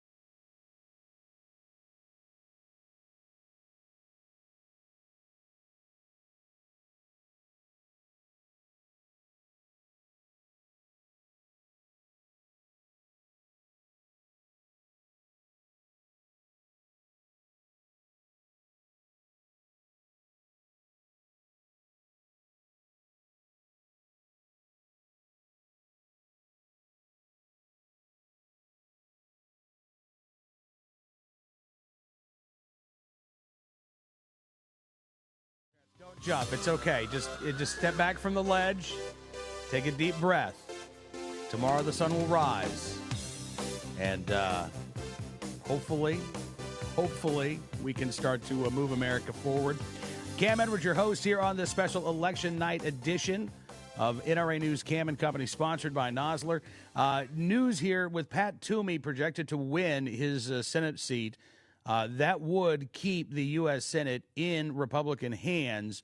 Already it looks like Republicans have held on to the House, so there is a very, very good chance that we could be looking at a scenario that I said actually earlier today. I said this is a scenario that I don't think the left has really considered. Waking up tomorrow morning with Republicans having taken the White House and kept the Senate and the House of Representatives. David, how much of a shock to the system is this for the average progressive commentator or thought leader? All right, we may have lost our connection with David Webb. I'm not hearing David right now. No, so. neither am I, but he may not be back. Ooh, but are you back? Are we back? Okay, there we go. We got it back. There you All go. right, so on that, the first shock is the Senate staying in Republican hands. It kills the Harry Reid nuclear option, all the things they were planning to do. Does it? That's Does it, key. David? Well, Or do Republicans now say, listen, if this was good for the goose, why isn't it good for the gander? No, I'm not saying, but it kills it for the Democrats. The Democrats were going to use it when it came to the Supreme Court, to other key issues they wanted to go for. Also, it protects the American people a little bit more from a potential Hillary Clinton win. Look, I'm not calling this until the final number's in, but it gives a little hope. And I got to tell you, Democrats are apoplectic right now, Lee, because they were Hillary went down ballot. She thought she had Donald Trump, and then everything blew up on her. I mean, there's no question that Democrats are apoplectic right now, but I've got to say a lot of Republicans are sitting there with their jaws on the floor because nobody expected this to happen. That's right. The establishment said Trump was going to lose the down ballot. It was going to be a disaster. Joe Hecht and everybody. Over here. Yeah, there was not a single scenario that said this is what's going to happen. Donald Trump is going to be the next president of the United States. We're keeping the House. We're keeping the Senate. Every Republican was hedging their bets, too, on that. Jeff Flake, all these other No Republicans question. who stepped People are, out. Everybody's scratching their heads now going, Kelly Ayotte with the slim margin in New Hampshire, and I like Kelly personally. The write-in for Pence, dumb idea. Your vote matters. Every vote matters. The question that I have then is, if Chuck Schumer becomes the new Senate Minority Leader, which it's looking like he will, how does this? Yeah, well, that's exactly right. I mean, how does this change the scenario? Say what you will. I mean, Schumer's a politician. He's certainly got political acumen. I don't think he's quite. I don't know. Maybe I'm being naive here, but I'm not sure that he's as politically ruthless is probably not the right word. No, he's more of a smooth operator. That's exactly it. He's not a very ruthless politician, very smart politician, but I don't think he is the loyal opposition to the Republicans. Harry Reid was brutal, ruthless, and he would play any card that he ever needed to. I don't see that in Chuck Schumer. I don't like Schumer, but he's not that ruthless, and he's not that loyal opposition. Reid was the Senate's embodiment of a Stalinist party apparatchik who was out there to enforce party rule at all costs. I mean, that was his role. But you're right, Schumer is in a different mold in terms of being a bit more collegial in all this. But then again, Schumer was counting on having Hillary Clinton as president and being the Senate Majority Leader. So I'm not sure. I wonder what Chucky Schumer's thinking right now. Man. The pressure is going to be on Chuck Schumer to not be collegial at all. That's exactly right. The pressure is going to be on Democrats in Congress now to be the obstructionists. Instead of Hillary Clinton working to try to join America together, all of that falls by the wayside because it was all about Hillary Clinton leading that charge. If it's Donald Trump in the White House, if it's Mitch McConnell as Senate Majority Leader, if Paul Ryan is reelected as Speaker, the Democrats don't want to play nice. With these folks. And they can't afford to. Hey, guys, I've got to jump here, unfortunately. I hate to leave Cam and Company. I never want to do that. Lee and I have to go across the street. Can't you tell I'm wearing my makeup for those of you watching on the live stream? But I've got to go over to Fox Business now with my friend David Asman and Melissa Francis. Lee's headed over to Fox News in an hour. So I hate to leave you, but we've got to wrap up here. And if I could, Cam, borrow a minute. or less from you and wrap up for our Breitbart.com audience. You've been part of this, Cam and company from NRA News, always big part of the Patriot family. Nice to have this crossover. To those that watched on Breitbart.com, it'll be up there for you. It's on the YouTube channel. Go there and check it out. Great coverage tonight. Let me just say thank you, Andrew Wilkow, Alex Marlowe, Lee Carter, Jessica Tarlov, all our great guests, the team. I mean, look at them in there. We've got everybody working hard tonight. Binns and Beth and Paul and Lindsay and of course Greg running everything from the top down. Dan, the Breitbart team. We got to credit everybody. I know I missed some people in there, but thank you all. Cam, take it away, my friend. We're in good hands on the Patriot Channel as always, and I'm looking forward to tomorrow night with the amazing Kreskin. For those of you watching on Breitbart.com, the Kreskin reveal tomorrow night. My show, 9:05 p.m. I have the combination to the safe. I'll open it for you. All right, David Webb, thank you. Next up is John in Pella, Iowa, Democrat. Go ahead, please, John. Yeah, I'm here in Pella, Iowa at Central College, and I want to say I don't know that we can trust the numbers with what's happened in Russia and Putin and recent events there. Also, I just want to make it clear that as a country, we can still get through this, whichever side you're on. We just need to make America kind again. I'd like to give a shout-out to my mother, who I dearly love.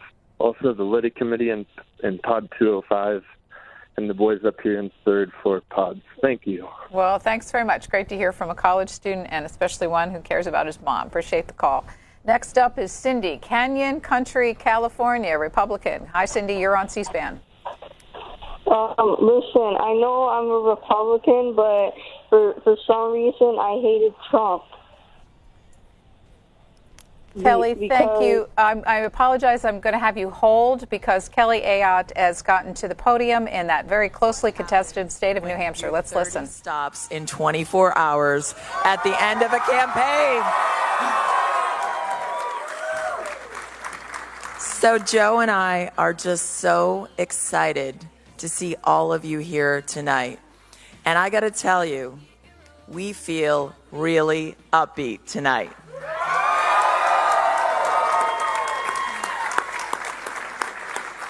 So I want, first of all, want to thank Jennifer Horn for her incredible leadership of our party. Thank you, Jennifer. And I want to thank our next governor, Governor Sununu.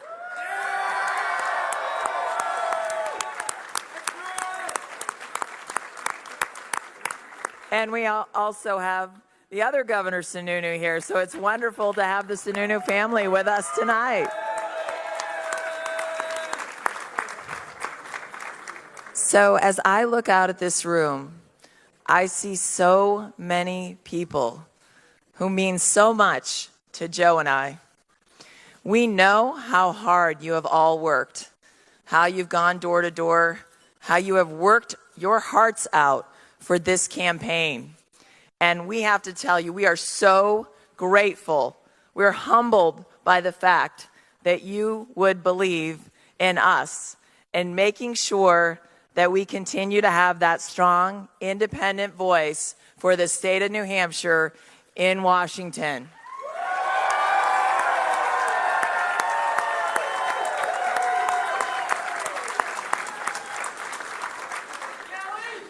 So right now, as you know, seeing on your screen, we're very upbeat about where this race is. But we will not know tonight, we believe, what the outcome is. And I believe strongly in the fact that we want to have every vote in this race before we come out and really talk to you about a victory here. So I want to come out and just say thank you from the bottom of my heart. We're upbeat, we're confident, but we want to make sure we do this the New Hampshire way, where we have every vote in, because every vote matters, every person matters in this state.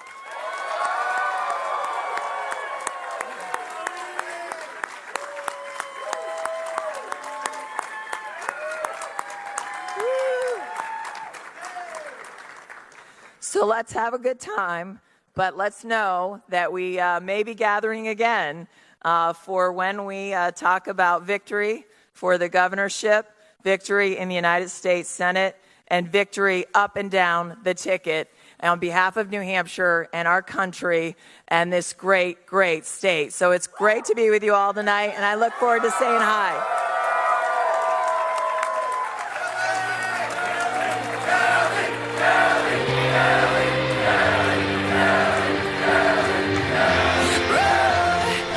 Incumbent Senator Kelly Ayotte in a tight race with Maggie Hassan, the sitting governor of the state for the United States Senate seat.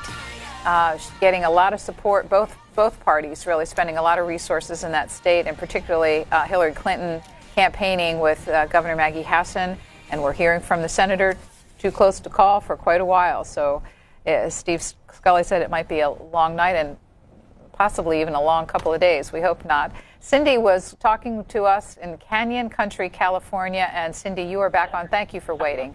Go ahead. Thanks for taking my call again. I just wanted to say that even though I'm a Republican, I hated Trump from the beginning because, first of all, Trump has no experience, and second, I don't understand why a lot of people are voting for Trump because in the beginning, when there were all the debates and everything, people were still supporting Trump, and they weren't really supporting Hillary that much.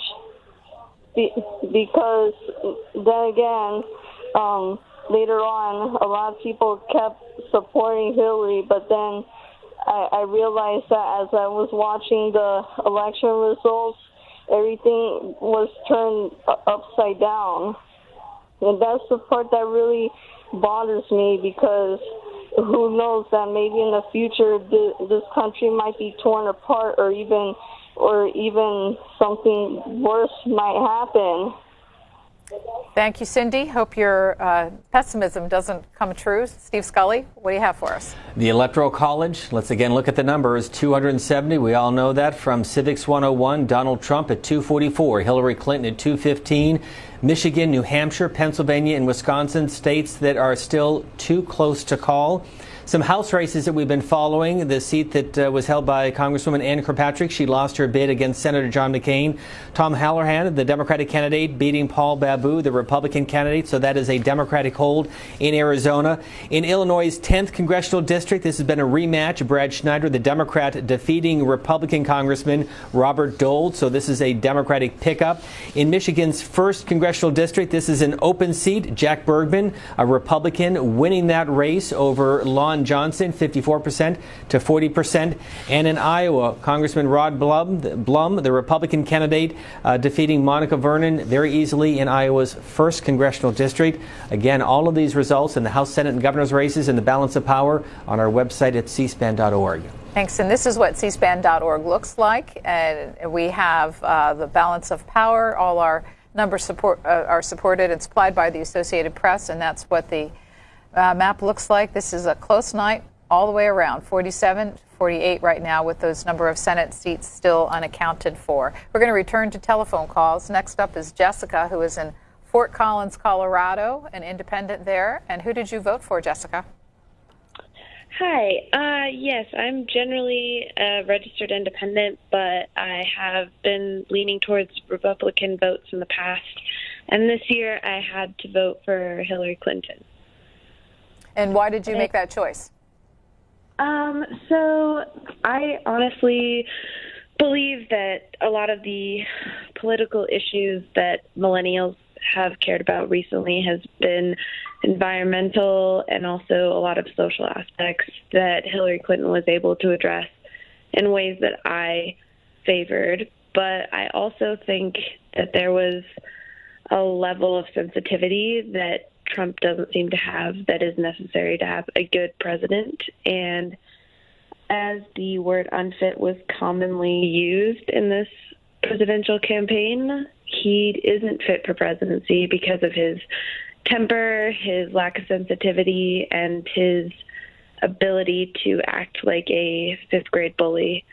But But in the end, all I want is for the country to be able to recover from this election, regardless of the outcome, after all of the negativity that's been spread throughout this election.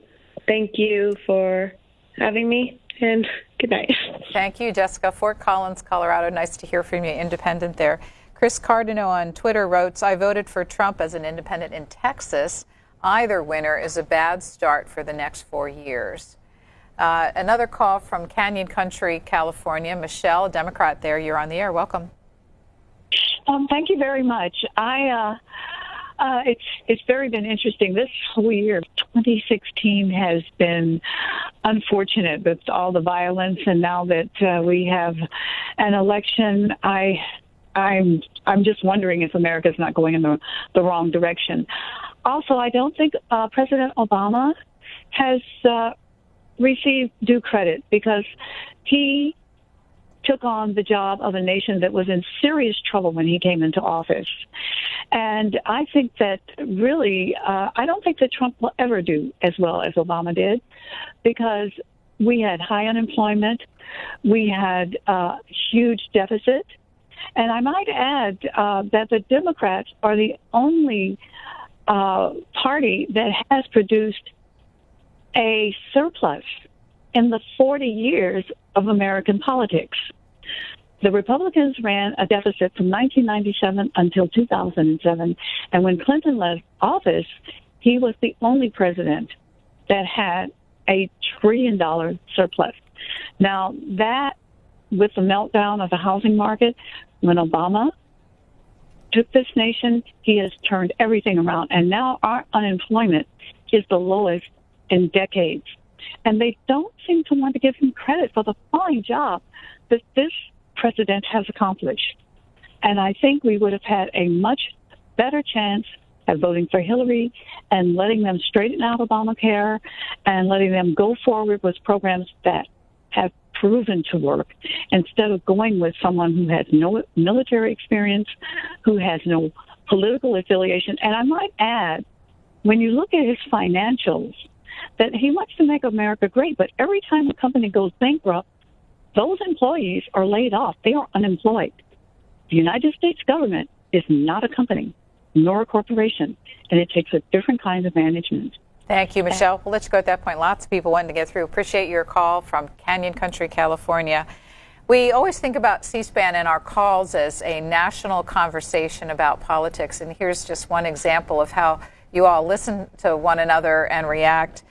We just had Catherine calling in, and Melinda Rhodes heard it and tweeted, "Thank you, Catherine, for your wise, reassuring words. We will survive this presidency." Steve Scully, what do you have for us? Some close races for governor in Indiana, though. The polls showing that the Democrat John Gregg was ahead, but it looks like Lieutenant Governor Eric Holcomb will succeed Governor Mike Pence, who is, of course, running with Donald Trump. You can see the lead that he has, 51% to 45%. That's with 97% reporting in Indiana. But look how close it is in North Carolina. Again, this is a dead-even race. Roy Cooper, the Democratic candidate, at 48.9%, and the Republican governor, Pat McCrory, at 48.9%. 99% reporting in the North Carolina governor's race. That could be heading to a recount. We heard from Senator Kelly Ayotte of New Hampshire, and you can see why she did not want to declare a victory, because the margin is very close, about 2,000 votes. Senator Kelly Ayotte with about 83% reporting. She has 48% compared to 47.7% for Governor Maggie Hassan, the Democratic candidate. Kamala Harris is heading to Washington. She easily won over Representative Loretta Sanchez. Interesting, because in California, in the primary, the top two candidates go on to the general election. So two Democrats vying for this seat, but the president supporting Kamala Harris. And you can see with about a quarter of the vote, she is trouncing Congresswoman Sanchez 66 to 33%. And finally, in the Missouri Senate race, this has not been called, but it looks like Senator Roy Blunt has been able to fend off the challenge by Jason Kander, the Democratic candidate, with about 80% of the vote now in. Senator Blunt at 51%. Thank you, Steve. We'll keep coming back to you for the numbers. And I'd like to take a look once again at the faces. Let's just, if we can, in the two campaign headquarters. Can we go to each one separately for just a second and get a sense of the room? So this is Clinton headquarters. Lots of expectant faces looking up at the numbers on the screen. Girl, just waking up in the morning and to be well. Quite honest with you, I ain't really sleep well. And I feel like the train of thought's been derailed. That's when you dress on me, lean in. Survivors just wait to see me fail. Yeah, but you better off trying to freeze hell. Some others do it for the females, and others do it for the beats. But I do it for the kids, like from the town of Illinois. Every time you fall, something like a Let's take that how to first start. Here's the question. It is the Donald Trump we saw on the campaign trail, who got a lot of coverage and said a lot of controversial things.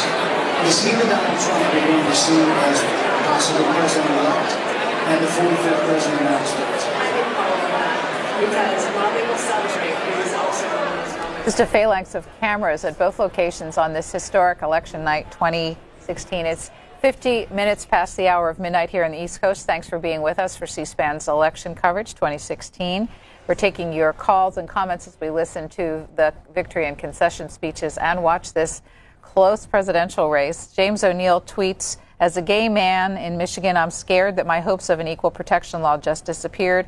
I can be fired or evicted because of who I am. What do you think about what you're seeing tonight? Let's listen next to Jenny, who is from Wellsboro, Pennsylvania, Republican. Hi, Jenny, you're on. Hi. You had a caller on a few calls back, and I believe her name was Catherine, who so eloquently and articulately put it, the world is not going to come to an end if Donald Trump wins this presidency. And in addition to that, I want to tell you, I am a veteran. I am also a white, college-educated woman in the demographic that they all said would not vote for Trump. But I did, because I truly believe out of the chances of our country having any changes to the good, it has to go to him. Hillary has experience, but her experience has shown us nothing is going to get done. That's my opinion, and that's who I voted for. Thank you, Jenny, for Pennsylvania. Thank you. Appreciate your call. On Twitter, 804 Street Media writes, if the majority of America honestly thinks Donald Trump is fit to be president, the problem isn't Trump, the problem is America. Next up is Gary. Gary's in Highwood, Illinois, an independent. Hi, Gary, you're on. Hi, how are you? Thank you so much for having me. I really do appreciate it. Sure. I am an immigrant. I have not yet naturalized. Unfortunately, I wasn't able to vote this election. But Gary Johnson has had my support all the way. I think the two-party system we have is just leading us into a choice where we believe we have the choice, but when you're only given two choices, it's not really the same. I supported Gary Johnson because I like his commitment to transparency and accountability in government, and I think we need something new in Washington. What country did you immigrate from? The Philippines. Philippines. And how long have you been here now? Yeah. About 14 years. 14 years. So I'm about to be a citizen hopefully next year. Well, great. Congratulations on that. Thanks for your call tonight. Next up is a tweet from Shirley Wright, who writes, I'm proud I voted for Donald Trump. I'm ready for a positive change in the USA. Next up is a call. Renee is in Fort Walton Beach, Florida, Republican. Hi, Renee. Hi, Susan. Thank you. First, I want to say thank you that this is such a refreshing change. I had to make my husband turn the TV off because I was tired of all the negativity, and I could not. It was making me physically ill to listen. I think a lot of people are looking at what the people are saying instead of listening to the actual candidates. And this is the first year I've listened to all three debates, all three of them. And I like the fact that Trump brought out one, she's been in service for 30 years, and there's nothing to show for that.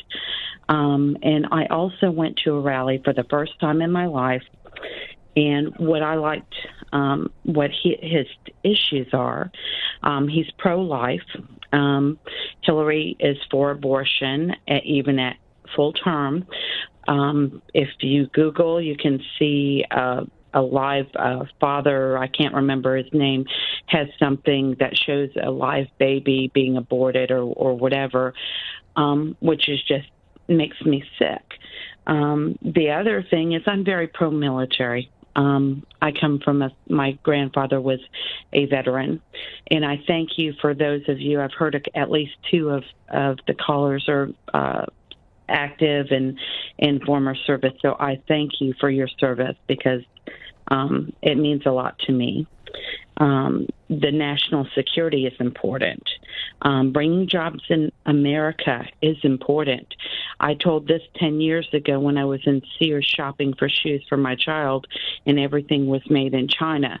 I was trying to ask, is there anything made in America? That's what Trump wants to bring back. He's not a politician. And no, he doesn't have the right words to say.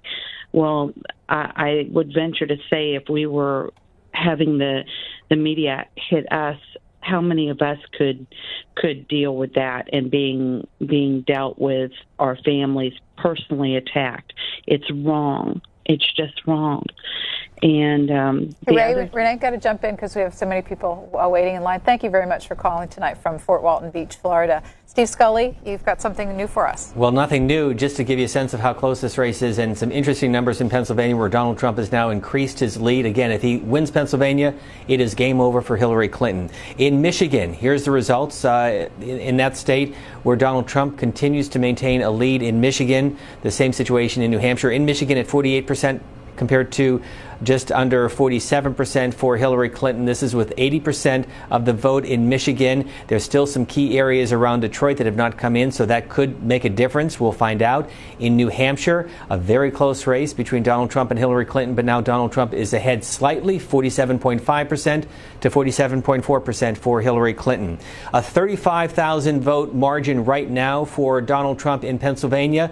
He has increased his lead with 97% now reporting, 48.5% for Donald Trump, 47.9% for Hillary Clinton. And finally, in Wisconsin, the results showing that Donald Trump has significantly increased his lead, so he very well could go ahead and win Wisconsin, making the path much harder for Democrat Hillary Clinton. That's with 91% reporting. You can see Gary Johnson at 3.6% and Jill Stein at 1% in Wisconsin. And of course, Russ Feingold losing the Wisconsin Senate seat. Ron Johnson going back. That's a Republican hold and also dims the chances for the Democrats recapturing control of the U.S. Senate.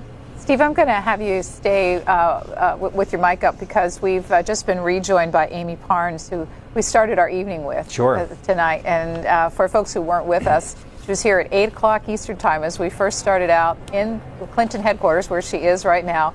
And the mood was very different all those hours ago.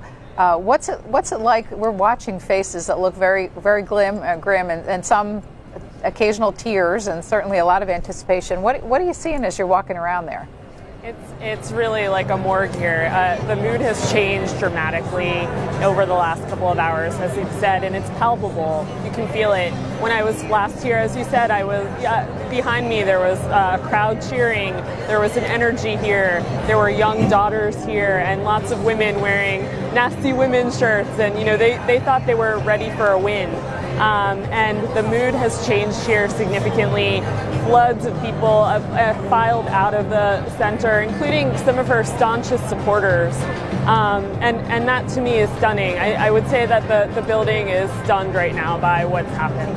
So we have been watching numbers as the people in the room have, but you have had an opportunity to actually talk to a few of the Clinton campaign officials. What are you learning? I'm learning that their internal polling has not been kind of let them down in a way. They never saw this coming, in the words of several people I've spoken to. When things were good earlier in the evening, you saw quite a few aides trickling out of rooms. They were available to press. We saw them.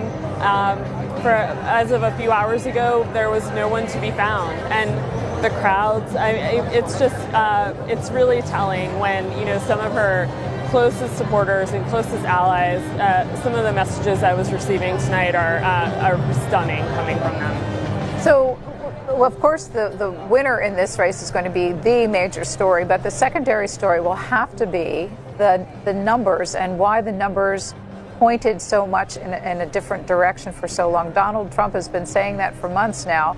What are people saying to you about internal polling not being correct? What are they pointing to for this? I think that's just becoming clear to them. I'm hearing a little bit about that now, about how their internals were obviously guiding them in the wrong direction, and you know that they could have done better in some areas. That's an acknowledgement already, and I think that it's quite significant to hear from these people who, you know, I would talk to them a week or so ago and they thought that Michigan, for example, was in good standing. They were just there to sort of give people what they needed on the ground, but they thought that they would pull it off. These are states, some of these states, they thought they could win, and quite frankly, they're shocked by the results. So I think they're going to need to do a lot of soul searching. The party is, for instance, going forward to see where this all went wrong. Let me bring Steve Scully into the conversation, who's been watching these numbers all night long. Steve? And again, the Electoral College numbers that are so important. Let's look at what we're seeing, Amy Parnes, right now with Donald Trump at 244 electoral votes, Hillary Clinton at 215. And Amy, he is currently ahead by 35,000 votes in Pennsylvania. He is ahead in New Hampshire. And I want to go back to what you said earlier. They never saw this coming. Where was the breakdown? All the polls, all the analysts, everyone's saying that there is no way Trump could win. And right now, that appears that he will win. I mean, when you look at their ground game, when you look at the advertising, the fundraising, the star power, the surrogates, President Obama, First Lady Michelle Obama on the road, Trump didn't have any of this at all. And I think that's why they felt so confident going in, because everything was checking out to them. You know, they had everything on their side. And it's quite possibly the biggest, the biggest stun of a loss, I think, in quite some time. So give us a sense of what you think is going to happen over the next couple of hours from where you're at, where Hillary Clinton and her campaign staff are tonight. What are you hearing? What are you expecting? I know that a lot of her aides have been holed up in her Midtown office in a boiler room, watching results come in, not happy. I heard from a couple of them, and some of her aides were backstage. There's a couple of offices here that they were working out of. She's obviously still in her Midtown hotel, and I don't think that we expect to see her for quite some time. That's what I'm hearing anyway. So do you think she'll even come to the Javits Center this morning? I think she has to. When you see the people who are here who wanted to see her win, I saw a couple of people crying as I was walking over here in the lobby. People who genuinely thought that this was her night and that she had fought so hard to be here and crack this ceiling. They had planned this around this, cracking the glass ceiling in a building that is made of glass and we're surrounded completely by glass. And that image to them is just devastating. And one final point, let's go back to Pennsylvania, because that was her firewall, the one state that she had to win. Where was the breakdown in Pennsylvania? Right now, Donald Trump is ahead. Yeah, and the working class voters, as he said all along, the people in western Pennsylvania helped him probably carry the state. They tried very hard to firm up their base in Philadelphia. You saw President Obama there last night along with Michelle Obama. They had a huge crowd. They really felt like things were on their side, and that they were giving it one final push. And one can only wonder what President Obama is thinking right now. We do know from the White House that he has kept Thursday open, so if in fact there is a meeting between Donald Trump and President Obama, that's going to be a picture for the history books. Definitely. Amy Parnes, your work available online at thehill.com. Susan Swain, let me just throw it back to you if you have a quick follow-up question. I do. I wanted to follow up on that strategy and whether of coming out to the crowd. You were there and didn't know, but Kelly Ayotte just came out to her supporters in New Hampshire and said, look, this is really close. It could be a long night. It could be even till tomorrow.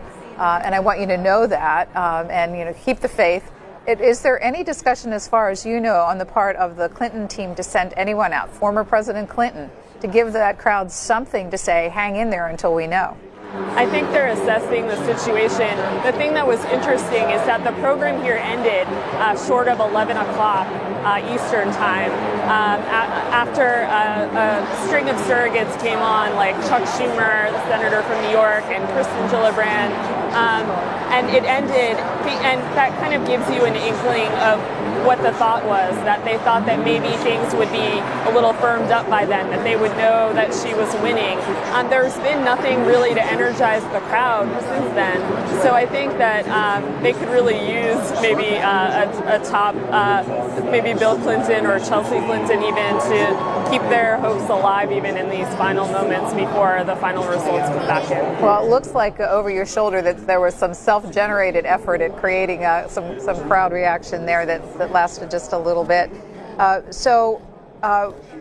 What do you expect the rest of this night to look like at this point? Do you have any sense of how this is going to play out? I've been trying to talk to sources about that. It's still unclear about whether she does indeed come here. I think if he does in fact wrap this up tonight, I think we can probably expect to see her, because there are still a lot of supporters here and they're wanting to hear from her. I've talked to a few of them, and they're committed to staying until they do see her. And this was their night, and they think that that they want to see her and acknowledge this moment at least.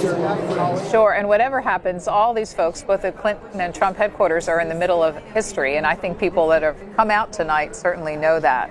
Yeah. So thank you very much for being with us. We are listening to callers, and if you wouldn't mind, I'd like to have you listen to a few of their reactions, and maybe you can add some context to what people are saying about these two candidates in this campaign. Let's listen to Robert in Point Vedra Beach, Florida, a Democrat.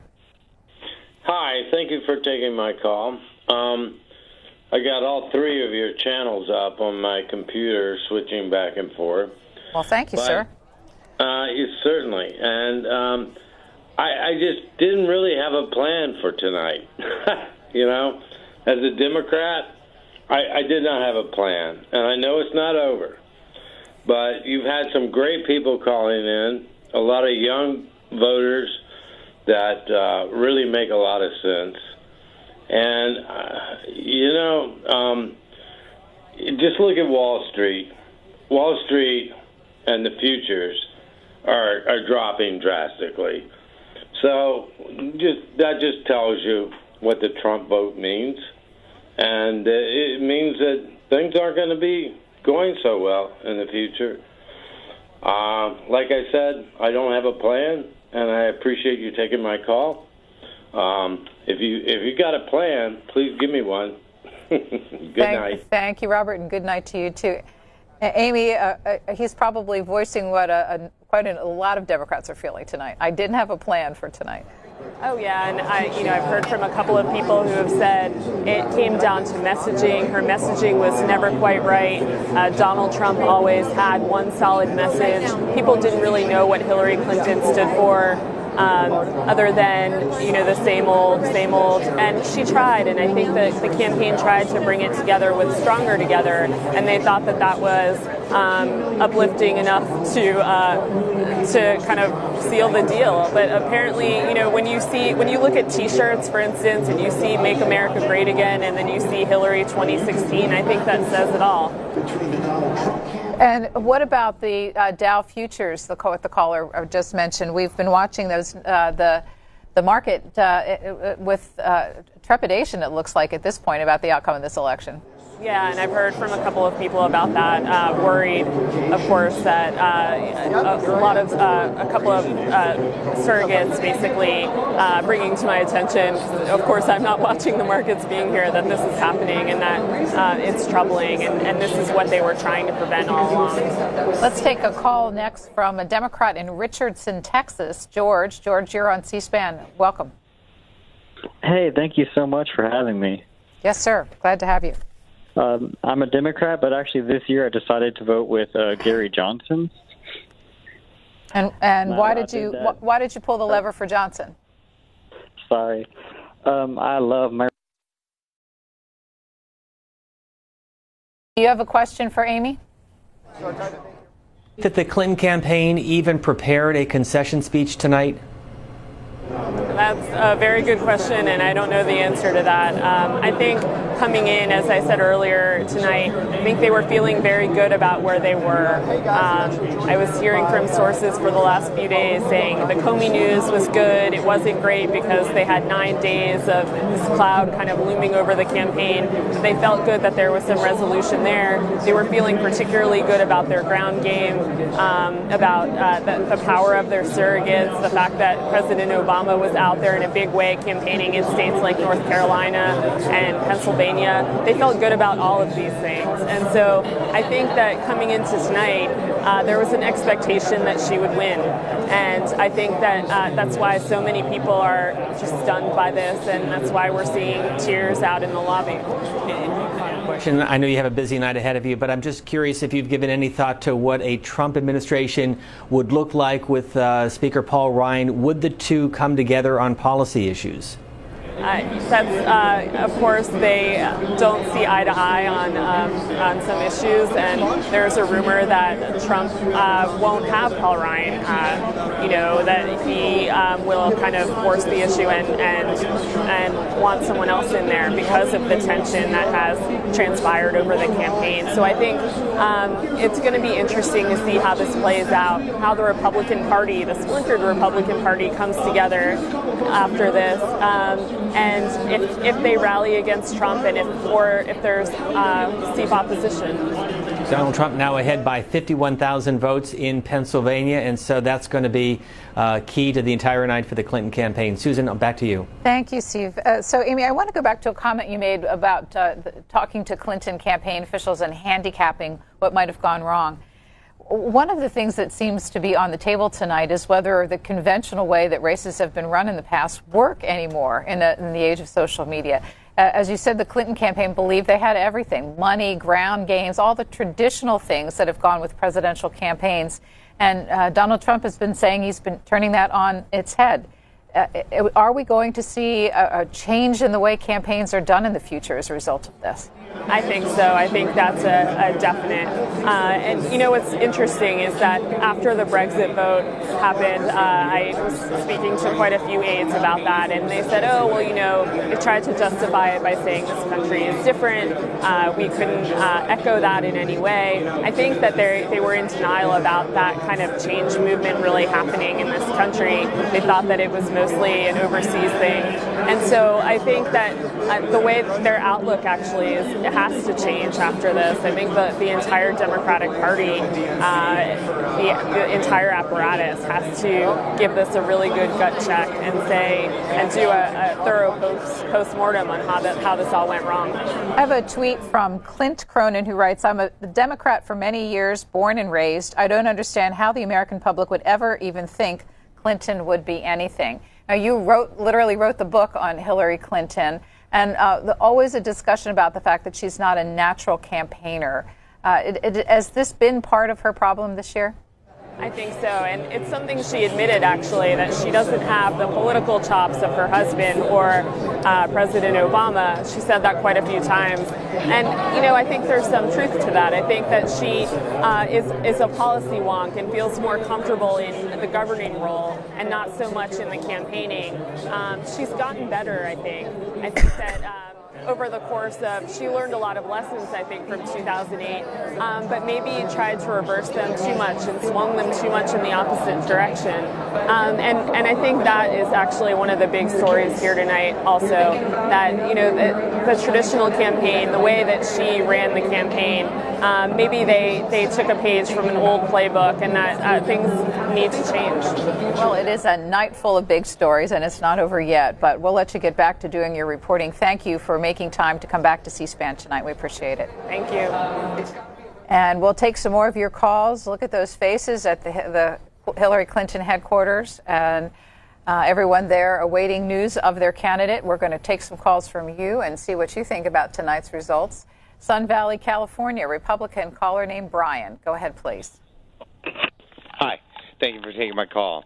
I just wanted to say, since the 1980s, my granddad always used to tell us we're selling our jobs overseas so we can be more competitive, and executives made more money back in those days.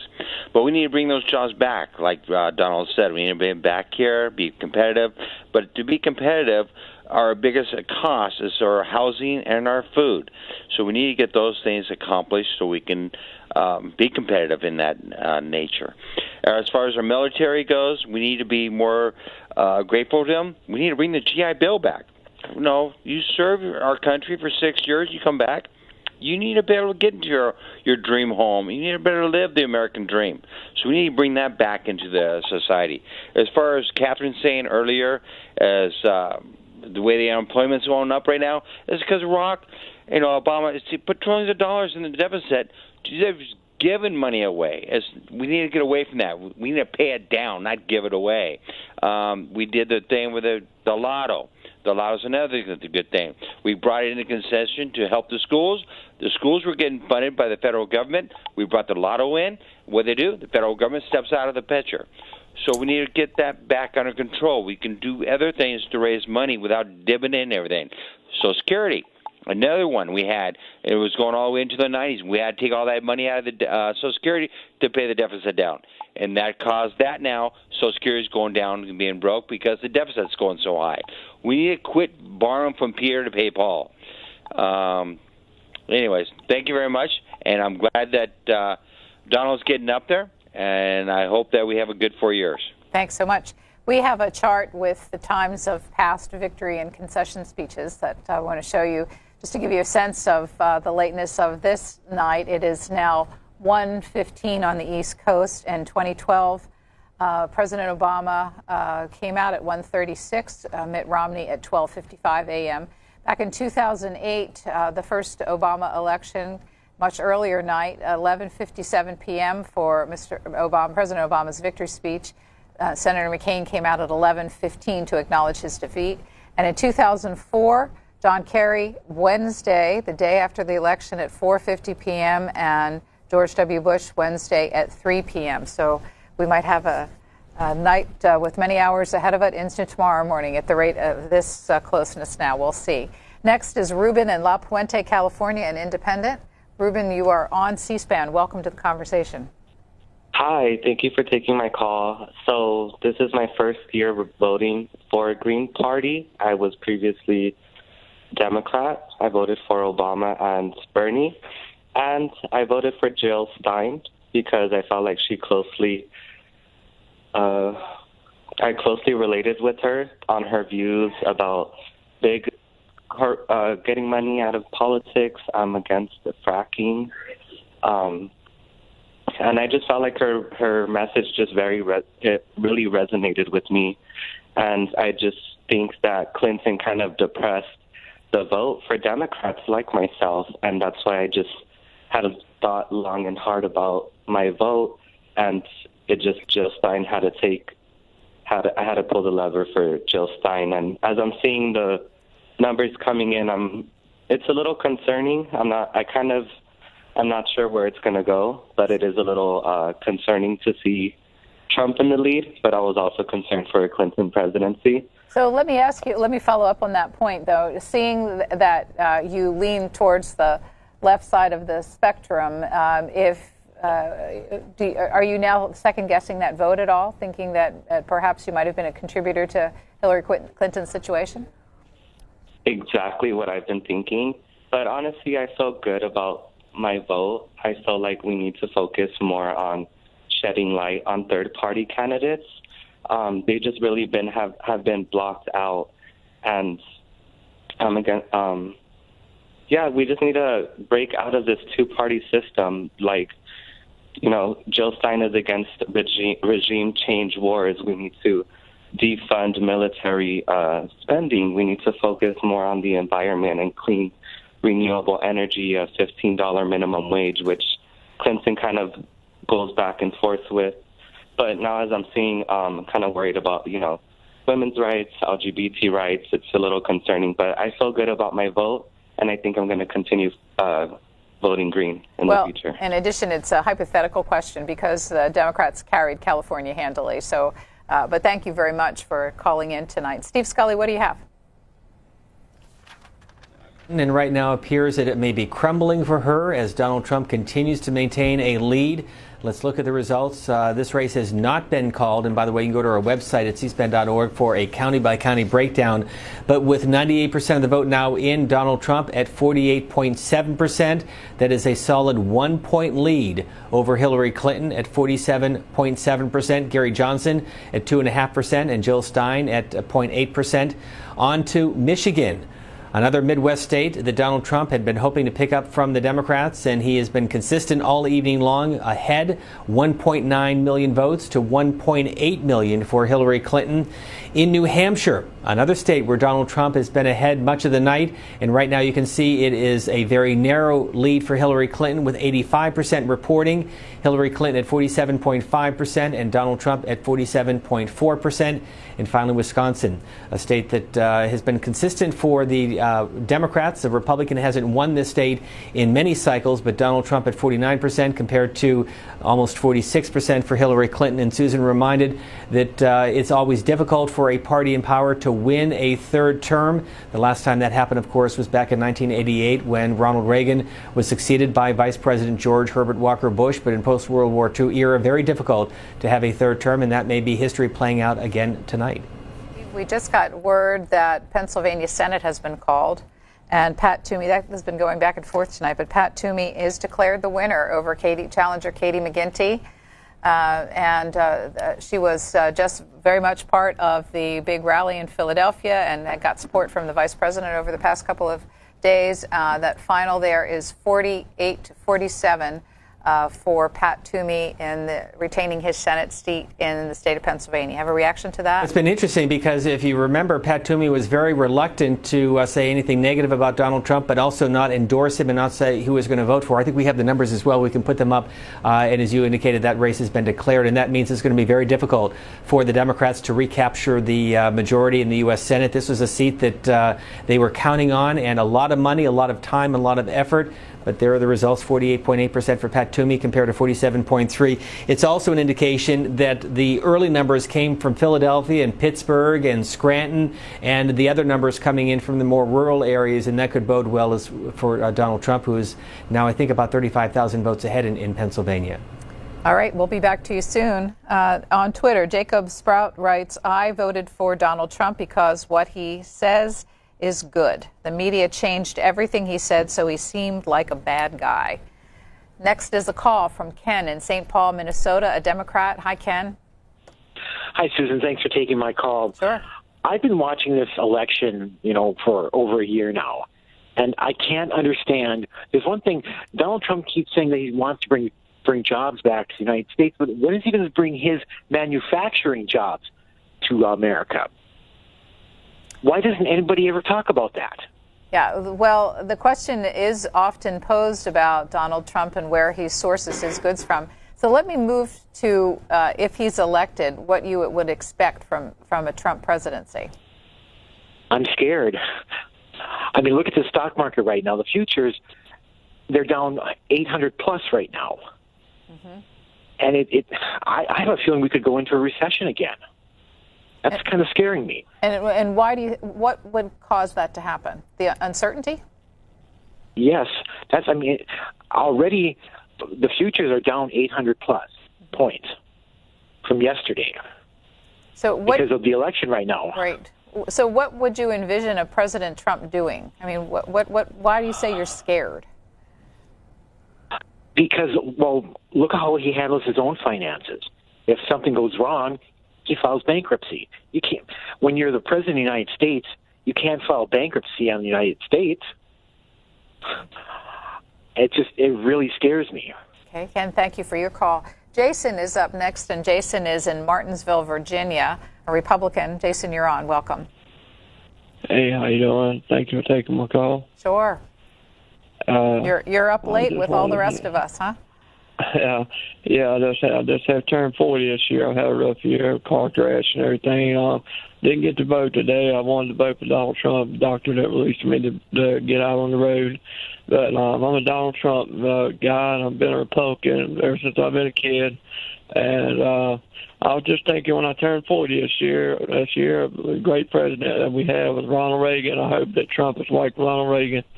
And the person said earlier, don't worry about what Trump's going to be okay. I think he'll be okay, too. He seems like he talked a good game. I just hope he's like a Ronald Reagan because, Ronald Reagan was an actor, so, and Trump didn't have no experience neither. So, they both should be okay. That's all I had to say. All right, Jason, thanks for watching tonight. Tristan on Twitter writes, don't want Trump to win cause of foreign policy, don't want Clinton for domestic policy. Next is a call from Andrew, San Antonio, Texas, independent. Hey, thanks for taking my call. Been listening to some of these other calls as they come through, and I have some feelings about that. But I mean, I've always been an independent. I've always aligned myself with the democratic socialist views. I mean, I was a big Bernie Sanders supporter, and I think he had a large base of support. And tonight, I think something remarkable happened. I mean, you had a voter base that wasn't polling, or a silent majority, if you will, that showed up at the polls. And honestly, I think it was a lot of independents that supported Bernie. And I mean, personally, I found it was just crazy after the information was leaked, what happened to him and how with the DNC and how he was never going to get the nomination. And, polling continuously showed Hillary winning, but, there are a lot of silent voters, including independents like myself, who supported Bernie. And, the way that I look at it at this point, a Trump presidency in itself, it's just a validation of the American dream. I mean, it's a sense that anyone, regardless of your past or your political experience, that you can share a message that can resonate with voters and you can come out with a win. I mean, I found it disgusting how the media overwhelmingly, and this is why I watch C-SPAN, because this is the one place that I don't have to listen to this, but overwhelmingly covered Trump but still called for a Hillary victory. Honestly, I think a win for Trump is a win for America. I never thought I'd vote Republican as an independent. I mean, but here we are on the brink of the greatest election in modern history. And, the previous independent that talked is absolutely right. There is a problem with the two-party system, but it's where we're at. And the divisiveness is what's led us to this point. I mean, we've had two Democrats that talked before me that both said, hey, look at Wall Street, look at the futures, look what's happening right now as Trump pulls ahead, in this election. And that's such a joke because, why do you think that these stocks are falling? Because Hillary Clinton is in all of the pockets of the people on Wall Street. I mean, it's apples and oranges, but I think at the end of the night, we're going to come out with a Trump victory, and it's not the victory that I had hoped for. Being a Bernie Sanders supporter, but I will take that any day over Hillary Clinton. Thanks very much. Appreciate your call, Andrew. And I'm looking at Roy Blunt going up to the podium, and he is the victor in his bid for re-election in Missouri. Let's see if we can watch for a little bit. Hobby Lobby all the way to the U.S. Supreme Court. It was Roy Blunt. And who has been fighting for Missouri's values, standing up to the Washington establishment for us day in and day out? It is Roy Blunt.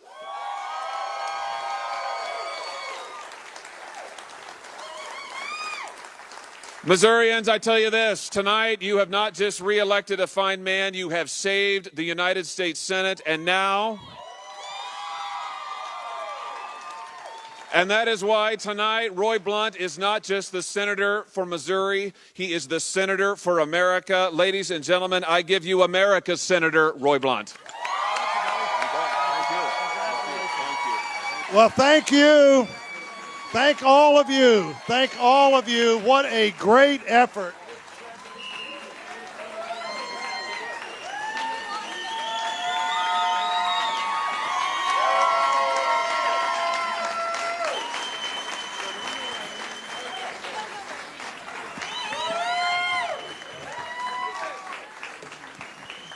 We're waiting for more Blunts to get up here on the stage, and I think they're on the way right now. We're going to find them and get them up here. But what an unbelievable effort. So about 15 minutes ago, the Republican Senate Committee announced that I'd be the 51st Republican senator in the next Senate.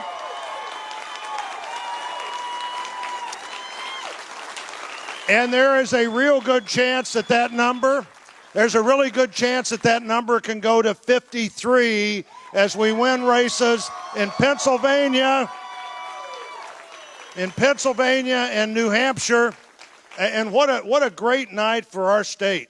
What a great night for our state. Never in the history of the state, and this has probably been said here before, but never in the history of the state have we reelected majorities in the Missouri General Assembly, the House and the Senate, reelected a senator, and elected 5 statewide Republican officials. The opportunity to move forward in our state just multiplied by a significant number of times. With the governor, the lieutenant governor, the secretary of state, the state treasurer, and Josh Hawley. What a great introduction, Josh. Josh Hawley, the attorney general.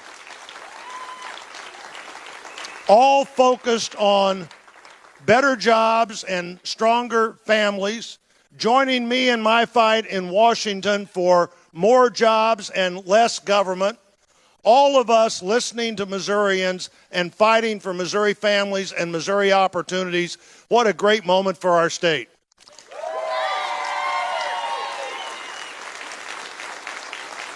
And for our country, we are just a few electoral votes away from electing Donald Trump, President of the United States, and Mike Pence, the Vice President of the United States. And, people have asked me for months now, what do you think a Trump administration would be like? And I said, well, the 2 pieces of evidence that are already on the table are Mike Pence and that list of judges that President Trump would appoint to the Supreme Court. A Republican president and a Republican Senate and a Republican House can do things to change this country and focus again on opportunity. We've had 8 years of hearing what the world ought to look like 25 years from now. We need to be thinking about how people can get better jobs next month and next year.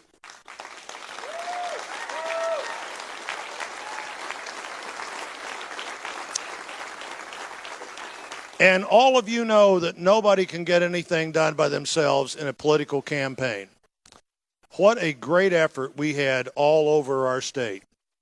Tens of thousands of doors were knocked. Hundreds of thousands of calls were made. I think we set records on what we could do to identify and turn out voters. And our 100,000 or so vote margin at this moment would indicate we're glad to have every single one of those voters that turned out today.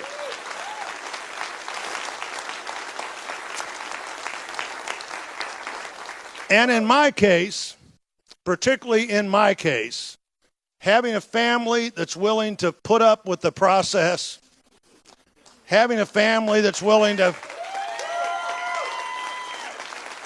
not only work hard to do the right thing, but also understand when the other side is saying whatever is necessary so they could have the 51st vote in the next Senate. And thank goodness for my family here with me right now. And we're going to be working together for all of you. I'll also say that I had a call about 30 minutes ago from Secretary Kander. And it was a generous call. It was a generous, both a concession call and a congratulatory call. And what a fight he put up. I didn't agree with everything they did, and I didn't agree with everything they said. But I will tell you what, they tried their very best to get something done that you and I decided and Missourians decided we weren't going to let happen. But what a competition it was, how sweet it is to win. but particularly how sweet it is to win and be part of what is happening in our state. As I was traveling the last several months with these candidates we just elected today, I'm looking at the future of Missouri in ways we haven't had a chance to do that in a long time. What a great group of new state officials, let me say again, to join a Missouri General Assembly that's focused on the right things. So great moment for our state, great moment for our country. Thank all of you for what you did to make it happen. Now, Abby's favorite story from both of our campaigns is a story that my county coordinator in Iron County, Tony Harbison, told me as we were standing outside the Iron County Courthouse.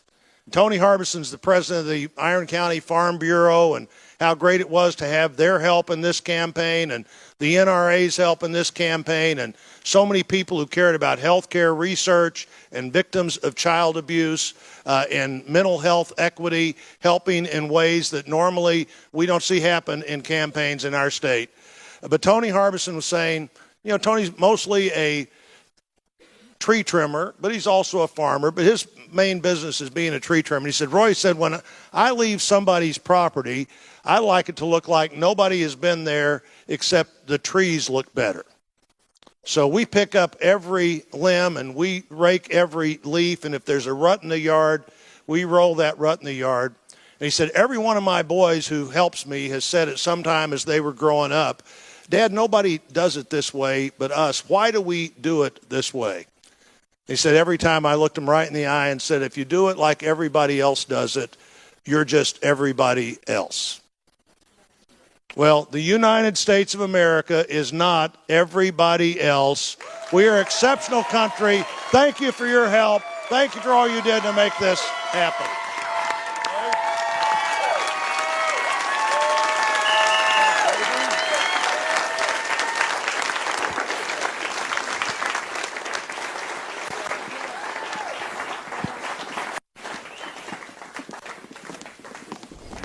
Roy Blunt, former governor and incumbent senator in the state of Missouri, declaring victory tonight. And his race had been one in the past couple of weeks that also was giving the Republicans a little bit of heartache. And he prevailed tonight on a night when the Republicans are doing better than the polls had suggested for quite a while. We're taking your telephone calls in reaction to tonight. And with Senator Blunt, the Senate is now at the 50-vote mark.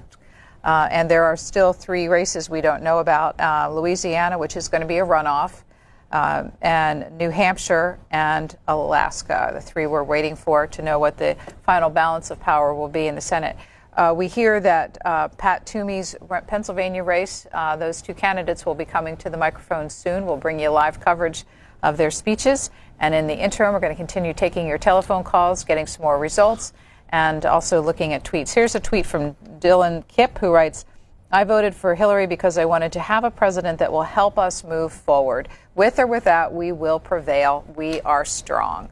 Let's go to phones. Leanne is in Austin, Texas, a Democrat, and you're on, Leanne. Welcome. Hello. Thank you for taking my call.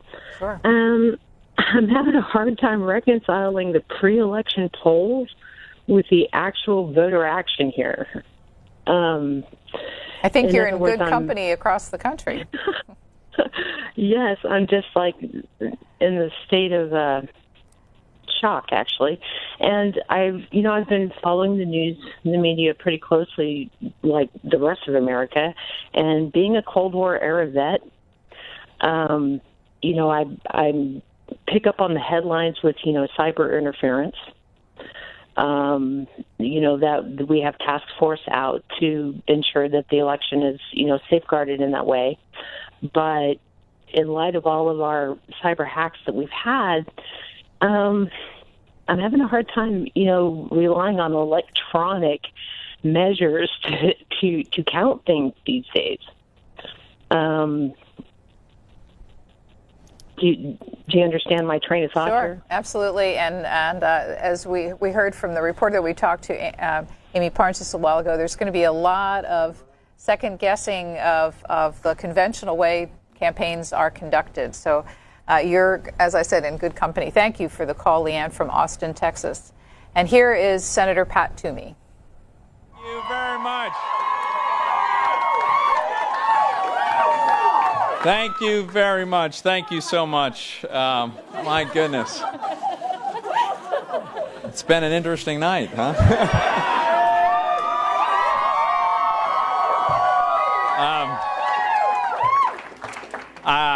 I received a call just a few minutes ago from Katie McGinty offering her congratulations, and I want to return the favor and congratulate Katie McGinty on running a very spirited campaign. Yeah, that's appropriate. The fact is, getting in the political arena, running as a candidate is a tough thing to do. It's not easy on the candidate. It is even harder on the family. And I want to thank Katie McGinty for her public service, and I certainly wish her well in the future. I've got to say I am really deeply humbled by this victory. I'm incredibly honored that the people of Pennsylvania are giving me another term in the United States Senate.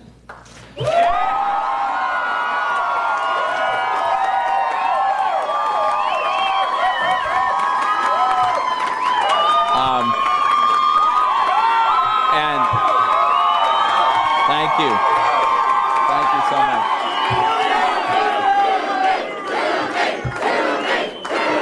Thank you. Thank you.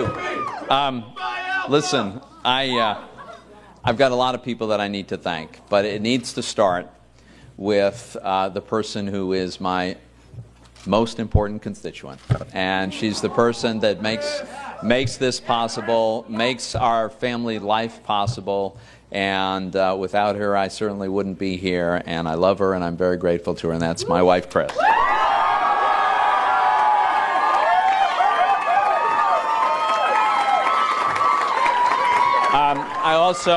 I also want to thank the big kids in our family who have had a number of occasions when Dad couldn't be there with them because we're out on the campaign trail, and they've been great sports about it. Our little guy, I'm hoping he's asleep in bed because he's only 6. But this is Bridget and Patrick, and I'm very grateful for them too.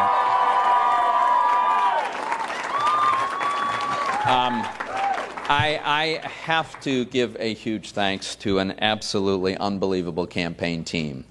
My campaign team is just amazing.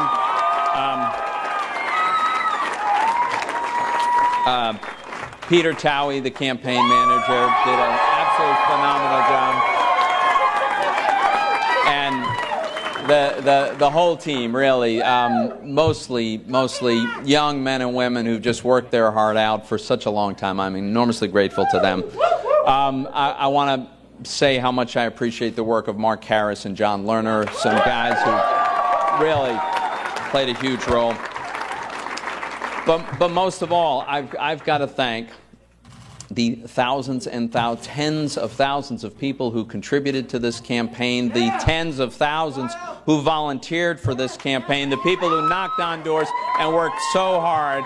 Thank you all so much. I really appreciate that. And let's face it, this was a tough campaign. This was quite a battle. There was an all-time record amount of money spent against us. A lot of the ads were just outright false. But you know, the voters were smart enough to figure it out, as they usually are. And let me just tell you, the truth about my record and my approach to government, it's really pretty simple. I don't think the government should be wasting as much money as it wastes. I don't think it should be spending as much of your money as it spends. I don't think taxes should be as high as they are. I don't think the federal government should be stifling our economy by over-regulating businesses. I don't think Washington should be making health care decisions for all of us. And I don't think Washington should be making the job of law enforcement more difficult than it already is.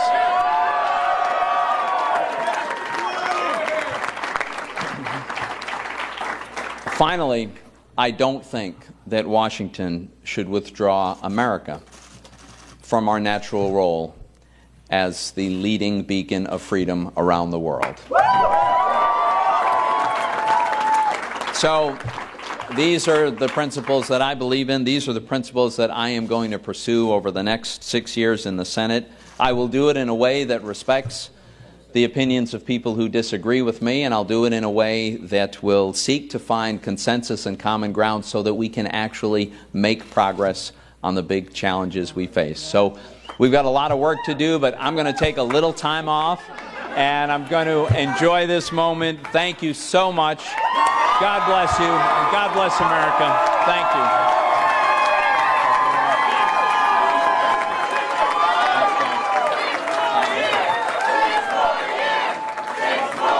Returning Pennsylvania Republican Senator Pat Toomey speaking to his supporters.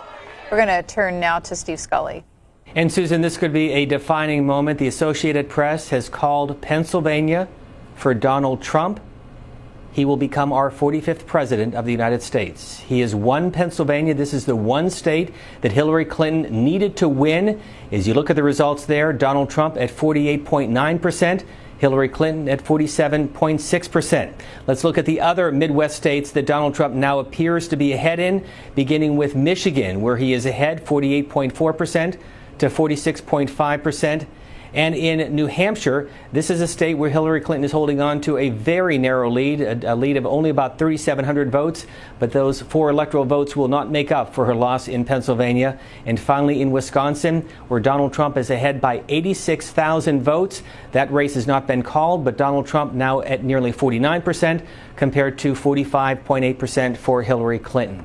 Joining us live on the phone is Bob Cusack, the editor-in-chief of the Hill newspaper. So it looks like Donald Trump has won the presidency.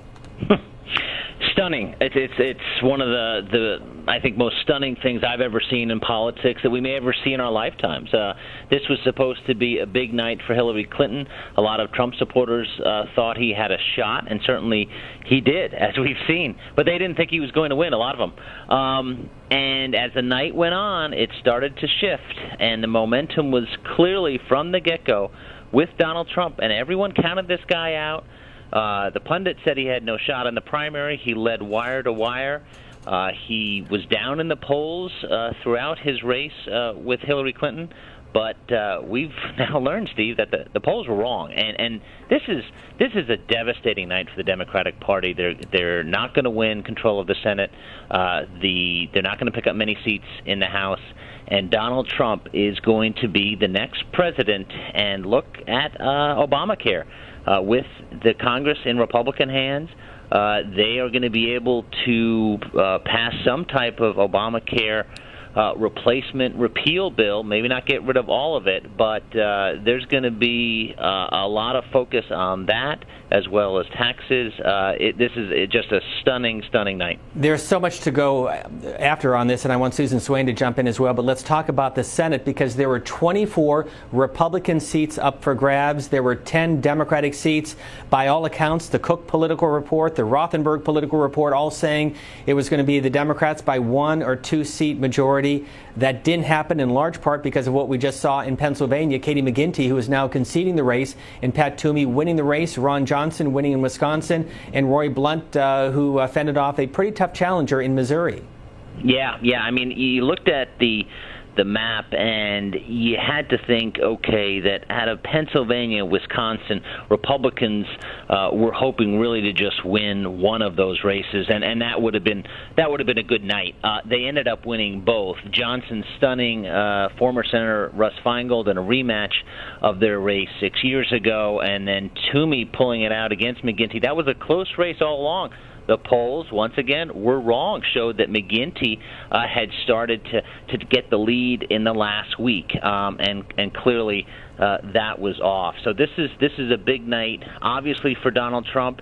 It's also a big night for Mitch McConnell, who had to defend all those 24 Republican Senate seats, only 10 Democratic seats, and the map in 2018, not to get too ahead of us, but the map in 2018 is very bad for Democrats in the Senate. So this is just a huge accomplishment for Senate Republicans to retain the majority, and now they're going to have the White House, the Senate, and the House. Bob Cusack and Steve Scully, I do need to jump in. I want to tell you both something.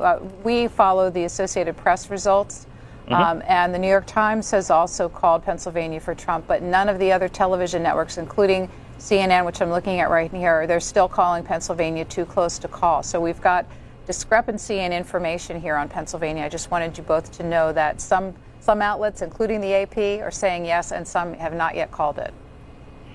Yeah, and with this thing we've seen, it was a while ago, but 16 years ago, we saw some, a lot of the networks call it both ways, both for Gore and Bush, and then Florida obviously went on for quite some time. So it's not over till it's over. Certainly looking good for Trump, but yes, I saw that CNN saying now Michigan, New Hampshire, Pennsylvania, Wisconsin, all are too close to call. And I think it's for some of these networks, it's good to be on the safe side because when you announce a new president, you want to be authoritative. Yeah, so I think we will say that Steve made a definitive statement, and I think we're not quite there yet. So let's just go through. You have Pennsylvania with a 76,000 vote lead, Wisconsin an 86,000 vote lead, according to the Associated Press, and the AP calling Pennsylvania for Donald Trump, and also in Michigan, where he has a 79,000 vote lead. These are the three states along the Midwest that, as you said, Bob Cusack, were critical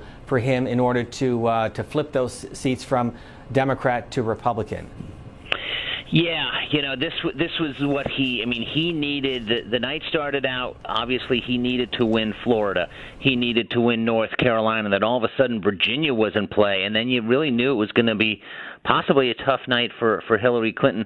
But then he needed to flip some of the blue states other than Florida, which Obama won 4 years ago, and obviously Pennsylvania was a big one, and these other states that we're talking about, Michigan and New Hampshire and Wisconsin. I mean, we just didn't think that most of those states would even be in play, that they'd be called fairly early for Hillary Clinton. And still, even if that happened, Donald Trump still had a chance to win if he were able to win North Carolina and Florida, which he ended up winning, and then maybe pick out a state out west, whether it's Colorado or Nevada.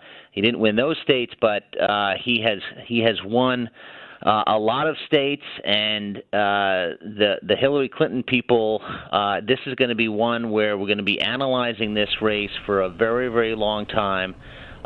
It's really one of the most stunning things that I've ever seen, and I think a big storyline is what polls were right and what polls were wrong, and certainly most polls were dead wrong. And Bob Cusack, let's go back to Nevada. That's the state that Hillary Clinton looks like she is going to win in the Silver State with the results about 52%. The AP giving that state to Hillary Clinton, 47.9% compared to 45.7% for Donald Trump. Let me turn to Susan Swain. Well, thank you, Steve. At this point, I just, again, want to reiterate, we have been following the Associated Press results all throughout the evening, and they are the ones who have called Pennsylvania, but the television news networks have not yet made that call, and this is a situation reminiscent of 2000 right now, so we hope that this will be clarified. We also have seen several news reports that Hillary Clinton will not be going to the Javits Center tonight. Instead, they're expecting to send John Podesta down to speak to the crowd there. So that's some updated information. We're going to take some more phone calls from folks unless Bob Cusack has something to close with us for here that he knows about the future Congress. We'll say goodbye and thank you. Thank you, and it'll be an interesting rest of the week. No kidding. Thank you again for your time. Thank you. Steve Scully? I think Bob Cusack, and having John Podesta is reminiscent of what we saw back in 2000 when Bill Daley was in Nashville, Tennessee, and he spoke to the crowd. And, of course, as we indicated earlier, that race was not formally decided until December the 13th with the historic 5-4 decision by the U.S. Supreme Court, Bush v. Gore. Thank you, Steve. We're going to go back to calls. And next up is Mark in Eau Claire, Wisconsin, an independent. Mark, you're on the air. Welcome. Hi, thank you for taking my call. I guess I'm just calling to say, now looking at the results, I'm nervous, I'm disappointed, I'm confused. I guess I'm nervous because, well, Republicans have control over the Senate, the legislature, and the executive branch. I'm disappointed because apparently Americans feel like those Republicans represent the little guy. Guys like Donald Trump represent the little guy when there's skyscrapers in most major cities with his name on them. And I'm confused by how people would think that reelecting all these Republicans that roadblocked a lot of the progress and continue to roadblock even things like a Supreme Court justice being nominated. These are guys that didn't show up to work. If I didn't show up to work, I'd get fired. But we put more of them in office, and I don't know. I guess I'm sure I'm not alone, but it's been a disappointing night. Thank you, Mark. Thanks for making the call. Next up, Maureen is in Milwaukee and on the Democrats line. Go ahead, Maureen. Yes, I'm very disappointed. Like Mark that just called, I'm from Milwaukee, Wisconsin. To think he could win this state, unbelievable. If I were Hillary, I'd never give a concession speech to Donald Trump. I would not feel I needed to. Donald Trump has not paid taxes since 1994. We are willing to put somebody in. He says Hillary should go to prison. People that don't pay taxes are supposed to go to prison. And what has he done for the poor people? I will lose Social Security. I'm handicapped. Donald Trump does not believe in us getting Social Security. He wants to privatize Social Security. When the stock market falls like it did tonight, there goes Social Security. That can crash. And they are so disappointed in him going in. I think it's a very sad night for all Democrats. For the people that voted for Bernie Sanders, for the people that voted for others that were the independents, when they voted for the independents, they took the votes away from Hillary. That could have put her in. Thank you. Thank you, Maureen from Milwaukee. Amanda's up next. Florence, Colorado, Republican. You're on the air. Yes, ma'am. Thank you for your call tonight. Yes, I am a Trump supporter. And I just want to say thank God and thank all the American voters that put him in office, because it's apparent that our nation humbled ourselves and prayed for the healing of our country, and I do believe that God's blessings will now be upon it. The last lady that was just on, I'm so sorry that you're disabled, but why is it the government's fault to pay for something that you didn't prepare for in the future? We can't prepare that we're going to be disabled. We can't prepare if we're going to be unemployed. We can't prepare for any of that because we're not able to keep any of our own money in our own pocket because of people like Hillary Clinton. So people like the last couple that have just called on, they want to talk about Donald Trump's taxes. Well, you know what? I'm self-employed, but you know what? I wouldn't be employed by other people if they're able to make money. So I don't understand the Hillary Clinton supporters at all when she's for things like abortion and having the American people pay for it through the Heidemann, canceling the Heidemann. Donald Trump said it right on in the third debate about ripping the baby from the Amanda, I'm going to jump in because we're losing some of the audio connection on your phone call. Thanks very much. I want to clarify what the situation is. The Associated Press, which a number of news organizations, including major newspapers like the New York Times, get our data from, has given Pennsylvania to Donald Trump. The television news networks also use their own reporting and other sources, have not yet called the race. So we're in this, and neither candidate has conceded nor declared victory. So we're in this sort of never land right now where it's close but not yet over the top. So we're going to keep watching as these numbers come in, and we hear again that John Podesta is coming to speak to the crowd at the Hillary Clinton headquarters in New York, and it will be very interesting to see what the Clinton strategy is with this situation right now. Let's talk next to Brianna, who is in Marysville, Washington, Republican. Go ahead, please. Hi. So I voted for Trump, and I believe everything that he is, fighting for. And I also want to give a shout out to my sister because it's her birthday today. So happy birthday, Jasmine. I love you. Go Trump. Next up is Mitchell, and Mitchell is in Idaho Falls, Idaho, independent. Yeah, I ended up voting for Trump in this election, and at first I was on the Bernie train because of the political revolution. However, as the election went on, Bernie obviously discontinued from the election, and I decided to vote for Trump basically because he was a difference from any other candidate in that he was fighting against the other candidates. He wasn't in the political system, and he's fighting types like Hillary. Yeah, we had an earlier caller, also a young man who was a Bernie Sanders supporter, who his theory was that quite a number of Bernie supporters ended up voting for Donald Trump. It will be interesting when the dust settles whether or not you and he are joined by many others around the country choosing Donald Trump over Hillary Clinton when they were looking for change. Thanks for your call tonight. Next up is Mike, and Mike is in Charlotte, independent.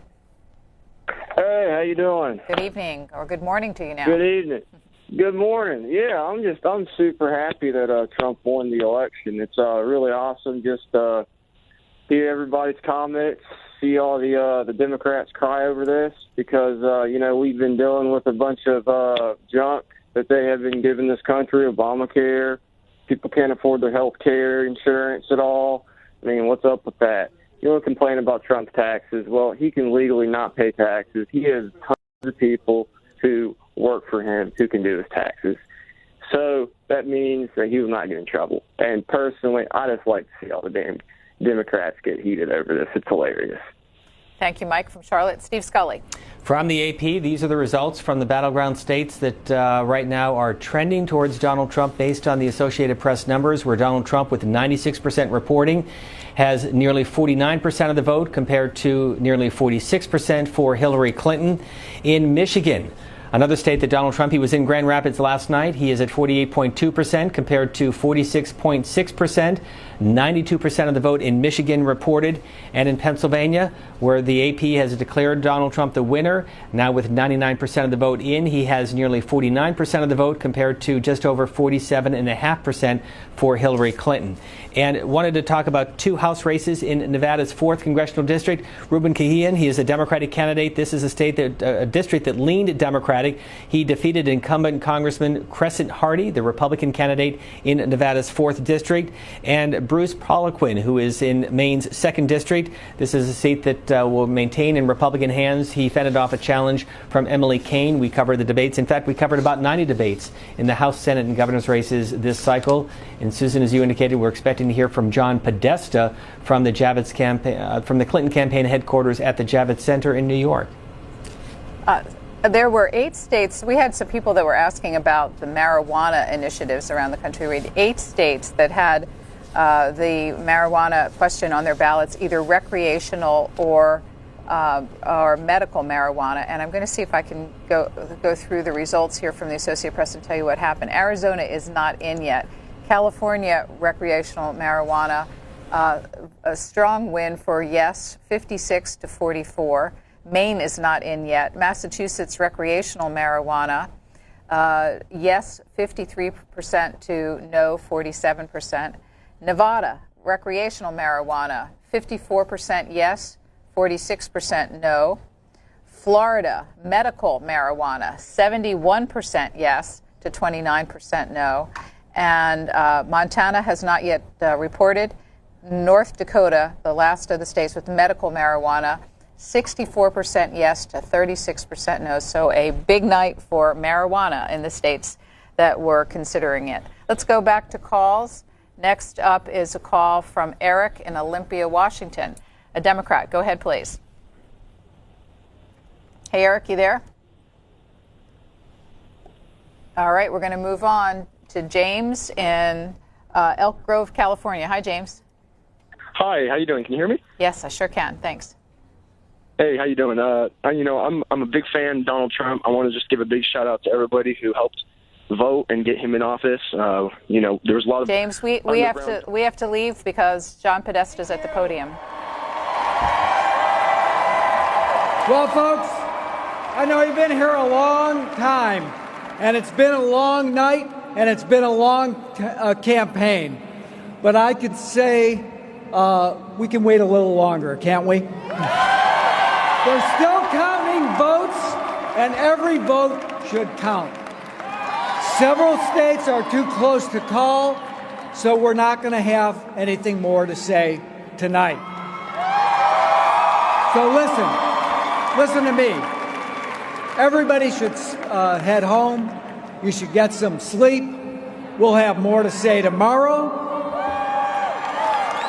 I want you to know, I want every person in this hall to know, and I want every person across the country who supported Hillary to know that your voices and your enthusiasm means so much to her and to Tim and to all of us. We are so proud of you. And we are so proud of her. She's done an amazing job, and she is not done yet. So thank you for being with her. She has always been with you. I have to say this tonight. Good night. We will be back. We'll have more to say. Let's get those votes counted, and let's bring this home. Thank you so much for all of you have done. You are in all of our hearts. Thank you.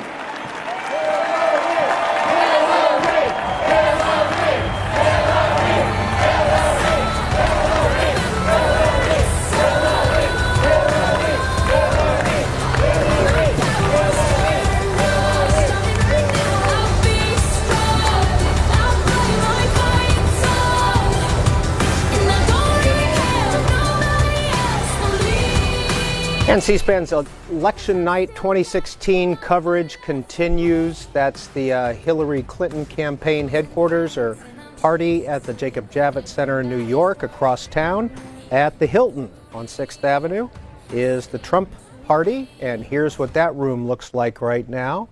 We don't have any word yet on when Mr. Trump may be coming out to speak to his supporters. We're going to continue to take your calls throughout the morning. Here are the numbers, 202-748-8920 for Democrats. For Republicans, 202-748-8921. And for Independents, 202-748-8922.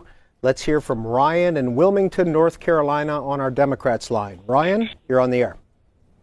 Hello, can you hear me fine, sir? We're listening. Okay.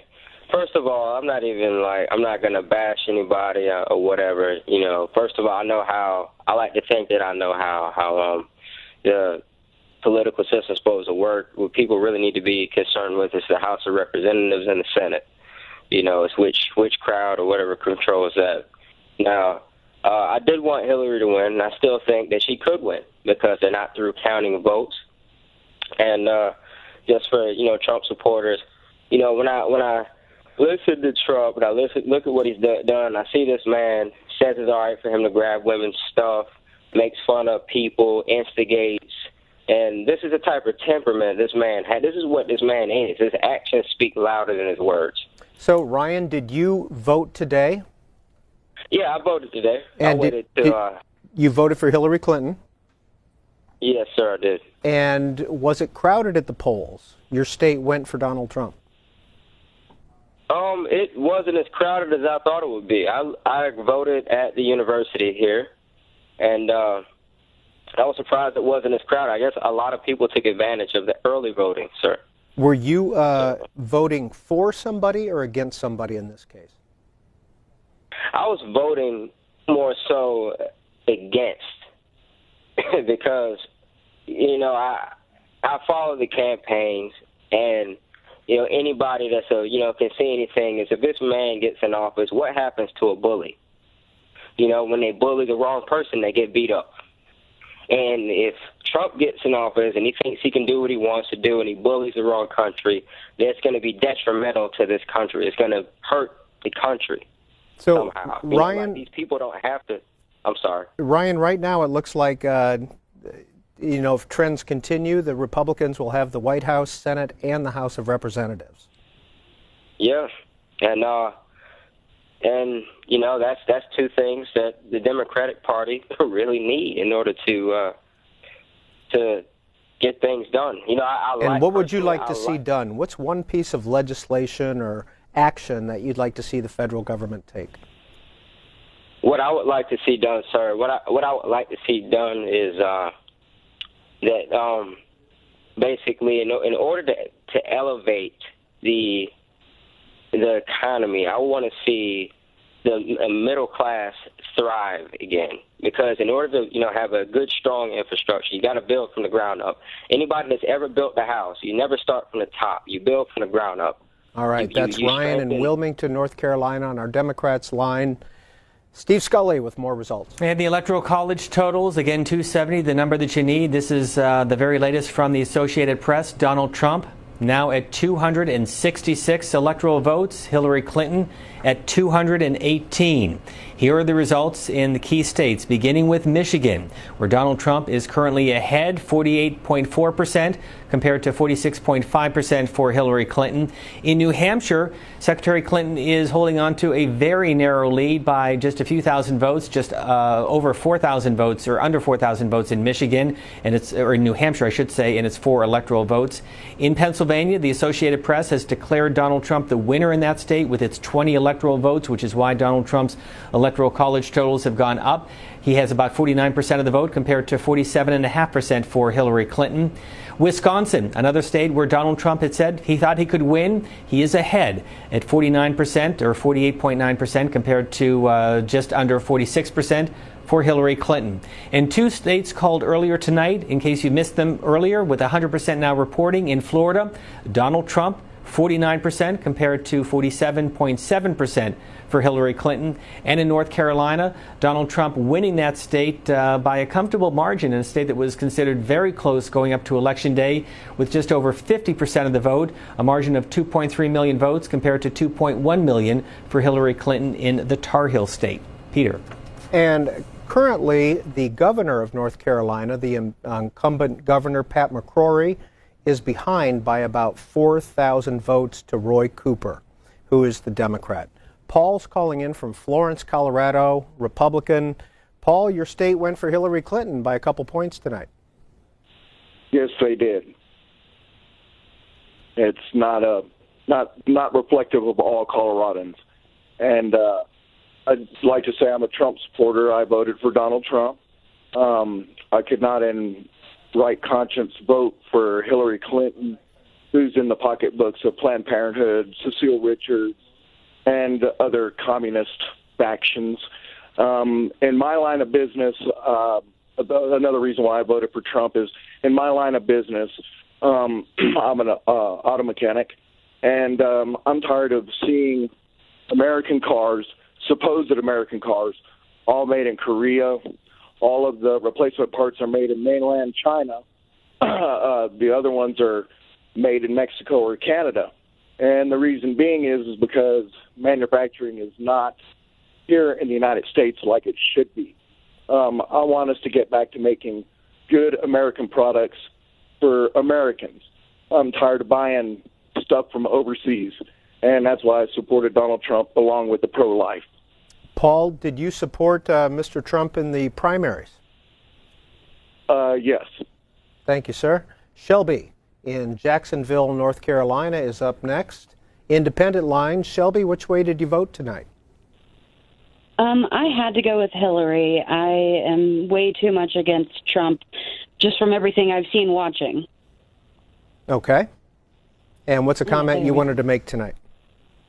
Okay, I'm non-affiliated because I don't believe our system should be just bipartisan. All of the different options for president should have been in every debate. I voted for Bernie originally. He should have been the one going against Trump, honestly. Today, I voted for Hillary, although I really don't like her that much. There's a bunch I don't like about her. It would have been nice to have a female president. If she does win, that'll be awesome. But Trump isn't even an option for me. A man who talks about the size of his junk on live debate, calls women names, thinks we should be punished for having abortions. says grab her by the pee, makes fun of the disabled, is against gay rights, doesn't believe in climate change, meaning he won't even push us towards 100% renewable energy to protect our one and only planet. And then he says he's willing to use nuclear bombs on our allies. That's not someone I'll look at as my president. If he is sworn in, if somehow, God forbid, he does win, I'm getting a passport. I'm going to try my best to move to Mexico. I may be disabled and well below poverty level here in the U.S., which is going to get even harder with him if he becomes POTUS. But in Mexico, at least I'll be middle class. I'm scared if he does win that all the progress made will disappear. And worse, there will be another world war, honestly. I'm shocked, sickened, I'm sad. And Shelby in Jacksonville, North Carolina. And up next is Trina, sorry about that, in Coldwater, Michigan, Republican line. Hi, Trina. Hi. Please go ahead.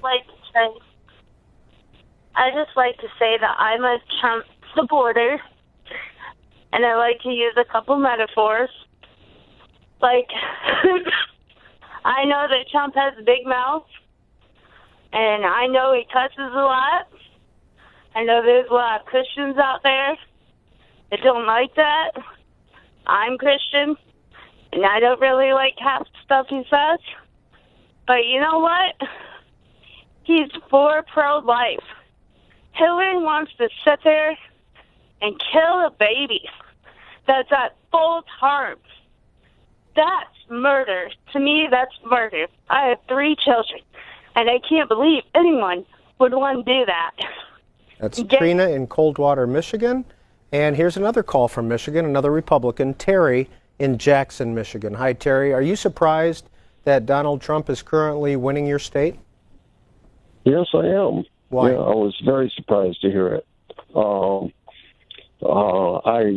I'm so happy to know that this is a Christian nation with Christian values.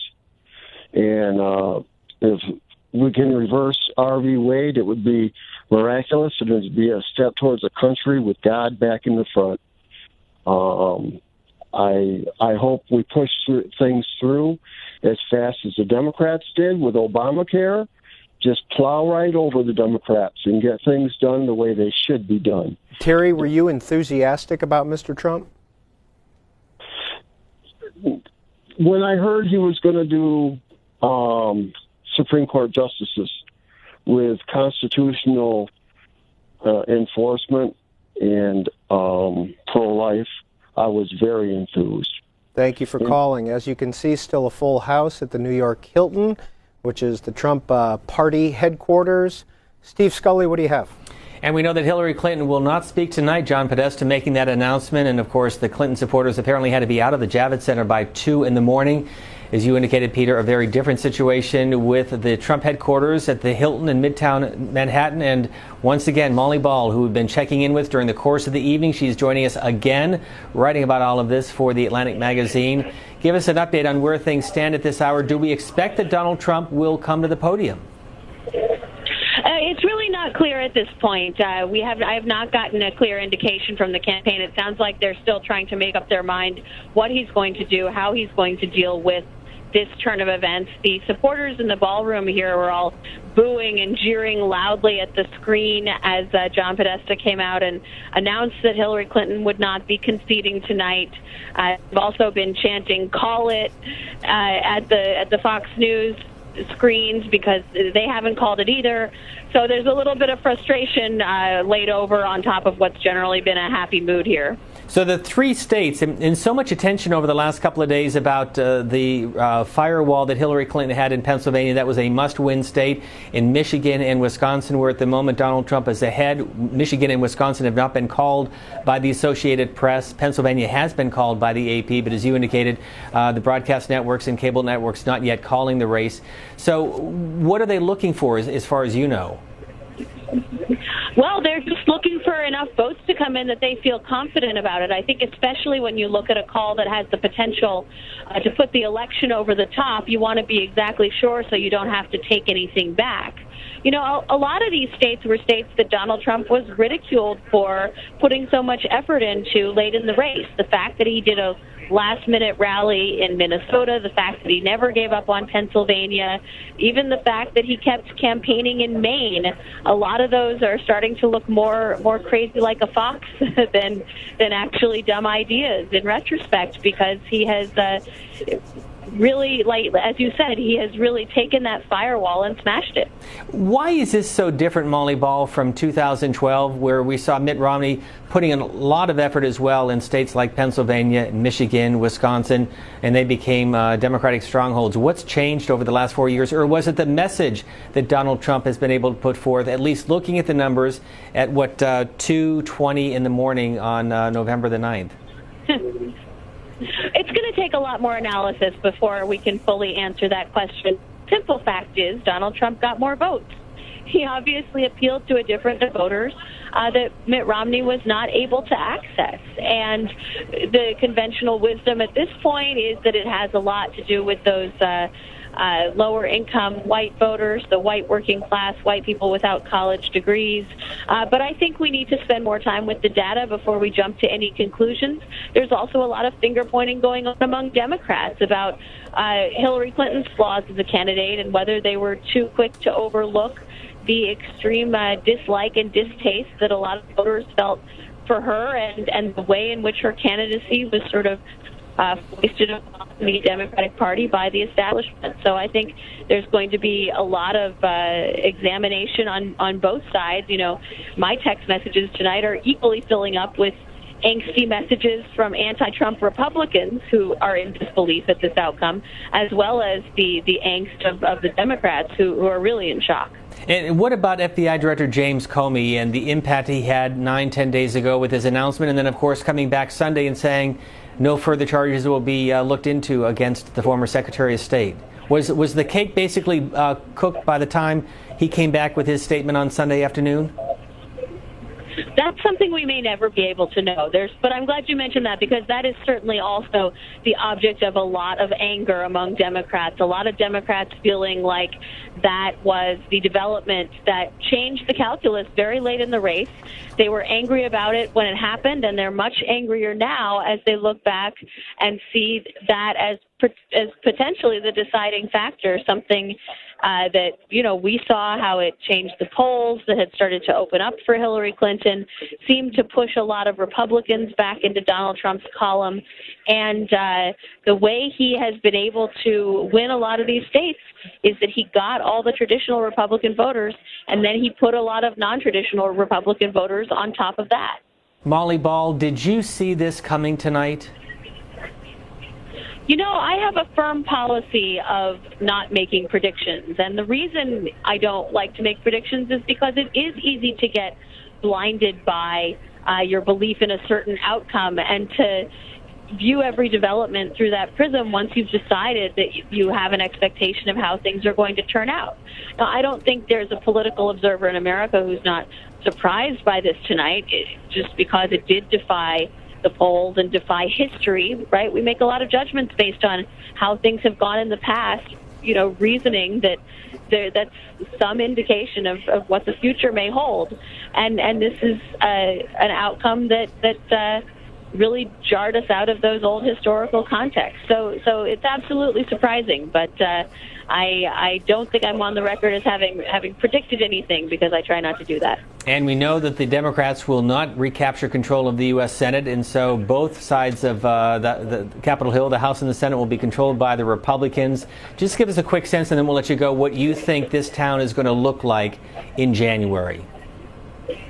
That is really anybody's guess. And, you know, that Trump prompted such deep divisions in the Republican Party that I think there's also going to be a lot of self-examination and finger-pointing among Republicans, among the Republican establishment, trying to figure out what it is that their voters really wanted, because it wasn't the traditional Paul Ryan Republicanism of old that Donald Trump was offering.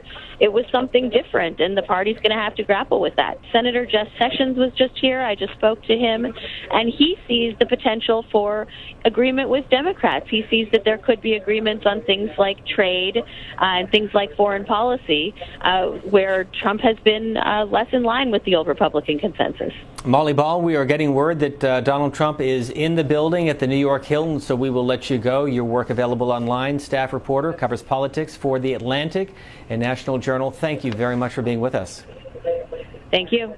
So let's go through some of the Senate races. Of course, if Donald Trump comes to the podium, we'll go to that immediately. But first, in case you missed the results earlier, Arizona, Senator John McCain coming back for a 6th term, easily defeating Representative Ann Kirkpatrick in that race. In California, Kamala Harris, the Democratic State Attorney General, defeating another Democrat, Representative Loretta Sanchez. In California, the top 2 primary vote getters run in the general election, and so that's why there were 2 Democrats in California. Senator Marco Rubio in Florida, easily winning over Congressman Patrick Murphy, the Democratic candidate. In Illinois, this is a Democratic pickup as Tammy Duckworth, the Democratic representative, defeating Republican Senator Mark Kirk. In Indiana, a surprise for many outsiders who thought that Evan Bayh was on his way back to his old Senate seat, but Congressman Todd Young winning by a 10% margin in the Hoosier state. In Missouri, Senator Roy Blunt winning with 50.2% of the vote. Jason Kander, the Democratic candidate, at just over 45%. In Nevada, Catherine Cortez Masto is now been declared the winner in that race, so that will be a Democratic hold. The seat held by Senator Harry Reid. Congressman Joe Heck, the Republican candidate, losing in that race. A race that has not been called, Governor Maggie Hassan.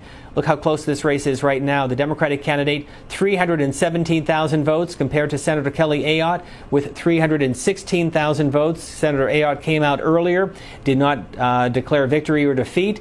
Senator Richard Burr, though, did declare victory in North Carolina with just over 51% of the vote. And in Pennsylvania, this is a Republican hold as well, as Senator Pat Toomey reelected, defeating Katie McGinty, the Democratic candidate, by a narrow margin, but the Associated Press giving that to Senator Pat Toomey. Peter, back to you. And the Trump headquarters at the Hilton in Midtown Manhattan is full. The Donald Trump is in the building and should be speaking shortly, and of course we will bring that to you in its entirety. We want to show you the early New York Times. Here's their front page on the website. Trump is on the verge of a stunning upset. The New York Times has opined rather strongly against Mr. Trump's candidacy. And up at the top here it says that Republicans will maintain control of the Senate after winning Missouri and riding Donald Trump's strength in key battleground states. Now, as we wait for Mr. Trump to come out and speak to his supporters, we want to continue to take your calls. Janet's in Tacoma, Washington on our Democrats line. Janet, out there, your senator and your governor got reelected, didn't they? Oh, I didn't pay much attention. I was doing other things, and I did know about Hillary losing and Trump winning, and I am pro-life, and I hope I can see the day sometime when the Democrats will be pro-life again, like they used to be. It was a good party. My mom and dad, my grandmas and grandpas, my aunts and uncles, my whole family were Democrat.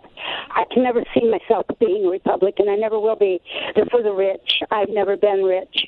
So who did you vote for, Janet? I hate to say it, but I won't say it. I won't say it. I mean, I can't say, but I mean, I'm a Democrat, and I would like to see Hillary get it because, I mean, I trust her. I trust her I worked my whole life.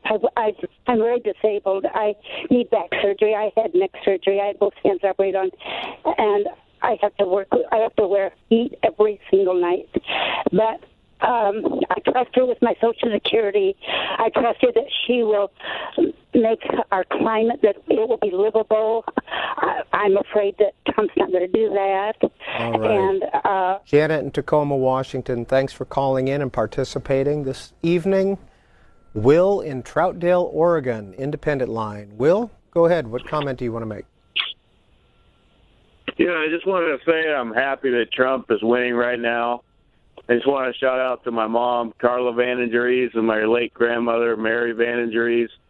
And we're all real happy. My whole family voted for Trump, and looks like things are turning out the right way. Is the race currently close in Oregon?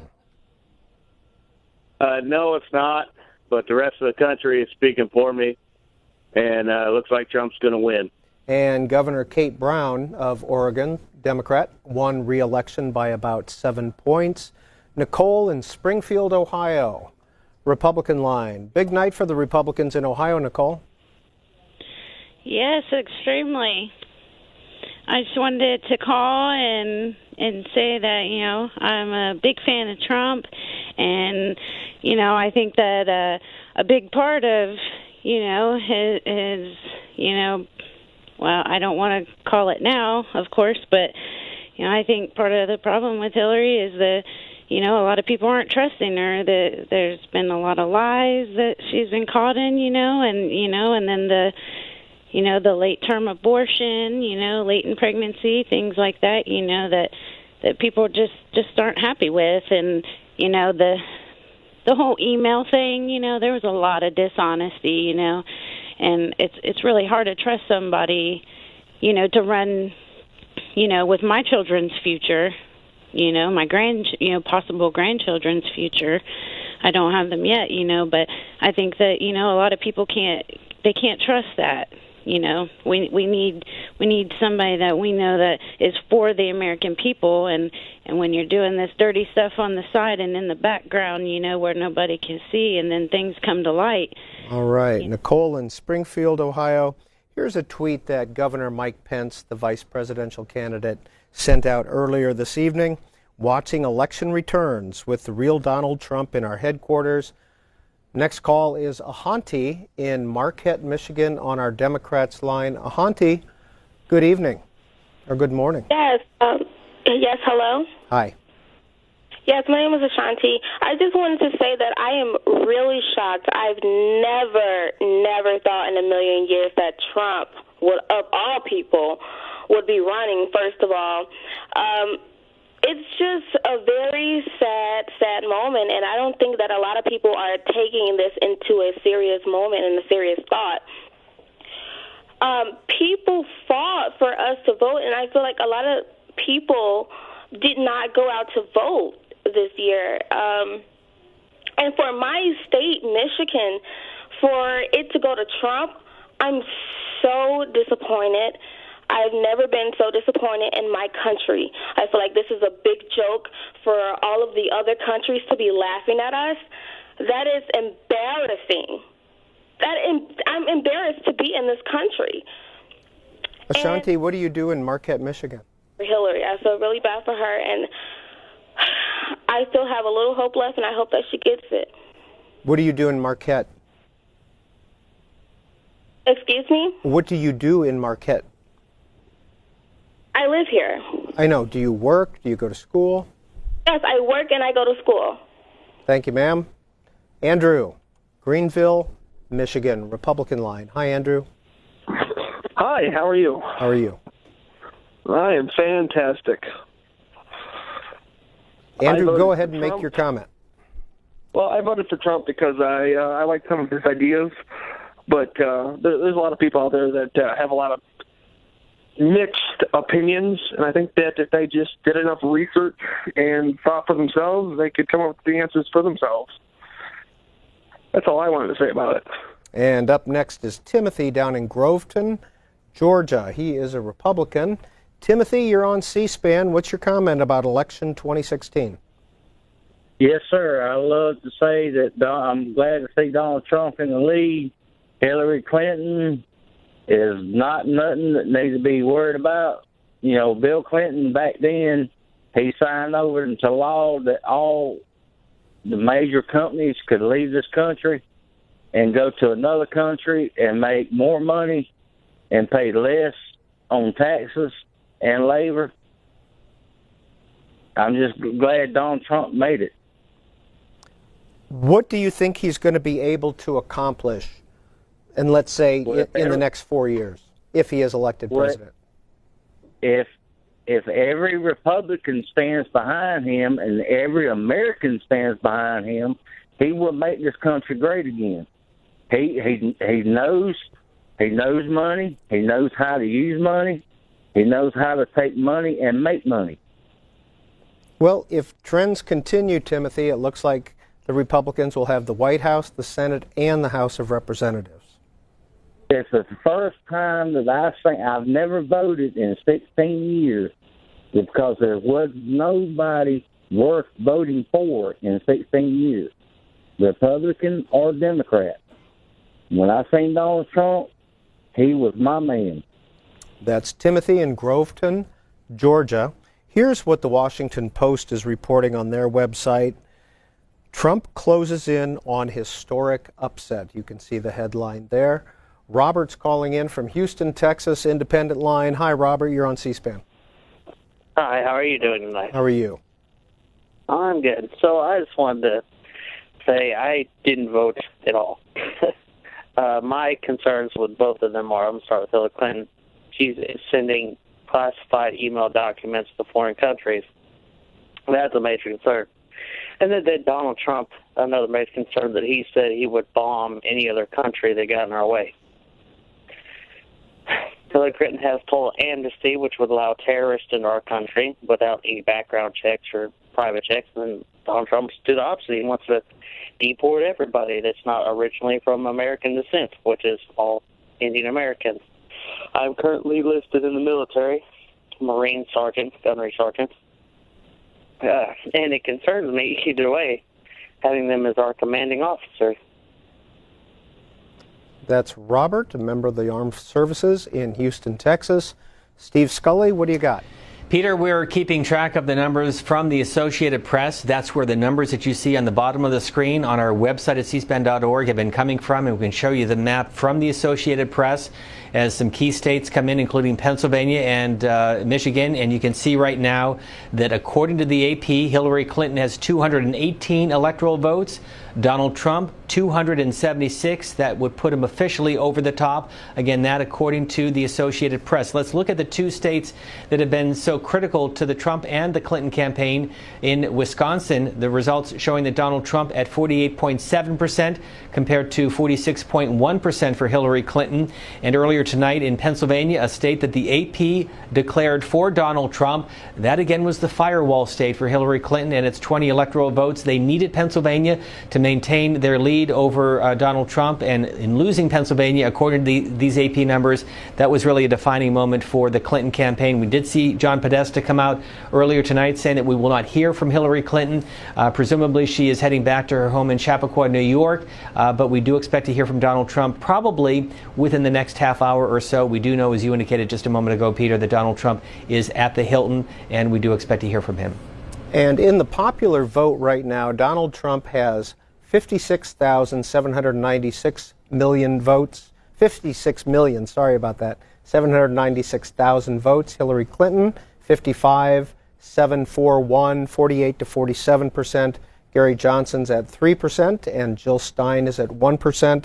Just for historical reference, in 2012, Barack Obama received 66 million votes. Mitt Romney, 61 million votes. Janice, Germantown, Tennessee, Democrats line. You're on C-SPAN. It's election night 2016. Hello, how are you? How are you? I'm disappointed. I'm sad. I've been crying. I'm disgusted. How could any American feel good about voting for Donald Trump? He's for the rich. He can care less about the disabled. He doesn't even care about those of us who's on Social Security. Basically, if he wins, and I'm praying to God that Hillary takes it. I really do. I don't see it happening at this moment, but I know and pray that will happen, that she can take office. It will be a very, very sad day if Donald Trump gets elected. Janice, were you disappointed that Mrs. Clinton didn't come out and speak to her supporters at the Javits Center in New York? I was more or less a little disappointed, but I was in shock because I really expected her to say something. Thank you, ma'am. It is a little after 2:30 here on the East Coast, and we're showing you the Trump party headquarters at the Hilton in Midtown Manhattan, and he is in the building, and we're waiting for him to come out and speak, and of course we'll bring that to you live in its entirety. In the meantime, we want to hear your voices, hear your reaction to what's been going on this evening. If you can't get through on the phone lines, and we'll scroll through the numbers, we'll put those up so you can see them. But you could also tweet in. You can tweet to @C-SPAN and then just include the hashtag election night. Cody, Panama City Beach, Florida, Republican line. Hi, Cody. Hey there, how you doing today? Good. When did you vote? I actually voted like Friday. We have early elections in Florida, so. Okay, who'd you vote for? Trump, of course. And what do you think of the reaction? Tell you what, I want to show you this very quickly. We want to go to a tweet here. This is Kelly O'Donnell of NBC tweeting out that source tells her that Clinton has conceded on the phone with Trump. That is from Kelly O'Donnell. So we wanted to show you that. Cody, go ahead and tell us why you voted for Donald Trump and what you think. Well, I'm definitely a major supporter of our Second Amendment rights, and we all know where Clinton stands on that by her past comments. And I'm also pro-life, and like I said, we know where she stands on that too. So those are my major issues. And I'm not saying that Bill Clinton did bad. He definitely did some good things. So Hillary, I'm not saying she'd be the worst president, but with where I stand on Second Amendment rights and pro-life choice or pro-life rights, I think it makes more sense for Donald Trump to be the president. Now, is Panama City area, is that a Republican area, would you say? Yeah, majority Republican. What do you do up there or down there? I'm a computer. I'm sorry, Cody? A computer programmer. Thank you, sir. Jeremy's calling from Michigan. Jeremy in Monroe, Michigan, Democrat. What's your reaction to election night 2016, Jeremy? I'm actually proud of it, honestly. I voted for Trump. Why did you vote for Donald Trump? Nothing about Hillary makes me want to vote for her. Who did you vote for 4 years ago, Jeremy? I voted Democratic. Okay. Thanks for calling in. Back to Steve Scully. And again, we're keeping track of what other news organizations are doing in calling the race or not calling the race. As you indicated, NBC's Kelly O'Donnell confirming that Hillary Clinton has conceded the race. The Associated Press says Donald Trump is our 45th president. And from the AP numbers, the Electoral College vote now has Donald Trump at 276 electoral votes, 6 more needed. Necessary to win the 270, Hillary Clinton at 218. The Wall Street Journal has also declared Donald Trump the winner, and we'll keep track of others during the course of the morning. Hear from Margie in Indianapolis, Indiana on our independent line. Margie, you're on C-SPAN. Good morning to you. Good morning. What's your reaction? Well, I actually was a lifelong Democrat and voted, I kind of split my ticket this election. I voted Green Party for Jill Stein for president, and on the down ballot I did vote the Democrats. If anyone were to ask me, the Democratic Party needs to clean house.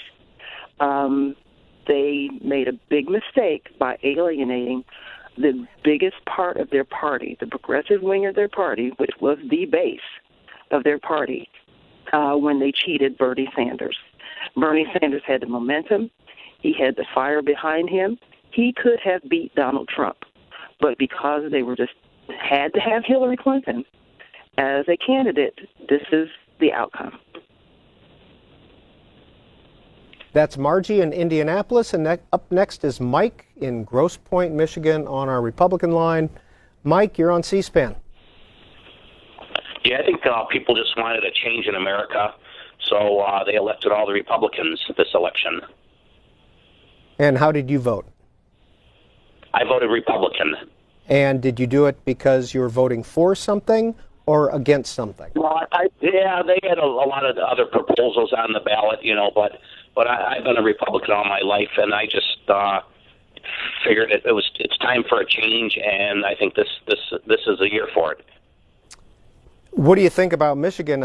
It hasn't been called yet, but Donald Trump is leading. What's the last time Michigan went Republican, like 1988? I'm not really sure, but I've always voted Republican. So, and he was here in Grand Rapids, and he gave a speech, and And I think the voters here in Michigan finally woke up and decided, hey, it's time for a change, and they went to the polls today and voiced that out. That's Mike in Grosse Pointe. One more question, Mike. What do you think Donald Trump can accomplish for the state of Michigan?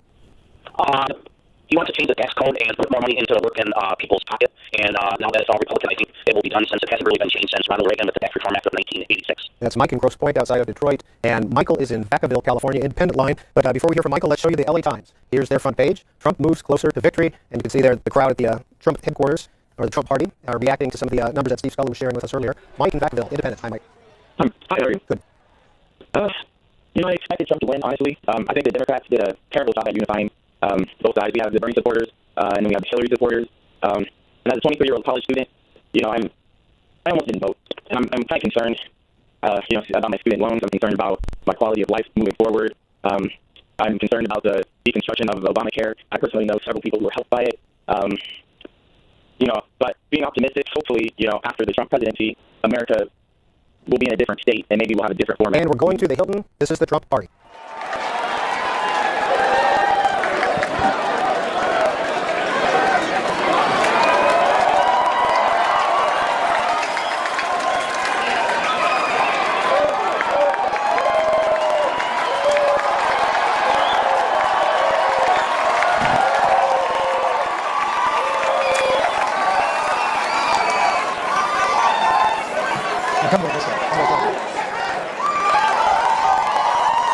This is a historic night. The American people have spoken, and the American people have elected their new champion. America has elected a new president, and it's almost hard for me to express the honor that I and my family feel that we will have the privilege to serve as your Vice President of the United States of America.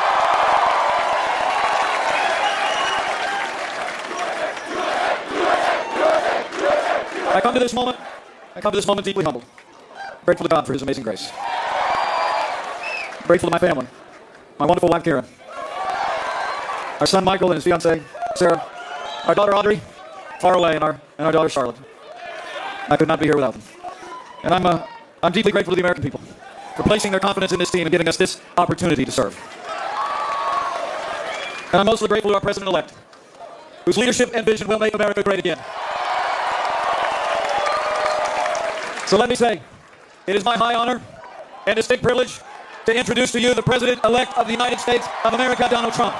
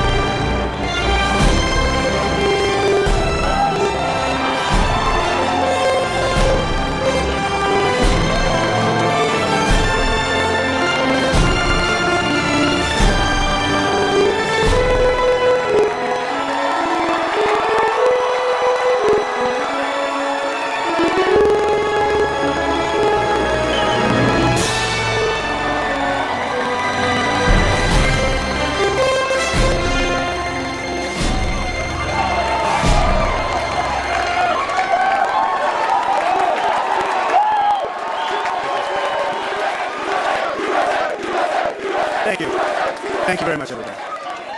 Sorry to keep you waiting. Complicated business. Complicated. Thank you very much. I've just received a call from Secretary Clinton. She congratulated us, it's about us, on our victory. And I congratulated her and her family on a very, very hard-fought campaign. I mean, she fought very hard. Hillary has worked very long and very hard over a long period of time.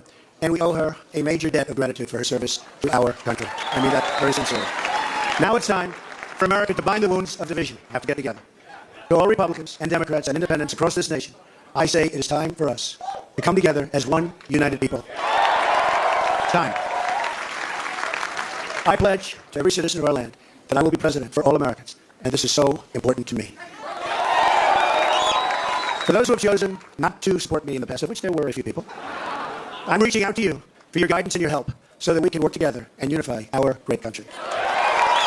As I've said from the beginning, ours was not a campaign, but rather an incredible and great movement made up of millions of hardworking men and women who love their country and want a better, brighter future for themselves and for their family.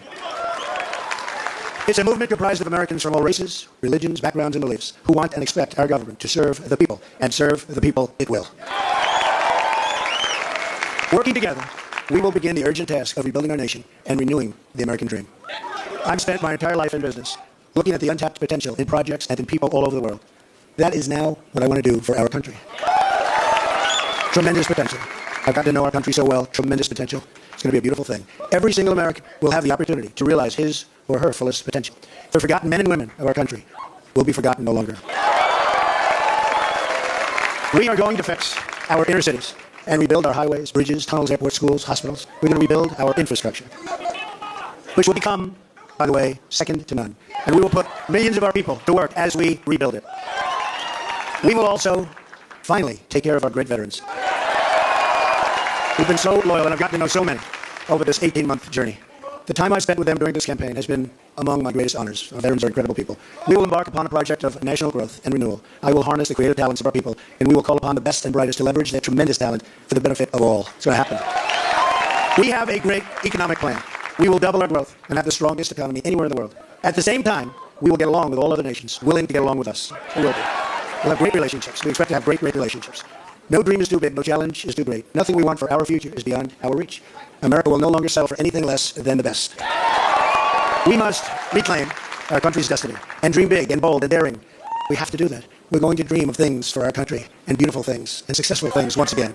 I want to tell the world community that while we will always put America's interests first, we will deal fairly with everyone, all people and all other nations. We will seek common ground, not hostility, partnership, not conflict. And now, I'd like to take this moment to thank some of the people who really helped me with this, what they're calling tonight, very, very historic victory. First, I want to thank my parents, who I know are looking down on me right now. Great people. I've learned so much from them. They were wonderful in every regard. I had truly great parents. I also want to thank my sisters, Marianne and Elizabeth, who are here with us tonight. And where are they? They're here someplace. They're very shy, actually. And my brother Robert, my great friend. Where's Robert? Where is Robert? My brother Robert. I think they should all be on the stage, but that's okay. They were great. And also my late brother Fred, great guy, fantastic guy. Fantastic family. I was very lucky. Great brothers, sisters, great, unbelievable parents. To Melania and Don and Ivanka and Eric and Tiffany and Baron. I love you and I thank you, and especially for putting up with all of those hours. This was tough. This was tough. This political stuff is nasty and it's tough. So I want to thank my family very much. Really fantastic. Thank you all. Thank you all. And Lara, unbelievable job. Unbelievable. Vanessa, thank you. Thank you very much. What a great group. You've all given me such incredible support, and I will tell you that we have a large group of people. You know, they kept saying we have a small staff. Not so small. Look at all the people that we have. Look at all of these people. And Kellyanne, and Chris, and Rudy, and Steve, and David. We have got tremendously talented people up here, and I want to tell you, it's been very, very special. I want to give a very special thanks to our former mayor, Rudy Giuliani. Unbelievable. Unbelievable. He traveled with us, and he went through meetings. And Rudy never changes. Where's Rudy? Where is he? Rudy. Governor Chris Christie, folks, was unbelievable. Thank you, Chris.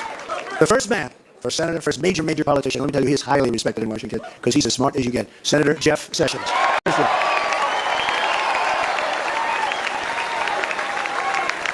Great man.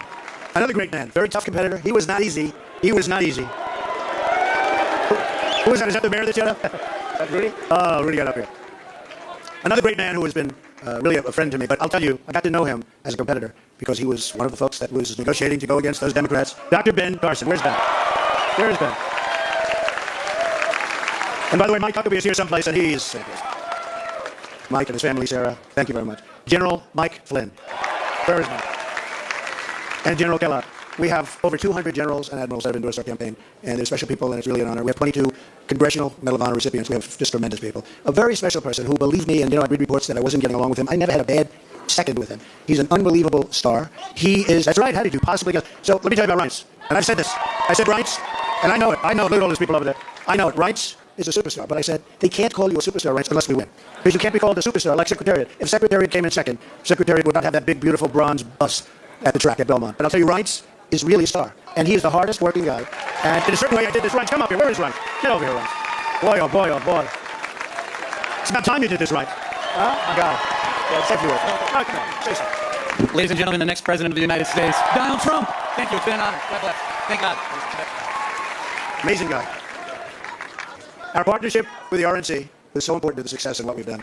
So I also have to say I've gotten to know some incredible people, the Secret Service people. They're tough, and they're smart, and they're sharp, and I don't want to mess around with them, I can tell you. And when I want to go and wave to a big group of people, and they rip me down and put me back down to the seat. But they are fantastic people, so I want to thank the Secret Service. And law enforcement in New York City, they're here tonight. These are spectacular people, sometimes underappreciated, unfortunately, but we appreciate them. We know what they go through. So it's been what they call a historic event. But to be really historic, we have to do a great job. And I promise you that I will not let you down. We will do a great job. We will do a great job. I look very much forward to being your president. And hopefully at the end of 2 years or 3 years or 4 years or maybe even 8 years, you will say, so many of you worked so hard for us, but you will say that that was something that you were very proud to do. And I can thank you very much. And I can only say that while the campaign is over, our work on this movement is now really just beginning. We're going to get to work immediately for the American people. And we're going to be doing a job that hopefully you'll be so proud of your president. You'll be so proud. Again, it's my honor. It was an amazing evening. It's been an amazing 2-year period. And I love this country. Thank you. Thank you very much. Thank you to Mike Pence. Thank you, everybody.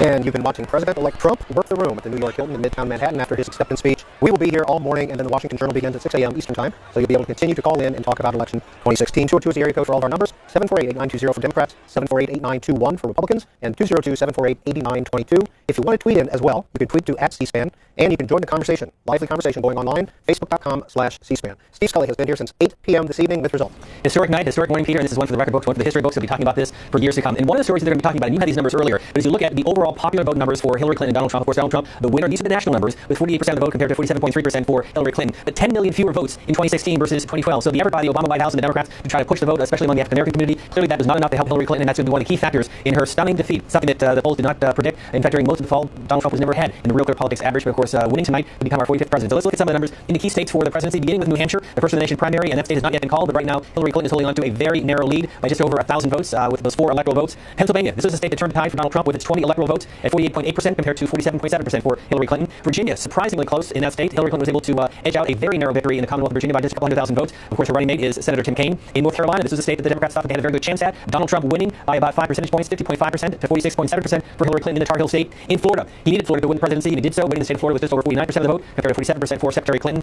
Michigan and Wisconsin, these are the two states that turned the tide. Right now, Donald Trump has not been declared the winner in Michigan, but he's currently ahead over Secretary Hillary Clinton, and also in Wisconsin, the state that Donald Trump campaigned heavily, and the Associated Press is giving that state to him at 48.6% compared to 46.1% for Hillary Clinton. 2 other states, Nevada, Hillary Clinton winning the state of Nevada with about 74% reporting, and in Arizona, Donald Trump the winner in Arizona with about 87% reporting. Actually hasn't been declared the winner, but is expected to win the state of Arizona to move him further over the top. Let's talk about some of the Senate races as well. New Hampshire, Senator Kelly Ayotte and Governor Maggie Hassan in a very close race. This has been going back and forth all night, and you can see now Senator Ayotte is ahead earlier. Governor Hassan was ahead by about 800 votes. In Pennsylvania, this is a Republican hold for Senator Pat Toomey with 99% of the vote in that state, defeating Democratic candidate Katie McGinty. In North Carolina, another race that's been going back and forth, that Senator Richard Burr is the winner in that state with just over 51% of the vote over Democrat Deborah Ross. Earlier in the evening, the winner in Florida, Marco Rubio, easily defeating the Democratic Congressman Patrick Murphy in the Florida Senate race. In Indiana, a race that ended by hoping to recapture his old seat, he lost by 10 percentage points over Congressman Todd Young, the Republican candidate in that race. Also in Missouri, Senator Blunt is heading to another term. He was facing a tough challenge by Jason Kander, but again winning with just over 49% of the vote compared to 46% for Jason Kander. And finally in Nevada, this was one Democratic hold, Catherine Cortez Masto winning in what was a very nasty race in the state of Nevada, defeating Republican Congressman Joe Hack. So what about the balance of power? Where do things stand for the House and the Senate? Let's begin with the Senate, and the Associated Press and the Hill newspaper say that the Republicans will maintain a very narrow lead in the new Congress. 2 races yet to be decided. The Democrats right now with 45 seats, and 2 aligned with Democrats, but the Republicans right now with 51 in the new Congress. And in the House of Representatives, Speaker Paul Ryan will maintain his leadership position if he's reelected by his Republican colleagues, which you can see what the makeup looks like right now, with 235 Republican seats in the House of Representatives, 184 Democrat seats, 16 races still to be decided, and 218 needed for the majority, and the Republicans will maintain that majority. Peter, one final point, the results available on our website at cspan.org, including the county-by-county breakdown, so you can have a comparison of what happened in 2012 and what we're looking at in 2016. And Vice President-elect Mike Pence is just now leaving New York Hilton. He's been working the room after Donald Trump left. We can see him there just on the edge of the crowd still working the room. And Steve, you mentioned the historic nature of tonight's election, and as Donald Trump said, in order to be really historic, we have to do a great job. Here's the updated New York Times website. Trump triumphs, shocking upset as outsider harnesses voters' dissatisfaction. We want to hear your voices throughout the morning. James in Union Grove, Wisconsin, Republican. Hi, James, your statewide Republican. What do you think about that? Well, voting as a Republican, I'm kind of happy that he won. Obviously, we need to have something different, a complete change. All we're used to is just senator and everybody else being elected, and now having a business and come through, maybe something might actually change. And what specifically would you like to see changed? Well, all I know is that we do too much corruption in all the politics, so maybe if we can get rid of some of the corruption, change things up and everything, it might do us some good. And that's James up in Wisconsin, where Ron Johnson was reelected in a surprise. Russ Feingold was favored up there for a long time. Tammy in Cordova, Tennessee, Independent Line. Good morning, Tammy. You're on C-SPAN. Good morning to you. This has been a very interesting election for me because as an independent, I'm kind of fact-checking both sides. And Trump gave a very beautiful speech. I wish I could have seen that Trump during the election, during the whole campaign.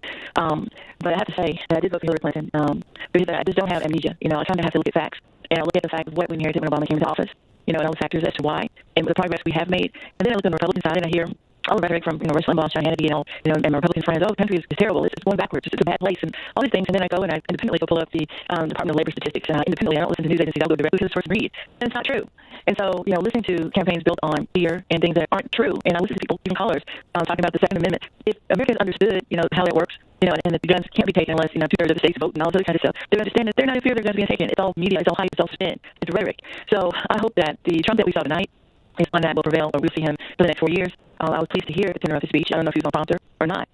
But I hope that we can actually start living in reality and not so much pundit spin or listening to talk show radio people or Roger Ailes created facade of what America is or should be. To start reading for ourselves, looking at the actual facts, and holding our congressmen and legislators feet to the fire about making things happen. And the last thing I'm going to say is, I'm looking at the Republicans and looking at the Democrats. Republicans have a better public relations vehicle. That's the bottom line. But the gridlock that was caused in Washington these last 8 years is inexcusable. And if you actually read what they proposed and read what the president proposed, and then kind of wait for the other side to rebut, you don't get any rebuttal. So Tammy, you talked about the gridlock. Do you think President Obama has been a successful president? What do you think his legacy is? Well, I think just factually, just looking at all of the indicators and statistics, numbers on paper, there's absolutely no doubt that he's been a successful president. Not listening to a pundit or only getting my news from watching Fox or listening to Rush or that kind of stuff. Actually going to the actual Department of Labor, going to, reading, again, nonpartisan sources, you find out that he's been a very successful president. In addition, I take, for example, I'm in the healthcare field. So I kind of see the bad points to affordable care. I kind of see premiums rising in my own house. I see the issues that patients face with co-pays and that sort of thing. And so that caused me as an independent thinker to start trying to understand from the insurance company perspective, what are their issues? Why are the premiums going up? And I hear what they say, but then when I find out the heads of all the healthcare companies are getting $15 million bonuses, $30 million bonuses, and all times they're looking at the profits that they've been making since the Affordable Care. And then I start looking at how each state administers affordable care. It's not Obama that's the problem. It's the way people have set up from the beginning to block it. All right, Tammy, we're going to have to leave it there. We got a lot of callers online. President Obama has not tweeted out anything or said anything yet about tonight's election. We'll keep an eye on that as well. Christina in Taylor, Michigan, Democrat. Hi, Christina. Hi, Peter. How are you doing? Good. How are you? I'm actually really excited.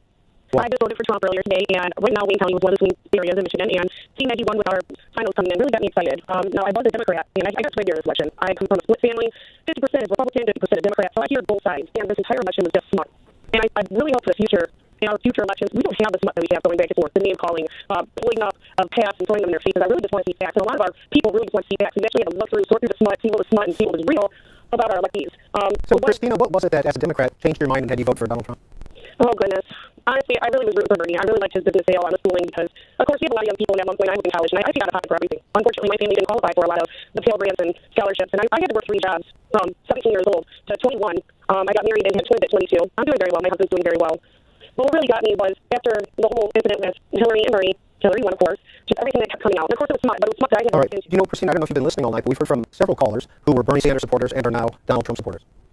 Yeah, and she was going along with his plan, but I felt like it was just to get his backing his vote. Something about the Democratic Party actually felt fishy to me. I've never seen a president go around and do a campaign for an electee before in my life. You're taking our American dollars with our deficit, and you're flying around and you're doing a campaign for her. I would rather see your last couple months in office actually using that money and using your time and effort to tie up your loose ends and get everything ready for the next president that comes along. All right, that's Christina in Taylor, Michigan. Now, Jennifer's calling from Dallas, Texas. Jennifer, are you a Democrat, a Republican, or an independent? I am a Republican, native from New York. I'm 23 years old, and I'm so proud of Donald Trump. I've watched his progression from the beginning. I've always been his rooter. He's molded into way better than when he first started. He's doing great. His speech was so humble tonight, and I'm excited to see where he'll bring us. Were you excited about his candidacy throughout the primary season? I was always rooting for him, and I watched a lot of people rooting for other candidates slowly turn to the Trump train, and it was very exciting to watch tonight, and he was so humbled, and I have great hopes that he will do good things for our country. He loves our country, and he wants the best for our country, and I think that he will do great things for us. That's Jennifer in Dallas, Michigan, Pennsylvania, Wisconsin, and Florida. Those are 4 states that President Obama won twice in his last 2 elections, and Donald Trump flipped them to the Republican side in this election. Amber's calling in from North Sioux City, South Dakota, Republican line. Hi, Amber. Hi, how are you doing tonight? How are you? I'm doing great. I'm celebrating a big win for the Republican Party tonight. And? So excited about Donald Trump being the winner here. I think he's going to do great things for all the hardworking American people. We've been waiting for change like this in Washington, and just really hoping that he's going to do good for every citizen. And so really what was an issue that concerned you? Well, for me personally, I'm originally from California, so, being in Los Angeles, so directly, seeing the impact of all the illegal immigration and everything, I just really would like to see him kind of put a control on that. So when people come into this country, they're, working for it, and they're part of our society, and it's not costing us like it does, in California. And just really getting people working again. All these projects, in the oil industry, all these projects have been put to almost a standstill waiting for this election. And I think he's really going to put a lot of people back to work, and it's going to be great for hardworking American people. Next up is Benjamin out on the West Coast, Portland, Oregon, independent. Benjamin. Hi, and good morning. Hi. Good morning. To the North Channel podcast. And, all anyone needed in this election was a single criteria, and it was to vote for the legitimate candidate. By the way the DNC, the Democratic Party, treated Bernie Sanders, Hillary Clinton is just not a legitimate candidate. They ousted him. They shoved him out from the very top down. And if the Democratic Party were supporting Bernie, he could have beaten Trump. But I voted for Trump, and I'm glad I did. And Gloria, Woodbridge, Virginia, Democrat here in the suburbs of Washington. Hi, Gloria. Hi, how are you? How are you? Well, I'm a Democrat, and I've always voted Democrat. This is the first time in history that I did vote for a Republican president. And my reasons were that I just didn't trust Hillary. She just had too much baggage, and she lied about so much, and I couldn't bring myself to vote for her. Were you a Bernie Sanders supporter at one point? Well, I did not know anything about him until he was out of the race, and I saw then that I had made a mistake. And I'm a soldier. I'm retired. I'm 42 years. So we did not know a lot about Bernie. But after he dropped out, I began to see and read things on him. He would have been the best candidate.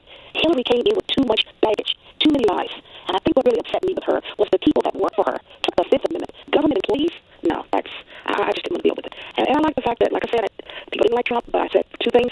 Immigration. They haven't done anything on it. That's a big issue with me. And the next thing is bringing those jobs back to this country and employing our people. Gloria's immigration issues, is that an issue down in Woodbridge, Virginia? Oh, my gosh. I came back from overseas, and I thought that I was still in another country. It's that bad.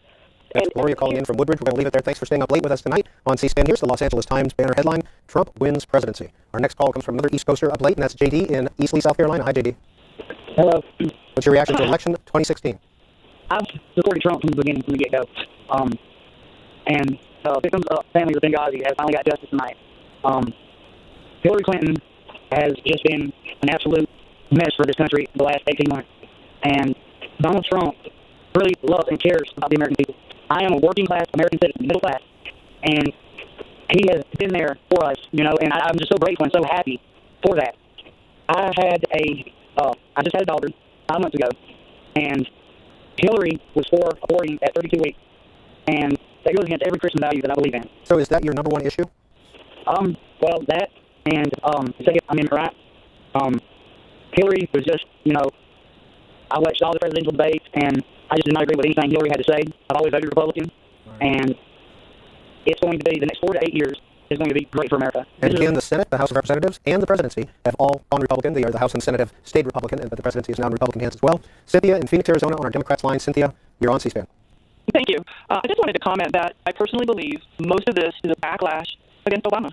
That the country, that folks who just were frightened by having such a liberal and great president who was black managed to focus so many issues that were important to people with brown skin and who were Muslim and who were women who wanted to be able to have safe abortions. They were so offended and frightened by that power that they needed to shut it down at the first possible opportunity. And voting for Trump was the way to do that. Across the board, it just obliterates 8 years of progressive advance in the United States. And I'm deeply disappointed in everyone who is either left-leaning or Bernie Sanders supporting who abstained from voting or voted for Jill Stein or voted for Trump. Because as far as I can tell, they just threw all their advances and everything they care about under the bus. And as Steve Scully was showing us earlier this evening, about 10 million right now, about 10 million less people voted in this election than voted 4 years ago.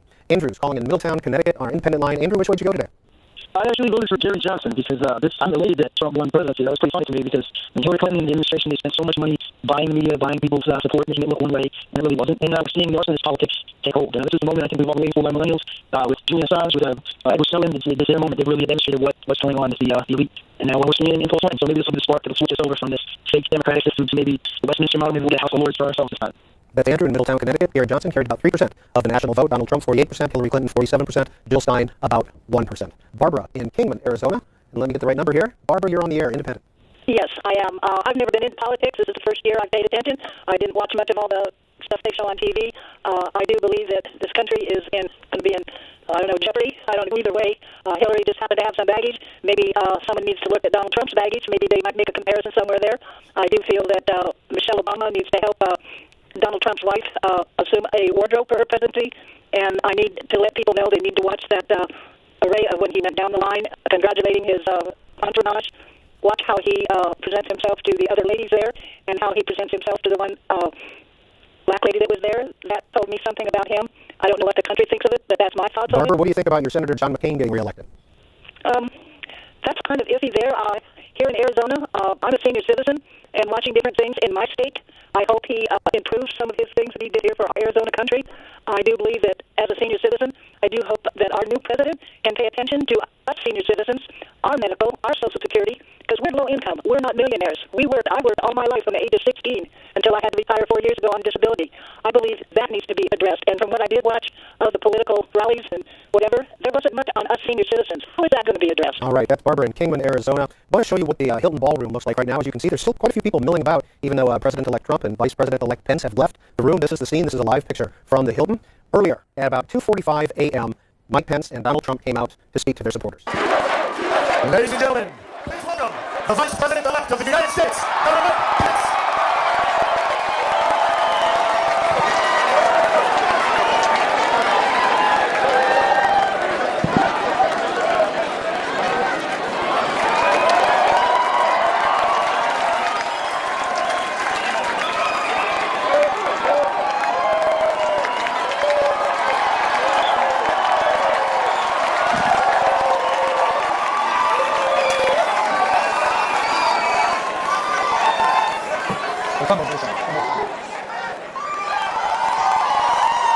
This is a historic night. The American people have spoken, and the American people have elected their new champion. America has elected a new president, and it's almost hard for me to express the honor that I and my family feel that we will have the privilege to serve as your Vice President of the United States of America.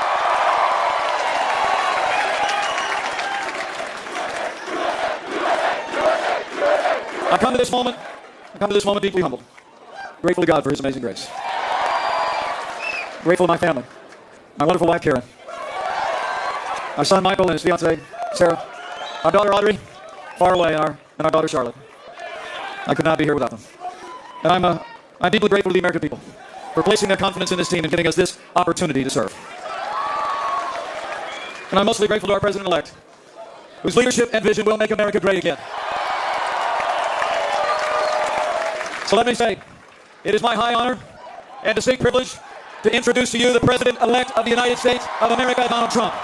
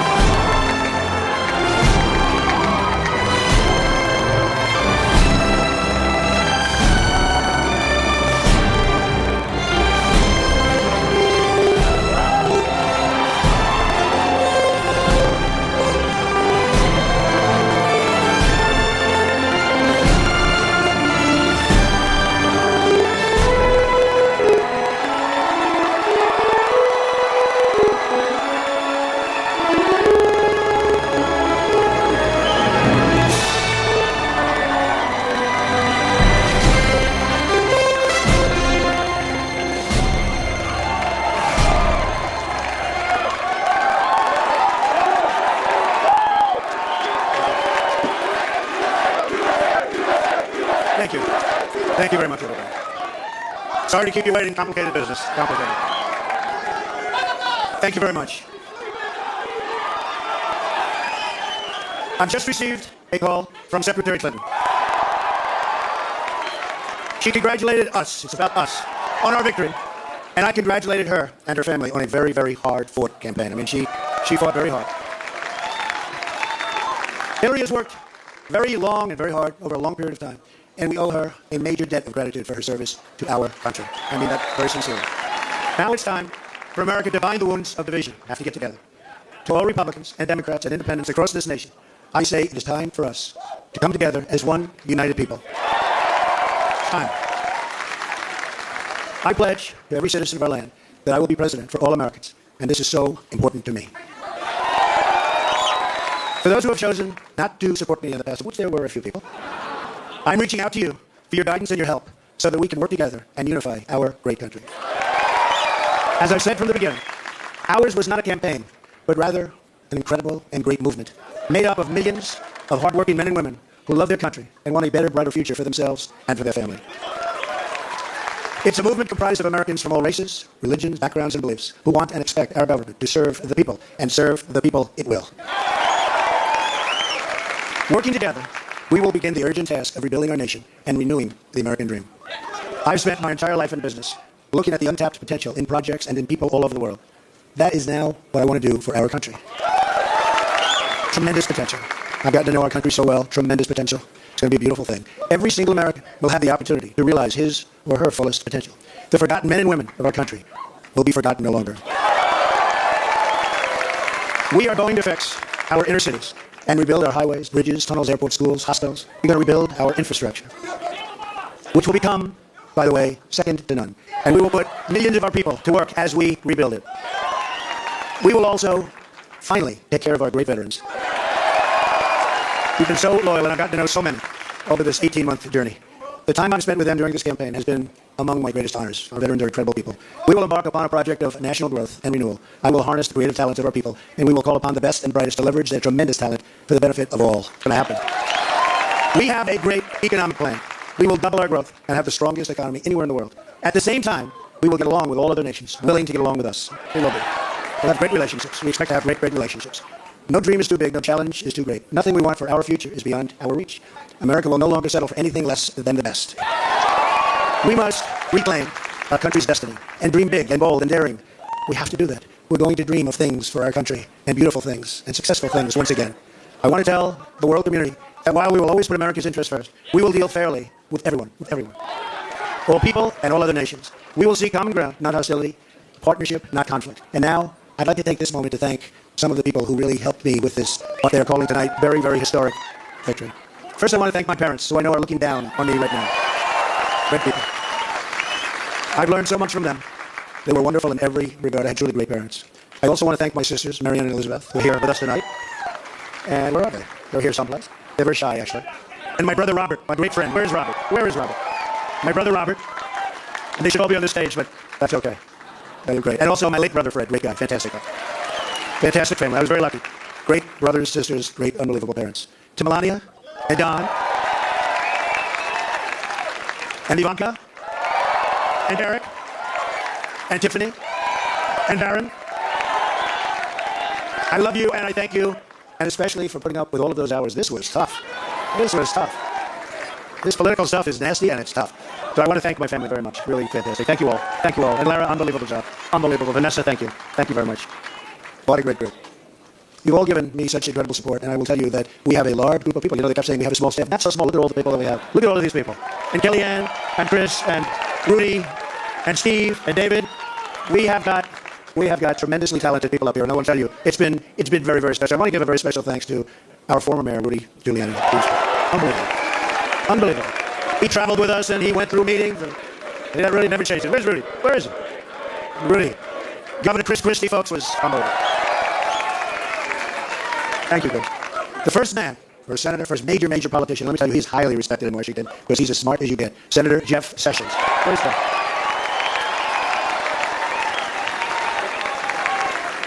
Great man. Another great man. Very tough competitor. He was not easy. He was not easy. Who was that? Is that the mayor that shut up? Is that Rudy? Oh, Rudy got up here. Another great man who has been really a friend to me. But I'll tell you, I got to know him as a competitor because he was one of the folks that was negotiating to go against those Democrats. Dr. Ben Carson. Where's Ben? Where's Ben? And by the way, Mike Huckabee is here someplace, and he is fantastic. Mike and his family, Sarah, thank you very much. General Mike Flynn. Where is Mike? And General Kellogg. We have over 200 generals and admirals that have endorsed our campaign, and they're special people, and it's really an honor. We have 22 Congressional Medal of Honor recipients. We have just tremendous people. A very special person who, believe me, and I'd read reports that I wasn't getting along with him. I never had a bad second with him. He's an unbelievable star. He is, that's right, how did you possibly guess? So let me talk about Reince. And I've said this. I said Reince, and I know it. Look at all those people over there. I know it. Reince is a superstar, but I said, they can't call you a superstar, Reince, unless we win. Because you can't be called a superstar like Secretariat. If Secretariat came in second, Secretariat would not have that big, beautiful bronze bust at the track at Belmont. But I'll tell you, Reince is really a star. And he is the hardest working guy. And in a certain way, I did this. Reince, come up here. Where is Reince? Get over here, Reince. Boy, oh boy, oh boy. It's about time you did this, Reince. Huh? My God. Well, say a few words. Come on, say something. Ladies and gentlemen, the next president of the United States, Donald Trump. Thank you. It's been an honor. God bless. Thank God. Amazing guy. Our partnership with the RNC was so important to the success of what we've done. So I also have to say I've gotten to know some incredible people, the Secret Service people. They're tough, and they're smart, and they're sharp, and I don't want to mess around with them, I can tell you. And when I want to go and wave to a big group of people, and they rip me down and put me back down in the seat, but they are fantastic people, so I want to thank the Secret Service. And law enforcement in New York City, they're here tonight. These are spectacular people, sometimes underappreciated, unfortunately, but we appreciate them. We know what they go through. So it's been what they call a historic event, but to be really historic, we have to do a great job. And I promise you that I will not let you down. We will do a great job. We will do a great job. I look very much forward to being your president. And hopefully at the end of 2 years or 3 years or 4 years or maybe even 8 years, you will say, so many of you worked so hard for us, but you will say that that was something that you were very proud to do. And I can thank you very much. And I can only say that while the campaign is over, our work on this movement is now really just beginning. We're going to get to work immediately for the American people. And we're going to be doing a job that hopefully you will be so proud of you, President. You'll be so proud. Again, it's my honor. It was an amazing evening. It's been an amazing 2-year period. And I love this country. Thank you. Thank you very much. Thank you to my friends. Thank you, everybody.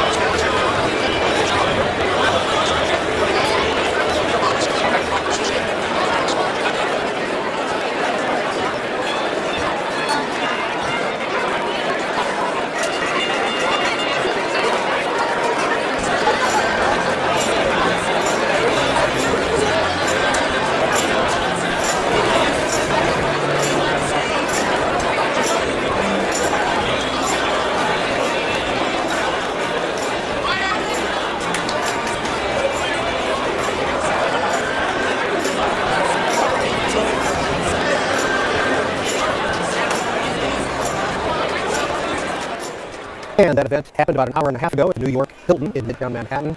I wanted to replay it for you this evening, and in a few minutes we're going to replay John Podesta's speech to the Hillary Clinton party at the Jacob Javits Center. It's about 2 minutes in length. She did not show up. She is expected to speak this morning at some point, but she did not go to the party for her run for president last night. 202 is the area code as we continue our live coverage of election night 2016. 748-8920 for Democrats, 748-8921 for Republicans, and independents can call in at 748-8922. Now, there's been lots of Senate races, lots of House races, et cetera, et cetera. You can go to our website, cspan.org, and you can see everything there. You can see results, you can watch all the speeches, you can see right over here the results, and down here, here is the map for the presidency, and Michigan and Arizona and Alaska have not yet been called by the Associated Press. We're using their results. And if you click up here, you can go to the Senate and see what's going on in the Senate. And the one Senate race that has not been called is the New Hampshire Senate race. Governor Hassan is leading by about 1,000 votes over incumbent Senator Kelly Ayotte. And you can go to the House as well and click and see what's going on there. So lots going on our website if you want to go there and take a peek at that. But let's get back to your phone calls. Frank in Auburndale, Florida, Democrat. You are on C-SPAN. Frank, go ahead. Thanks for holding. Hello, how are you? How are you? I'm good, thank you. I was just kind of disappointed. I voted for Hillary. I am a Democrat, and I always have voted Democrat. I was just kind of scared of some of the talks and some of the things that Donald Trump stood for. Sounds like he wants to build the economy and bring jobs back, but how can someone do that when they make their shirts and ties in China? There's a lot of things that he possibly stands for. I saw a softer side of him tonight with his speech. There's a lot of things that I hope that the House and Senate can work with him instead of against him as it did President Obama. And maybe we can get some things done. Frank, what do you do in Auburndale, Florida? Well, I'm a CTMRI supervisor, so I am in the healthcare field, and I've seen reimbursements go down. I've seen a lot of things, but I've also seen a lot of good things that Obama, President Obama did and created. I just hope that Donald Trump spent his first 2 years trying to disassemble all the things that were, created by Obama. That's Frank in Florida. Up next is Katie in Lynchburg, Virginia. Katie, good morning to you. You're on C-SPAN, Republican line. Hi, I am a first-time voter. I am 34. Well, I'll be 34 in a few weeks. And even though I haven't voted, I've been watching the elections for years and all the debates. And I believe that the political system has been broken in that many Americans have no idea what a candidate is doing once they're elected. Also, every speech I've heard seems to be exactly the same. I feel like Hillary, everything she said in the last debate, I feel like I've heard that before many times. And what made me vote this year was the last election. Hearing her talk about abortion the way she did, it was just inhumane and just terrifying. Also, immigration and the refugee crisis, I was terrified at what she may do, and how just all the political language I'm really tired of hearing. I want to hear as citizens speak to us as citizens, and that's what I heard in Donald Trump. And I was initially appalled at his demeanor, like most Americans, but I had to ask myself, what is their agenda for running? What is their motivation? He is already powerful. He already, he's a billionaire. I mean, what reason does he have to run? Hillary's been trying to get her way to the top for years and years, and I don't feel like she'll stop at anything to accomplish that. Now, Katie, why have you not voted in the past? Well, people would ask me, who do you vote for? Who are you going to vote for? And I would say, I don't vote because, and they're like, well, it's our civic service to vote. And I would say, I don't believe in the system. I don't see the proof from it. I see people getting up here and lying to us. There's no accountability. Who's gonna verify that these people will do what they say they're going to do? I don't enjoy the horse and pony show, and then having nothing come of it. They talk about this. Why do they talk about the same issues over and over every election? Do something about it. And Katie in Lynchburg, Virginia. And Katie, thanks for sticking up with us here in the early morning hours and for calling in. We're going to take one more call, and then we're going to show you what John Podesta had to say to the Hillary Clinton supporters in New York City a little bit earlier this morning. Steve's in Mechanicsville, New York, Republican line. Go ahead, Steve. All right, good evening. I'm just ecstatic being a lifelong Republican Christian physician that so many people supported Mr. Trump. I was very concerned and have been from the beginning of all this process about what the Supreme Court would look like going forward. I just can't get over the unbelievable victory that he had and the number of people outside my state, because it's difficult in New York State to be Republican. But I'm just... When you look at the results, he won like maybe 38-39% of New York State itself, it looks like. Yes, but it's all in the urban areas, suburban areas, I should say, and not in New York City, that's for sure. He wins many counties. He won many counties in New York State, but he won't. The population in New York State is predominantly Democratic. But it's okay. I have many patience with Democrats and Republicans and independents. I'm hopeful of what's going to happen with the Supreme Court going forward. I can't think of anything more important than that. And that's Steve, a doctor in Mechanicsville, New York. Well, Hillary Clinton did not come down to the Javits Center in New York City tonight to speak, but her campaign chairman, John Podesta, did. Here's what he had to say.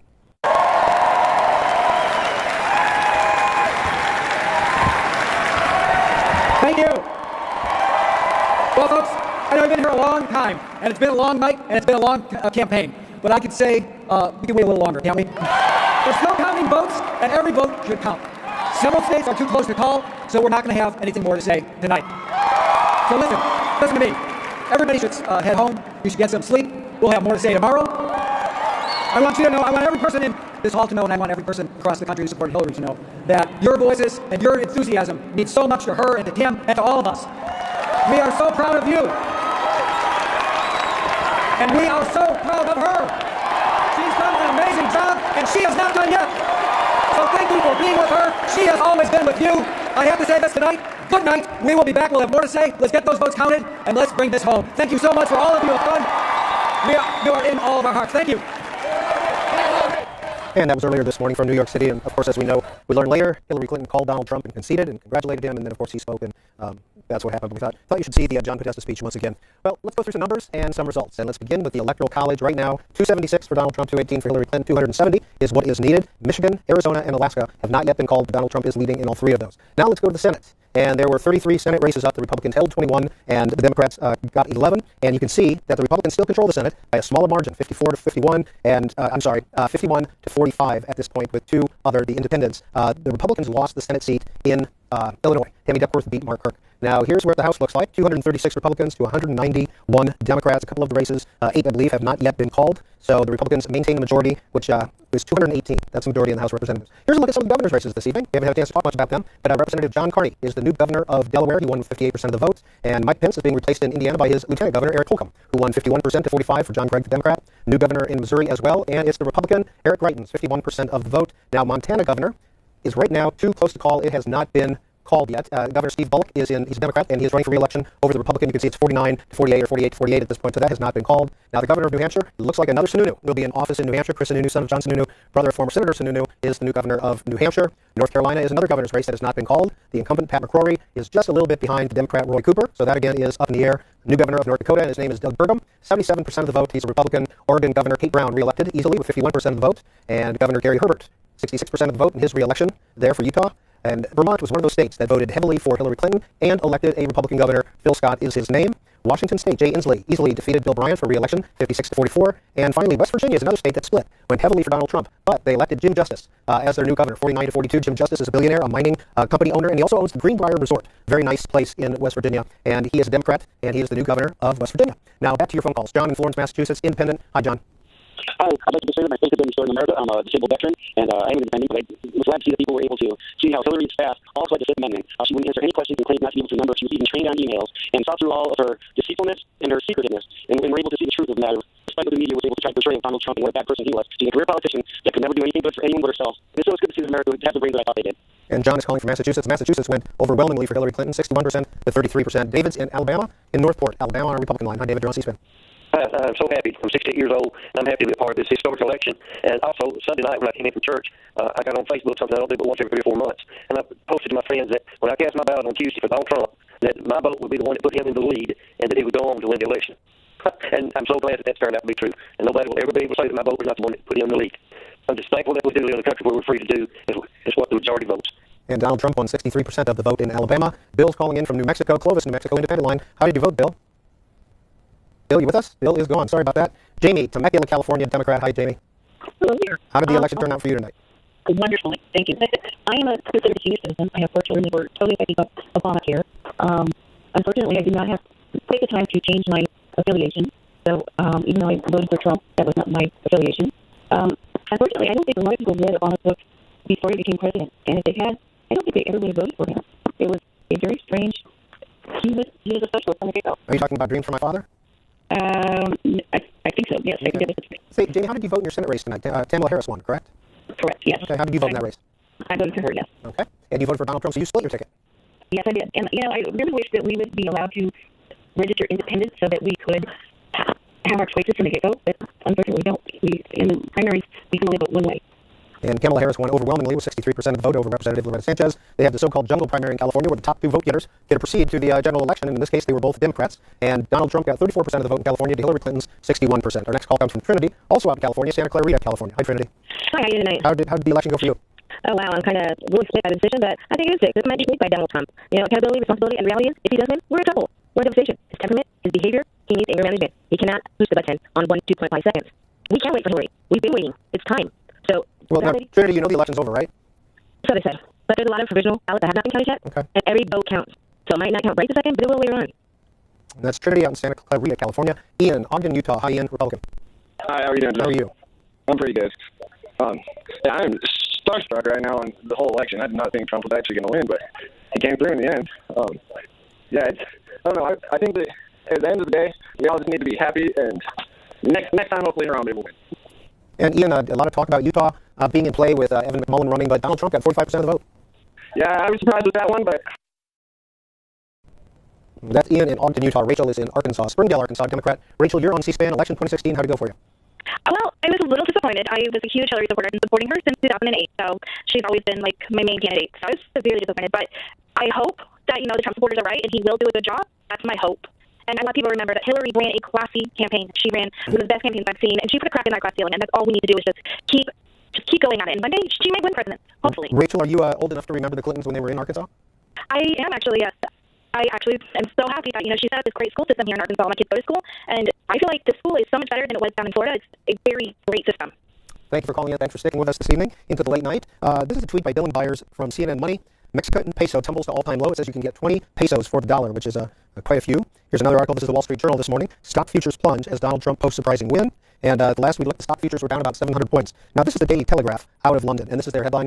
It is time to bind the wounds of division. Donald Trump pledges to be president for all Americans after sweeping to shock U.S. election victory.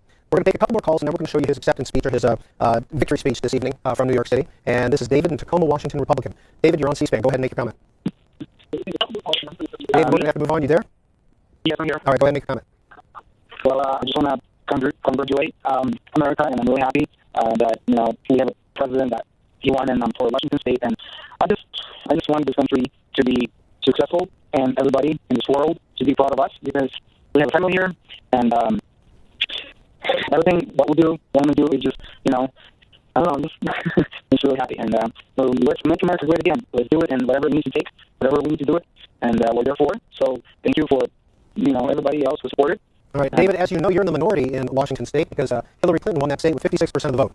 Yeah, I know it's just we had a lot of people that they wanted Trump to win, but I don't know why, and it happened this way. But from Seattle, Washington, Tacoma, Kansas, federal way, everybody, a lot of churches and a lot of people prayed. A lot of people were on their knees and they were praying, and I know thousands of people they were doing that. All right, that's David in Tacoma, Washington. One more call here. Let's hear from Robert in Orange, California, independent line. Hey, Robert, I looked at the map and it looks like Orange County went Democratic, which is kind of rare for Orange County, isn't it? Well, Orange County usually does do Republican, but I can see how you do Democratic because we have the closed primary system in California nowadays. So it's like you only have 2 Democrats for Senate to vote for, so it's unbelievable. But I think when you look at the votes itself with regards to the president, I think most of Orange County went for Trump. But it doesn't matter because Trump won, and Trump's going to make America great. And then you had the guy on before me that went for Washington, but there's a lot of other counties in Washington that can go for Republican, like Walla Walla, or etc. And it's not fair just to judge what the state goes for when they're coming from a different county. All right, time for one more quick call. Another Californian, Crescent City, California. Hi, Robin. Hi. I just want to say God bless you, Mr. Trump, and thank you for coming to the rescue to save our United States of America. Thank you. What's the issue that concerns you the most? Just getting our country back on track. Just making all the changes we talked about. I think all of this is set, and everything that he has fought for and has stated is everything that all the American people have wanted but haven't had a chance to say. It was 2:45 a.m. this morning when Mike Pence and Donald Trump came to the stage of the New York Hilton. Let's watch a little bit of that. Ladies and gentlemen, please welcome the Vice President-elect of the United States, Donald Trump.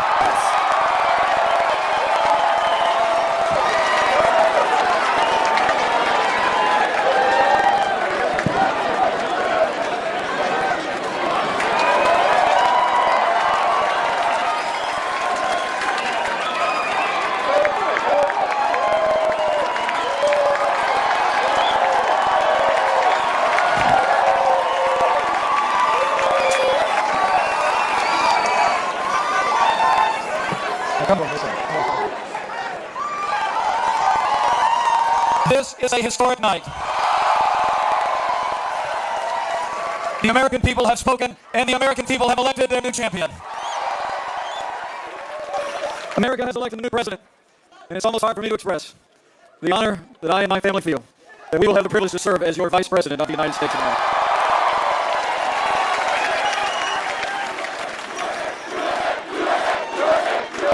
I come to this moment deeply humbled, grateful to God for his amazing grace.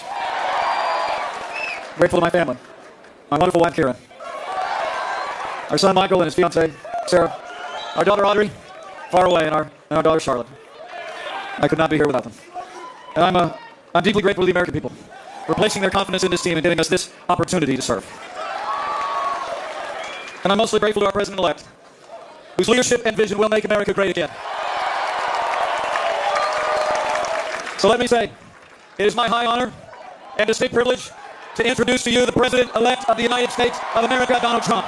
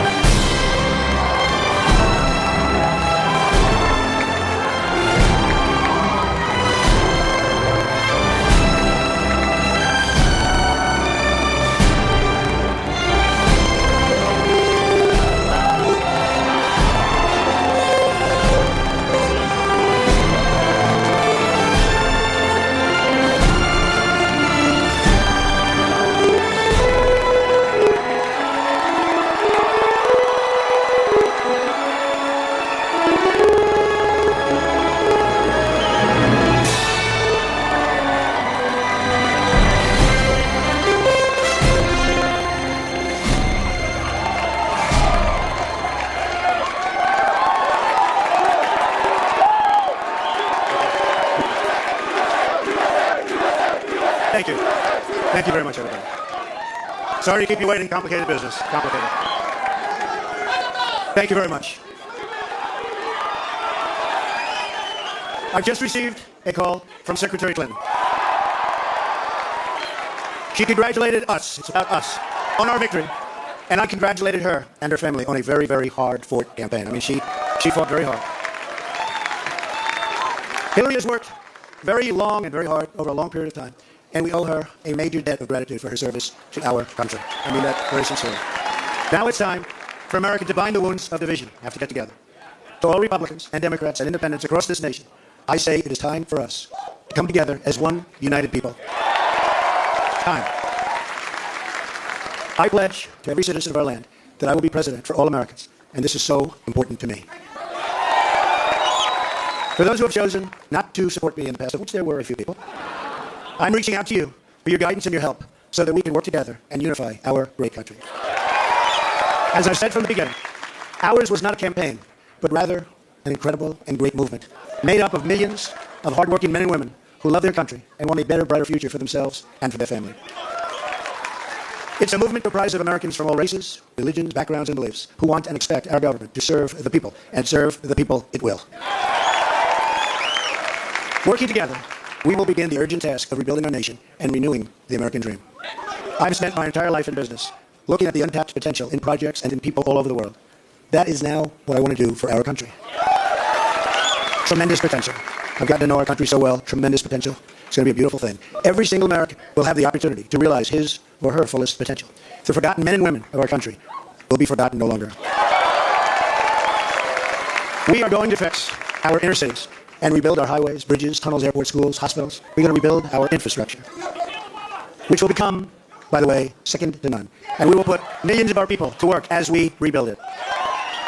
We will also finally take care of our great veterans who've been so loyal, and I've gotten to know so many over this 18-month journey. The time I've spent with them during this campaign has been among my greatest honors. Our veterans are incredible people. We will embark upon a project of national growth and renewal. I will harness the creative talents of our people, and we will call upon the best and brightest to leverage their tremendous talent for the benefit of all. It's going to happen. We have a great economic plan. We will double our growth and have the strongest economy anywhere in the world. At the same time, we will get along with all other nations, willing to get along with us. We will be. We'll have great relationships. We expect to have great, great relationships. No dream is too big, no challenge is too great. Nothing we want for our future is beyond our reach. America will no longer settle for anything less than the best. We must reclaim our country's destiny and dream big and bold and daring. We have to do that. We're going to dream of things for our country and beautiful things and successful things once again.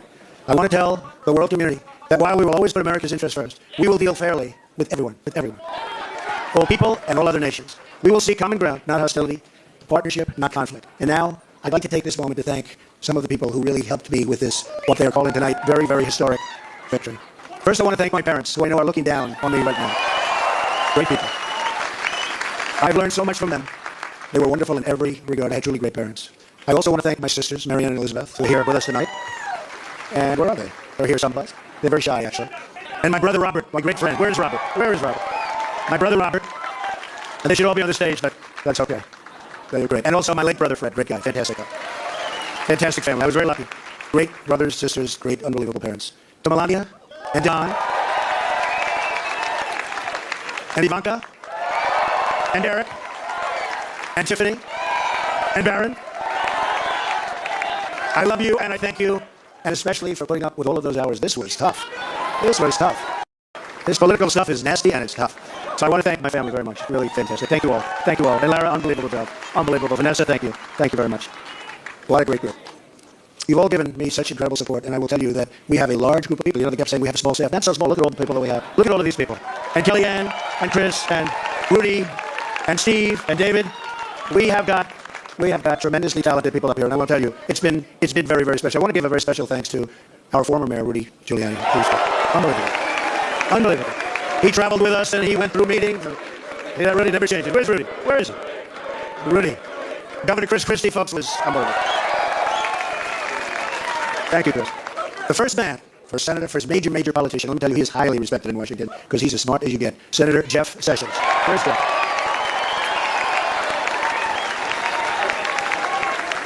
Great man. Another great man. Very tough competitor. He was not easy. He was not easy. Who was that? Is that the mayor that showed up? Rudy? Oh, Rudy got up here.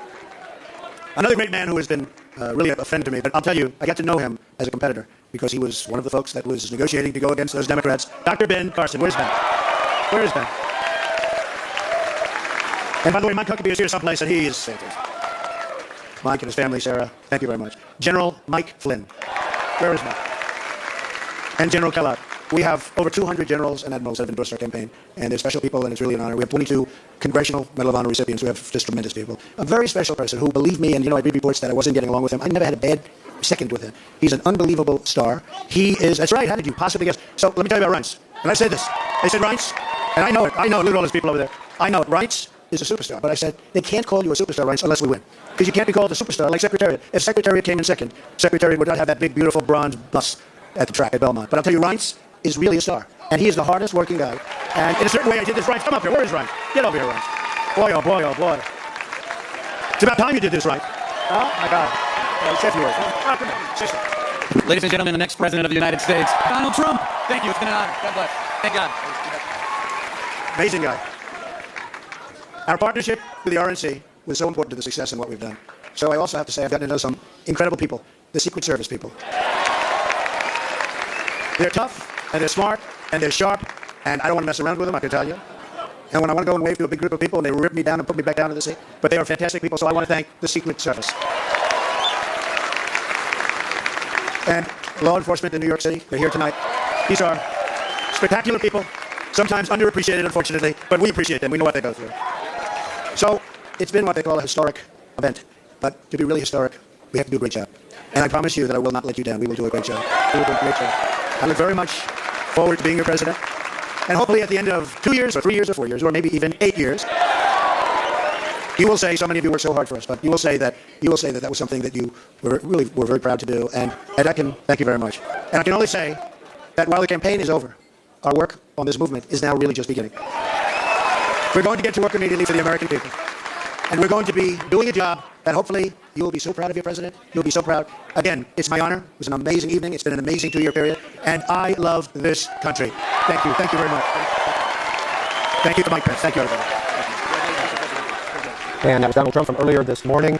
Here is the electoral map, and this is available at cspan.org. We've taken Associated Press results. You can see the map there. 4 states have not been called. Too close. New Hampshire, Michigan, Minnesota, which is less than a point difference up there, and Arizona as well has not been called. A couple of points difference there. But currently, here's how the popular vote stands. Donald Trump has 47.8%. Hillary Clinton's 47.4%, 94% reporting. 58 million plus voted for Donald Trump. 57 million plus, nearly 58 million, voted for Hillary Clinton. And just for historical comparison purposes, 66 million people voted for Barack Obama in 2012, and 61 million voted for Mitt Romney. Well, on ballots of several states was a marijuana initiative, either recreational or medicinal. Here are the results of those we want to show you. Beginning with Arizona, this is the only one that failed. 52 to 48% no on recreational marijuana. In California, it passed 56 to 44. In Maine, it's a very close vote, but yes, looks like yes won by about 5,000 votes. Massachusetts passed 54 to 46%, and Nevada recreational marijuana ballot initiative 54 to 46. Florida had a medical marijuana initiative. 71% of the electorate said yes to that, and in Montana it was 56% of the electorate. And finally, North Dakota, 64% said yes to a medical marijuana initiative. Now, we're going to go back to taking your phone calls. We'll put the phone numbers up. We've been on the air since 8 p.m. this evening, and the Washington Journal begins in less than an hour. So you'll have your chance to talk and get results with the Washington Journal as well. Marla in Upland, California, Democrats line. Thanks for holding, Marla. Please go ahead with your comment. Hi, thank you for taking my call. I'm 74 years old. I'm a great-grandmother. I have voted all my life. I have never seen such a sham as this. I'm disappointed, as you can tell. However, I believe that much of America are willfully ignorant as to the lengths that political factions go to for their own benefit, not ours. Trump is the perfect frontman for the NRA and the Republican Party. The Republicans spent no money on Trump, so they have all this extra change. So they, I believe, along with the NRA, bought the electorate as they chose, and shame on them. This has been shall I say, about the Supreme Court. It has nothing to do with Donald Trump. It has everything to do with Hillary Clinton. This is not what you would call the Pelican Brief by any chance. However, I would call this the Project Cobra. I think they're all snakes. Thank you. That's Marla in Upland, California, and up next is Vicki here on the East Coast, Clover, South Carolina, Republican line. Hi, Vicki. Thank you for taking my call. I think I have to disagree with the last caller. And knowing that we moved here from Massachusetts 16 years ago for better schools for our kids, and the schools here were great, and my son got a scholarship to Clemson and is doing unbelievable. And we're pretty much middle class family, and it's a struggle day to day, week to week, and we both work with drugs, and we don't live off of our means. And I hope that he shows us that that the good guys can come again. Vicki in Clover, South Carolina, on our Republican line. Thanks for sharing a little bit of your story with us. By the way, Donald Trump won South Carolina with 56% of the vote over Hillary Clinton's 40% of the vote. Jaden in Layton, Utah, on our independent line. Jaden, you're on C-SPAN. Hi, how are you doing? How are you? I'm pretty good. No, I'm pretty upset that this guy ended up getting the presidency. Like, I don't think that he should be in power. No, not at all. Who would you vote for, Jaden? Stuff that's come from this. And, And that's Jaden in Utah. Let's hear from Salvador in El Centro, California. Democrat. Hi, Salvador. Hello, hi, how are you? How are you? I'm fine, thank you. And, wow, what can I tell you? Mexican American, the only concern I have, I saw my father work very hard, to provide for us as a family, work in the fields, you know, get up at 2 or 3 in the morning, work hard, and go and come home at sundown. And he pays taxes, you know, like everybody else in the, you know, working environment. It is sad that all these Hispanics are paying barbaric amounts of money for taxes. What about this gentleman? I mean, isn't it a little bit complicated, or is he wrong, or what's wrong with his country? He hasn't paid any taxes. What is wrong with this? I don't know. You tell me. So, did you vote for Hillary Clinton? Yes, definitely. All right. What worries you the most about Donald Trump? Actually, to me, it doesn't have a solid foundation, like knowledge about anything. He worries me. He's strategic about politics, about how to treat other people. As a matter of fact, I was listening earlier in the Mexican news that the peso went down so drastically, and it seems like people are scared. It's scared about the outcome of this. I really praise him for what he did, and I wish him the best. He's going to be president. We have to accept who he is. But on the other hand, it's like the world is going to suffer what? Yeah, Salvador, they're saying that it's going to be $20 to the 20 pesos to the dollar. Right now. Exactly, something like that. Mm-hmm. So. And so tomorrow, I guess we're going to know, the effects of the economy. I think we're going to be hurt also once the Dow Jones opens up to market. And I mean, I hope everything's really stabilized. So I really praise him. You know, he did, you know, he's a president. We have to support him. I have no doubt. We have to support him. And but then he has to learn that he has to change. You know, he has to change. He can solve. Salvador, what do you do in El Centro? I also am a teacher, and I'm a private music teacher here at home. That's what I do. All right. Well, thanks for calling in. Thanks for watching C-SPAN on election night 2016. Vladimir Putin sends congratulatory telegram to new U.S. President Donald Trump. This is from the Daily Mirror in the U.K. And there are reports that Donald Trump will be meeting with President Obama on Thursday. Jill is calling, and Jill's in North Little Rock, Arkansas, Republican line. Hi, Jill. Hi. I have never in my whole 63-year life been so happy to have a president-elect.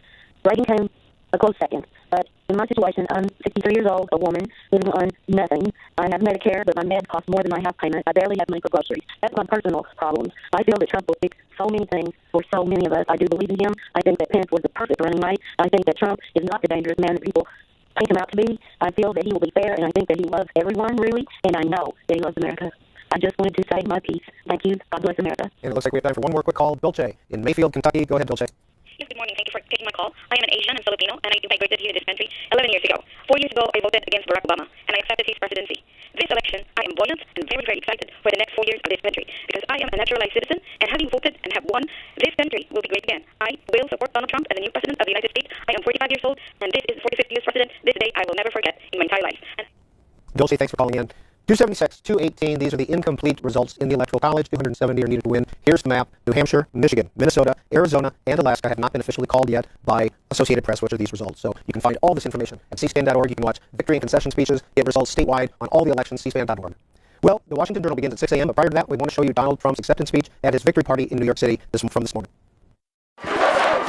Ladies and gentlemen, please welcome the Vice President-elect of the United States, Donald Trump.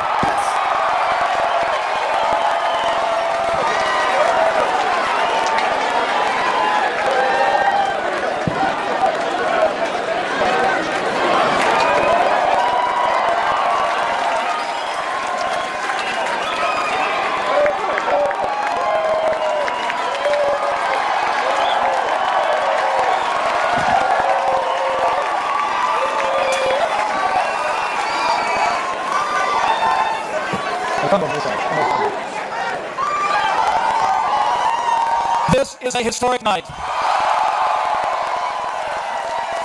The American people have spoken, and the American people have elected their new champion. America has elected a new president, and it's almost hard for me to express the honor that I and my family feel that we will have the privilege to serve as your Vice President of the United States of America.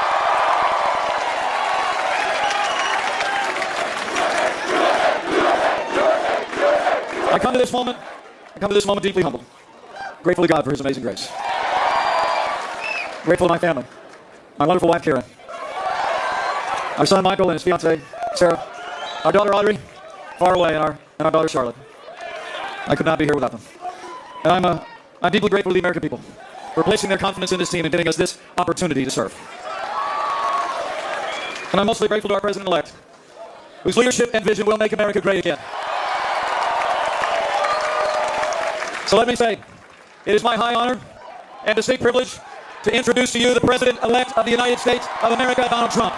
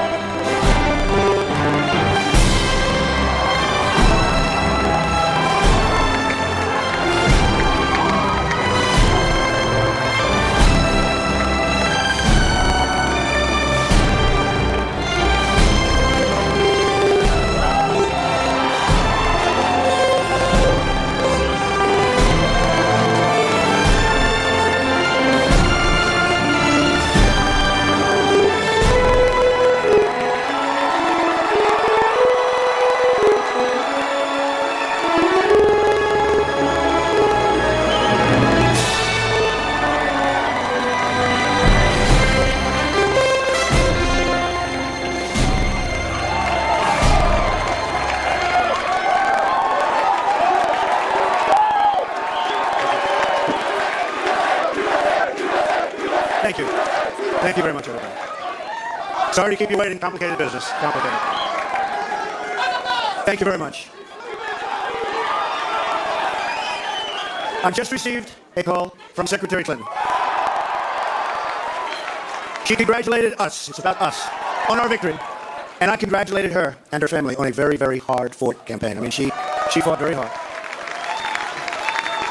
Hillary has worked very long and very hard over a long period of time. And we owe her a major debt of gratitude for her service to our country. I mean that very sincerely. Now it's time for America to bind the wounds of division. We have to get together. To all Republicans and Democrats and independents across this nation, I say it is time for us to come together as one united people. Time. I pledge to every citizen of our land that I will be president for all Americans, and this is so important to me.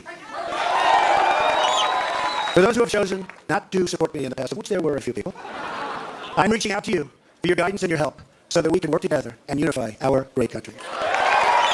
As I've said from the beginning, ours was not a campaign, but rather an incredible and great movement made up of millions of hardworking men and women who love their country and want a better, brighter future for themselves and for their family. It's a movement comprised of Americans from all races, religions, backgrounds, and beliefs who want and expect our government to serve the people, and serve the people it will. Working together, we will begin the urgent task of rebuilding our nation and renewing the American dream. I've spent my entire life in business, looking at the untapped potential in projects and in people all over the world. That is now what I want to do for our country. Tremendous potential. I've gotten to know our country so well. Tremendous potential. It's going to be a beautiful thing. Every single American will have the opportunity to realize his or her fullest potential. The forgotten men and women of our country will be forgotten no longer. We are going to fix our inner cities and rebuild our highways, bridges, tunnels, airports, schools, hospitals. We're going to rebuild our infrastructure, which will become, by the way, second to none. And we will put millions of our people to work as we rebuild it. We will also finally take care of our great veterans. We've been so loyal, and I've gotten to know so many over this 18-month journey. The time I've spent with them during this campaign has been among my greatest honors. Our veterans are incredible people. We will embark upon a project of national growth and renewal. I will harness the creative talents of our people, and we will call upon the best and brightest to leverage their tremendous talent for the benefit of all. It's going to happen. We have a great economic plan. We will double our growth and have the strongest economy anywhere in the world. At the same time, we will get along with all other nations, willing to get along with us. We will be. We'll have great relationships. We expect to have great relationships. No dream is too big, no challenge is too great. Nothing we want for our future is beyond our reach. America will no longer settle for anything less than the best. We must reclaim our country's destiny and dream big and bold and daring. We have to do that. We're going to dream of things for our country, and beautiful things and successful things once again. I want to tell the world community that while we will always put America's interests first, we will deal fairly with everyone, all people and all other nations. We will seek common ground, not hostility, partnership, not conflict. And now, I'd like to take this moment to thank some of the people who really helped me with this, what they're calling tonight, very, very historic victory. First, I want to thank my parents, who I know are looking down on me right now. Great people. I've learned so much from them. They were wonderful in every regard. I had truly great parents. I also want to thank my sisters, Marianne and Elizabeth, who are here with us tonight. And where are they? They're here someplace. They're very shy, actually. And my brother Robert, my great friend. Where's Robert? Where is Robert? My brother Robert. And they should all be on the stage, but that's okay. They were great. And also my late brother Fred, great guy, fantastic guy. Fantastic family. I was very lucky. Great brothers, sisters, great, unbelievable parents. To Melania and Di and Ivanka and Eric and Tiffany and Baron. I love you and I thank you, and especially for putting up with all of those hours. This was tough. This was tough. This political stuff is nasty and it's tough. So I want to thank my family very much. Really fantastic. Thank you all. Thank you all. And Lara, unbelievable job. Unbelievable. Vanessa, thank you. Thank you very much. What a great group. You've all given me such incredible support, and I will tell you that we have a large group of people. You know, they kept saying we have a small staff. Not so small. Look at all the people that we have. Look at all of these people. And Kellyanne, and Chris, and Rudy, and Steve, and David. We have got tremendously talented people up here, and I will tell you, it's been very, very special. I want to give a very special thanks to our former mayor, Rudy Giuliani. Unbelievable. Unbelievable. He traveled with us, and he went through meetings. And he really never changed it. Where's Rudy? Where is he? Rudy. Governor Chris Christie, folks, was unbelievable. Thank you, Chris. The first man, first senator, first major politician, let me tell you, he's highly respected in Washington because he's as smart as you get. Senator Jeff Sessions. Where's Jeff?